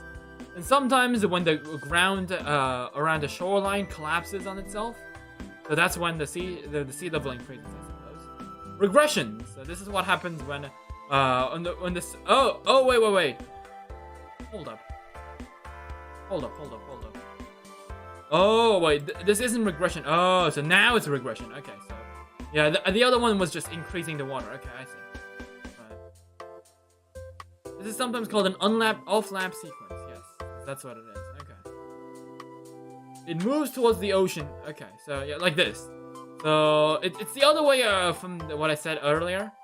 So the more you go to the ocean, the younger the water gets, because as you can see in the picture, the shale, like the water, because the water level over here transgressed. So yeah, right now, like this rock is older. Like the more when the ocean like sea level regresses, it becomes thinner, which again produces more shale over here, which makes a new sediment. Again, it becomes even lower and creates even more sediment. So yeah, the closer you get to the sea, ironically, the younger the sediments get. So, and they also create offlap sequences. So yeah, that, if you just consider this with different colors, this is the result. So, looks like zebra ceratops stripes. Huh. So these ones are the other way across, other way around. So unlike last time where it was due to melting of glaciers, now this one is caused due to the formation of glaciers. And like when the Earth's surface rises up near the ocean surface, near beach line. So yes, so you can see a general like a picture of this. Yeah, a shoreline shift along a steep coast. You can definitely see this. So shoreline shift along the low coast. So yeah, that just basically shows you that the mountains, mountains don't actually have that much of an effect. Whether like beaches have like large effects. What if all the ice on Earth melted? Well, we are fucked. That's what happens. Recent sea level curve is slowly increasing, so we better be careful. Otherwise, in a few years, Orlando might be completely underwater. Finally, last but not least, let's go. Right, I think this is the last one. Metamorphic rocks. So, fun fact, you know The Rock? You know, the actor and wrestler, The Rock? People actually looked through what rock the actual rock would be, and they say that if it was like if the rock was an actual rock, it would likely be a metamorphic rock. So yeah, so now let's learn about metamorphic rocks. Yay! Woo! God dang it, it's 3 a.m. Can I please go to bed? So yes, that is so random. Yes, Lopho just dropping some random facts everywhere. So if ice melts, it's back to the Carboniferous period with us. Yeah, I guess. Was the Carboniferous period have like a bunch of water? Was sea levels really high? I'm not so sure. Wasn't sea levels really high during the Mesozoic, not the Carboniferous? Because I know there were glaciers even back in the Carboniferous. So there was a small ice age in the Permian age as well. I remember seeing a map of the Carboniferous, and I remember seeing glaciers. Oh, so the sea levels were higher, just generally, I guess. I do suppose that because the oxygen levels are pretty high. I don't know if that has anything to do with it though. So the information that metamorphic rocks can tell you: the types of metamorphism that has went through, the amount of pressure and temperature it went through, the hardness and the depth of the transformation, and the situations before the metamorphism, the formation of mountains, the age of formation of mountains, the way pressure was done, the movement of continental plates, and the earthen environments. Okay. Metamorphic means changed form. Yes, obviously it does. Right, it changes through 3 types of elements: high temperature, high pressure, and how do you call these? How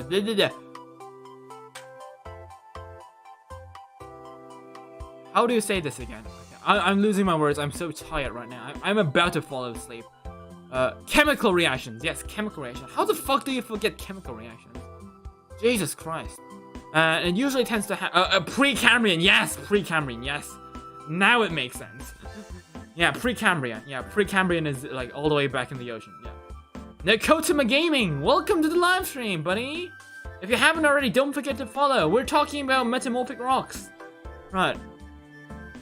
So metamorphism. So anyways, back to the point. Chemical reactions in metamorphism. Yeah, it was big bugs time. So big bugs. Big bugs. So yeah.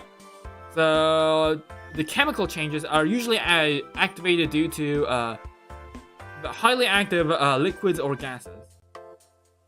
Okay, so metamorphism. So the metamorphism is a gradual change that happens to a rock over a very long time. And this time, unlike what was it called? That thing. Wherever that thing was called.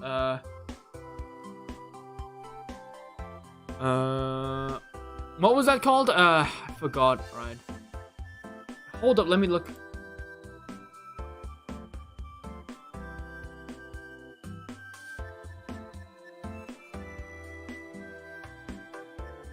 Right, weathering, yes, fuck. Right. Weathering. So, unlike weathering, which doesn't change the chemical, you read it all from head. I translate things from head. If I read Korean, like this is Korean, I read it and I immediately say it in English. Like the translation goes into throughout the head. So, yeah, I'm not like using Google Translate or anything. So, yeah, Lopho's translation skills rock. Metamorphism. So yeah, unlike weathering, which just basically turns rocks into smaller pieces, metamorphism just completely changes it's like mutate. It's a mutation of a rock. So it changes the mineral composition, it changes the chemical composition, and it also changes all the compositions of the rock. So yeah, that's what it is. So metamorphism is a way that changes from a lower pressure to a high pressure. But unlike other formations, like where igneous rock is formed, where it is like liquefied, where the rock is liquefied and then forced back to the solid state, in metamorphism, throughout the entire procedure, the mineral remains in a solid state. So, as I said, that's why it is a gradual change. If it changed the liquid, it would be a relatively fast change. So, metamorphic rocks usually tend to change, are created from parent rocks, aka protoliths. So yeah, you've heard about Proceratosaurus, you've heard about Protoceratops. Now it's time to look for protoliths. Okay. I think lith means rock, I think. So I know there's a Yu-Gi-Oh monster with rock type Yu-Gi-Oh monster called a Lithosagem, so I think that's what the lith is from. Yeah, lith probably means rock, right? So, igneous rocks, metamorphic rocks, or other metamorphic rocks or sedimentary rocks. Right, and most metamorphic rocks have a similar chemical composition to its original apparent rock or protolith. Although, as I said, it is similar, but it's different. So, yeah, the things that change them are heat, pressure, aka stress. And the liquid that if it does any chemical changes, and time. Wasn't Lithorax lift? No. That's lith, not lith. Lith means rock. Lithorax was likely named after something called death, right? I'm pretty sure. Lithorax. Lithorax means... What does the name Lithorax mean? It means Gore King, yes. It's got nothing to do. It's lith, not lith. Like, lith and lith are different. It's with a Y instead of an I. Lithorax is a Y. Lith that you see over here is like with an I. Protolith, it's I. So, yes. Heat, the most important factor. So this is the one that actually gives the rock the energy to create a chemical reaction. So heat, very important. So it's basically the metamorphic rocks is basically a very heated rocks. Yeah, I mean, I can completely understandable. It is, and it's something that is highly understandable. So yeah. So how many pages is this? Let's hope that it isn't too long. Right, it's around 50 pages. Okay. Lopho, you can do this. We are around page 10, okay? I can sleep before in 30 minutes. Let's hope that I can do. Right, I can do this, right? So, the changes through heat and metamorphic rocks turns into, like, the small, molecules inside the rocks are reformed. So, you see, like, in the sandstone? So, 40 more pages, yes. But as I said, like, there isn't that much of information, like, things like this. This is, like, very small, so I can skim through it relatively quick, so let's hope that will be the case. So, sandstone is, like, over here. So like you see the sandstones with those small fractures. When heat and pressure activates themselves, the molecules inside of them get forced together. Looks like a cell, right? So yeah, that's all the like the sandstones and stuff. Like all of that gets like slashed, pressured into that. So that turns into quartzite. So yeah. So how sand turns into glass, sandstone turns into quartzite. Interesting. So they create a new form of more stable mineral. Right.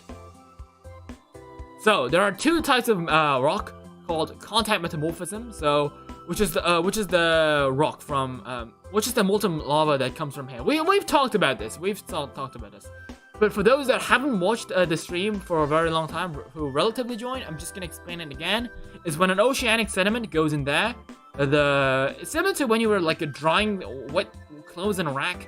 The water inside of the oceanic plate gets warmed up by the heat on the ground, and the water seeps out, making the water sediments more easily to melt, because it reduces the pressure. I mean, it reduces the temperature. And with a given enough high temperature, rocks tend to melt. So that's why the rocks melt. And yeah, and I guess when the rocks melt and the initial meltment that happens, then it heats up more rocks above it, which is then contact metamorphism. So yes, and then another one is thermal gradient. So as we talked about earlier, every kilometer the temperature increases 20 to 30 degrees throughout the upper mantle and the lower crust, I think, from what I heard. So what was said earlier. So yeah, and the PowerPoint also says that there is something similar to throughout happening around Mexico. Interesting. Suddenly Mexican all of a sudden.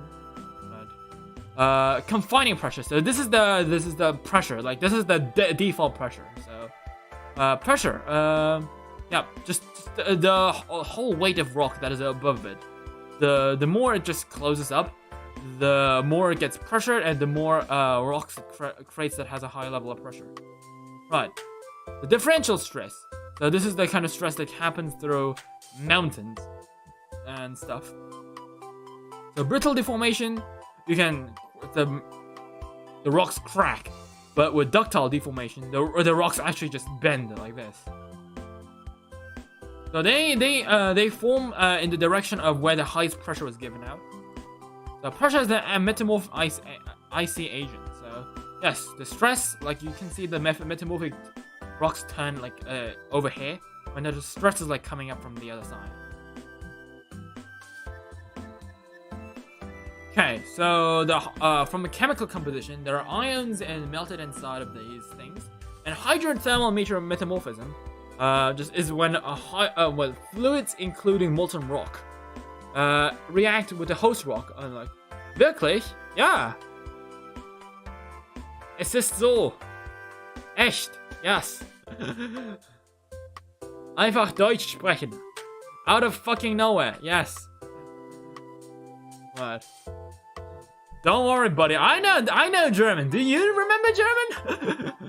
Right. I can still speak German a bit. So yeah. So hydrothermal metamorphism is when like liquid. Jawohl. Jawohl. Yes.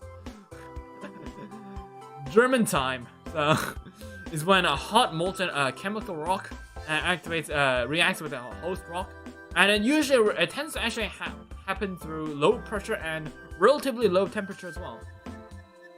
So they increase the movement of ions. They also help the reformation of ions inside the minerals. So, yeah, you can kind of see how the mineral ions inside get reformed, pressured through a chemical metamorphism. Yes. So it melts the ones that are under high pressure, and then solidifies them under a place where it has lower pressure. Right. So just like this. So prefer mineral orientation and alternating mineral bands, mineral flattening like this.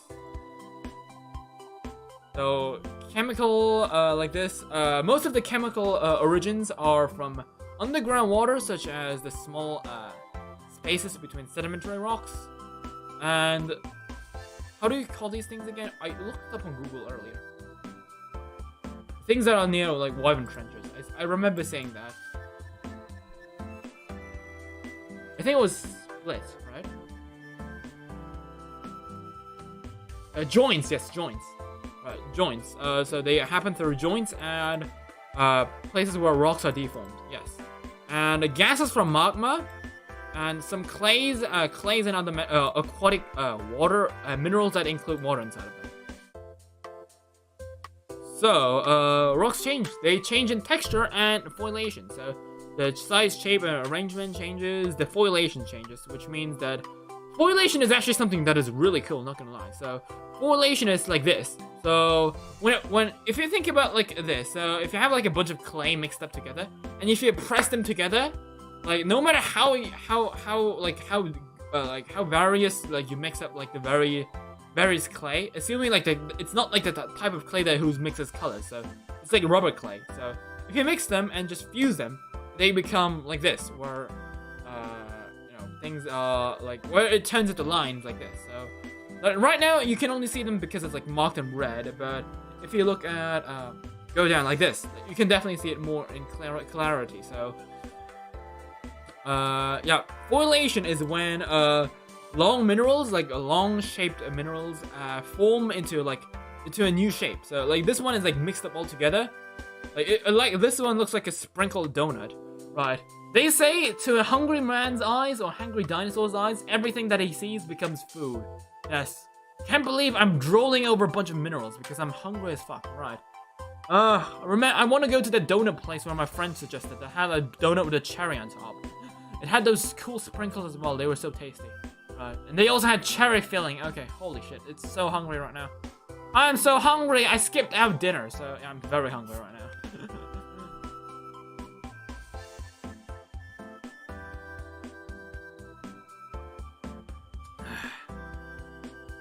So yes.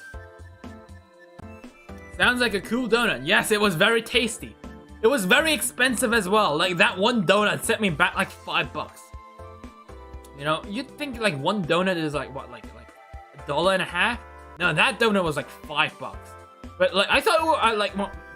So actually, like the other day, my friend and I, like my friend was like, let's say, hey Lopho, you want to go eat donuts? Like because class ended early last time, so it was exactly last week actually today. So 7 days ago that happened. So my friend was like, oh yeah, you know, I'm kind of hungry. You want to go eat something? Yeah. And I was like, yeah, like my friend loves Simpsons. So yeah, there's my friend takes the same geology class as me. He likes Simpsons. And yeah, because apparently there's a donut place near my university that sells donuts from the Simpsons. So exact same recipe and everything.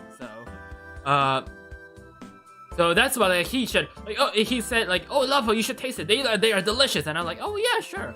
And I was thinking about like Dunkin' Donut prices, which is like $1.50. So I'm like sure, I'll just go grab something to eat, I guess, and then I'll just probably grab a sandwich again on the way back. But when I arrived at the store, like the donut was like $5, $6, $7 in each. I was like, holy fuck! There are even drawings on a piece of paper. Yeah, exactly. So yes, we got that. You just eat the drawing. It's unfortunately I cannot do this. I'm looking at a computer screen. It's not like it's on a paper. So anyways, those sprinkled donuts here, through pressure, like they line up like this, which is like super cool. Not gonna lie. So yeah, this is what happens. Yeah, that's how these mineral aligns like due to pressure. Like that's how they form. Right. Wait, look for this, okay? Yes, we looked through this. Okay, well, okay, there we go. So slaty cleavage turns into slate, schistosity called satellite, all stuff like that.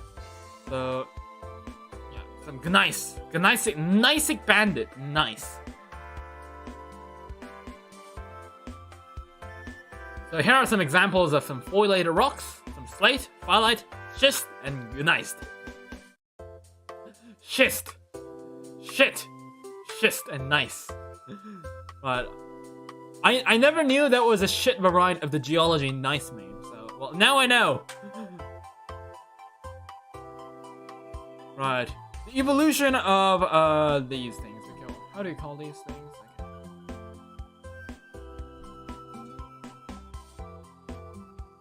Foilers, yeah. Evolution of foilers. So they first started from slites, they become phyllites, schist, and gneiss. Slate, silite, and then shit, and then gneiss. And every time it becomes high, the metamorphism becomes higher. It becomes gneiss. Right, index material like this. Okay, right, we okay like this. Okay, we can skip over that. Slated cleavage, like because it's like because now it's slated. So it is like very straightforward. The rocks actually break more easier. So yeah. So now they break into like sheets. Cool. So these are slates. So these are minerals that have like more fine colored minerals. So you can small like definitely it's a bit small, but you can definitely see like and then the slate cleavage. Oh come on! At this point, your brain is filled with brain-eating bugs. I mean, in Korean, that's a way of saying that you have some weird things on your mind. If you keep like having sexual thoughts, in Korean, that you say that you have like a bug in your head. Literally speaking, 머리에 바구니가 있구나라고 말하죠. 한국어로. Anyways, back to the point. It's 3 fucking a.m. There's no Korean watching this stream. Why would there be a Korean watching this stream? If there's a Korean watching the stream, leave it in the comments. Right. So dirty-minded. Exactly. That's what you say in Korean. In English, yes. Dirty-minded. Okay. You can definitely see. Like, you can definitely see like that. Like I tend to like speak a bit weird in English, because like the figures of speech are a bit different in Korean and English. So that thing's kind of sort of happen. So yeah. These are slate and. You are not Korean. Okay. Okay. Why, thank you. I know I am. I mean, what? So anyways, back to the point. So, slates have those small mineral things that, due to pressure, you can definitely see how they line up. So they are very teeny weeny donut sprinkles that line up very properly. So they went under a very low level of metamorphism, and they were created through low temperatures and low pressures, yes. So schistosity. Twilight. So they are created from a bit higher temperature and higher pressures, and they are made from pretty low metamorphism. They also are created from a relatively low temperature and pressure. So slate and phyllite. Slate is like super thin, while phyllite is you can definitely like see like the lines between them. Right. So shit. Right, so we can now this time you can see them with the naked eye. So yeah, you can definitely see the layered structure. Although the picture itself is very tiny, if you would like put the rock right in front of your eye, I guess you can definitely see those sprinkles. I don't know why I'm calling these sprinkles. I mean, what can I say? Like structures, I suppose. Sprinkle structures. Donut sprinkle structures. I shall call them now. Every time you see schist, you say that they're consist of freaking donut sprinkles now. Intermediate levels of metamorphism and intermediate temperature and pressure. So now we're slowly getting higher and higher. So nicely banded. You're very hungry, mate. Yes. I wish I could grab something to eat, but it's 3 in the morning. And unlike back when I'm living in Korean, I cannot sneak down to my kitchen at 3 a.m. because I'm living in the dormitory. Right. Nice branding. So as you can see, it has a very nice level of branding here. So banding, I mean, with a compositional band. So dark rocks are made out of various materials, and light materials are made out of quartz. So they undergo through high pressure and temperature, and they're also made through high levels of metamorphism. Pigmatic folding are ones that have high levels of temperature changes, metamorphism, so very high fold temperatures. So yeah, this is like stuff that are like literally like molten rock. So when the rock almost melts. Remember, metamorphism does not do anything related to water. So yeah, so it almost starts to melt. So it's substantial melting. So sometimes it melts. Some parts melt, some parts don't apparently. So they say that some light minerals tend to start melting, but at the same time it doesn't involve any liquids. So I'm a bit confused on what that means. Right, and they also create stripes depending on what the material they're consists of. And light color stripes consist of light minerals that have been partially metamorphosized. And they also create ligmatites. Other textural changes, so four phyrobia. So these are just the ones that are just it's a chocolate chip cookie rock. Yay! I'm so hungry. It's rock chocolate chip. So there's so small kind of rocks called phyroblasts, which are surrounded into rocks named metrics. So they're also formed new minerals by reforming minerals in the protolite. So they're from garnet, staurolite, and andalusite. Okay, right. I know I should speak these things properly, like they are Latin, I think, and dinosaur names are Latin, so yeah, I shouldn't have that much of a hard time speaking them, but at the same time, I somehow do, because I'm a dumbass idiot, right? And many of the small white parts are considered out of quartz, right? So yes, so these are the parts of the metamorphism. So non-foilate rocks, low pressure, low to high temperatures. Low to high grade metamorphism. Foilate rocks, low to very high pressure, high temperatures, and high metamorphism. And sometimes these things can actually overlap. So you can actually, sometimes you would have foilated rocks with low pressure and stuff. Okay. Right.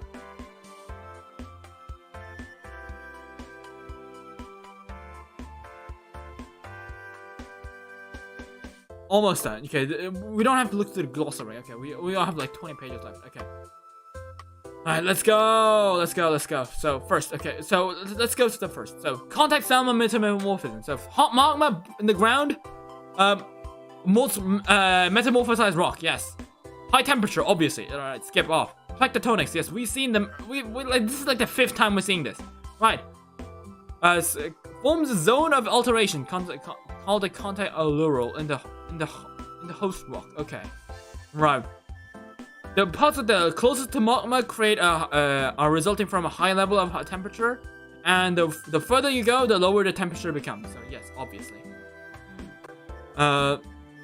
Right, and these are a very good example of metamorphism through contact and thermal metamorphism. So yes, you can kind of see how less and less metamorphic the rocks get the more you go, because this is where the lava was.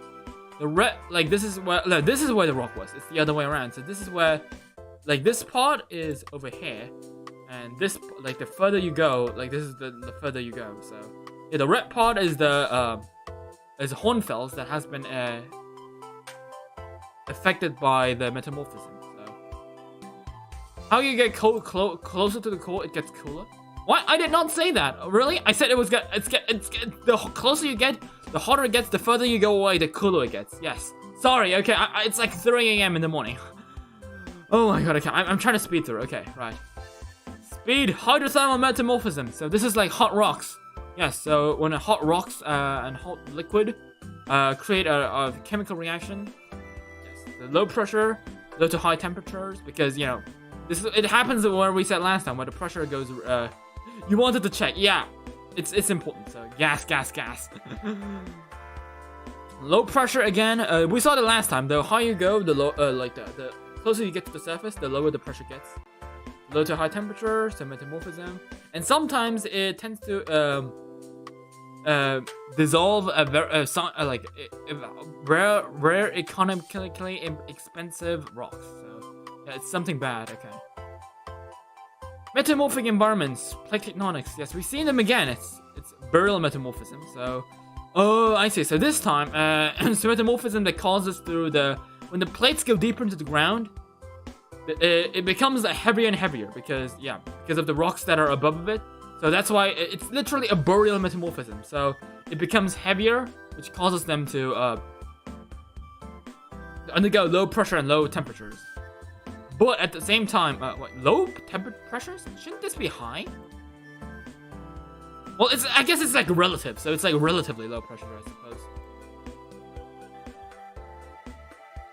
Okay, so next up we have plate tectonics metamorphism. So when rocks break, when the plates move. So yeah, and let's see. So this is where the plate tectonics is. This is where the plate cracks.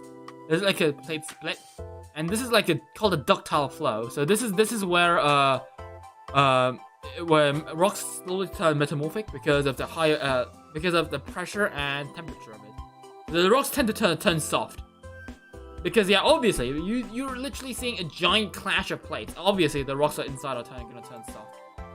So fault breccia are broken rocks that are that appear around the surface part of the split, whereas the fault gorge is where near the fault. Yes, and this is like more clay-like material, whereas the more even lighter part. So they are a little more closer to clay. Fault gouge and fault breccia. They sound like planet names. Molonites are okay, they are formed deep inside the fault, and yes, they also create a giant line-shaped pigments. What do you say? Pigments? Molecules. Yes. Fuck. Alright. The impact metamorphism. So yes, this is a very big. We've seen them a lot. This is like a crater, I think, in Arizona, I think. So yeah, like this is one of the meteors that so many people showed on books saying that it's the Yucatan Peninsula, but no, it's not the Yucatan Peninsula. Like, how the fuck does it look like a peninsula? Like, you know, like this is the kind of picture that happens so many, like that is featured in so many times when pictured with a meteor called with the dinosaur extinction thing. But the actual crater that created the dinosaur extinction isn't like, you don't see that. It's like underwater, so you don't see it. It doesn't happen on the ground, so. Yep, and the sheer amount of pressure and heat creates diamonds and quartz. Ooh, diamonds. Hey, they say that every cloud has a silver lining. A giant ass meteor crashed, so it creates diamonds because of the insane amount of pressure and heat it gets. So tactile. So these are impact ejected composed of beads of silica-rich glass, aerodynamically shaped during flight, ejected great distance from the impact crater. So yeah, I think this is the things that these are the ones that you found. Yeah, we saw them during the documentary watch along, right? I remember seeing some people talking about these beads back in the documentary. Yeah. Wait, the dinosaurs are extinct. What are you doing here then? Well, I am the soul of a Dilophosaurus that is right now inheriting this body of his university students. So yeah, I'm just the soul of the dinosaur. I'm not a dinosaur itself. You know, I identify myself as a dinosaur because my soul is a dinosaur, but my body is still a human. You know, although those crests and the lack of ears and dinosaur claws and tails, you know, that happened. These things just came to be. So just don't question on that. Right. So these are regional metamorphisms. So these are the ones that happen through when the mountains get formed. So they get insane amounts of pressures and differential pressure as well, and high temperatures and stuff. And they get they create faults as well, and the crust becomes shorter, but it also becomes thicker. So see, very thin, dummy thick because of the mountain and shit. Right. So yeah, English, we're gonna skip on that. Oh wait, Death Valley, California? Oh, Death Valley! That's the skin name for the dinosaurs, right? Anyways, skin names. I want to play Jurassic World Evolution. Ah, fuck. Right, anyways. Right, if it wasn't for the test tomorrow, we'd be playing Jurassic World Evolution right now. Right, metamorphic index materials. They happen through a specific pressures and temperature situations, and you can use them to see the temperatures and pressure levels of the situation back when the rocks were formed. Right, index materials. Okay, English. Skip that. Skip that. Skip that. skip that. Right, metasomatism. Okay.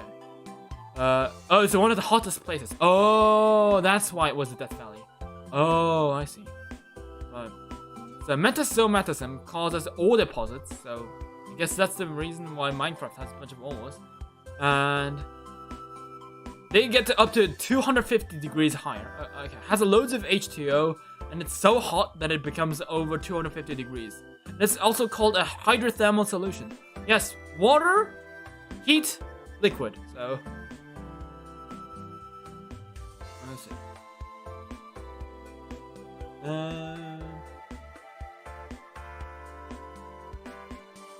So yes, so these are the one of the metasomatisms create yeah, you can see a bunch of copper resulting from the metasomatism. So yes, you can definitely see like this is all this shit is from copper due to metasomatism. So yep, and bingo, 2 minutes to spare, done. Right, holy shit, that was so much to go. Right, I'm tired. I need to go to bed. Right, but first, as things go along, I am at Twitch. I do stream on Twitch. So right. Speed, quick, I need to sleep. Right. Sleep. Okay. Video, raid. Who's raiding? Channel raid. Who can I raid? Oh, let's raid Suri. Right. She's playing Valorant. I don't play Valorant, but might as well raid, so yes, go ahead and give her support. She is a dinosaur shark VTuber, so yes, alright. Anyways,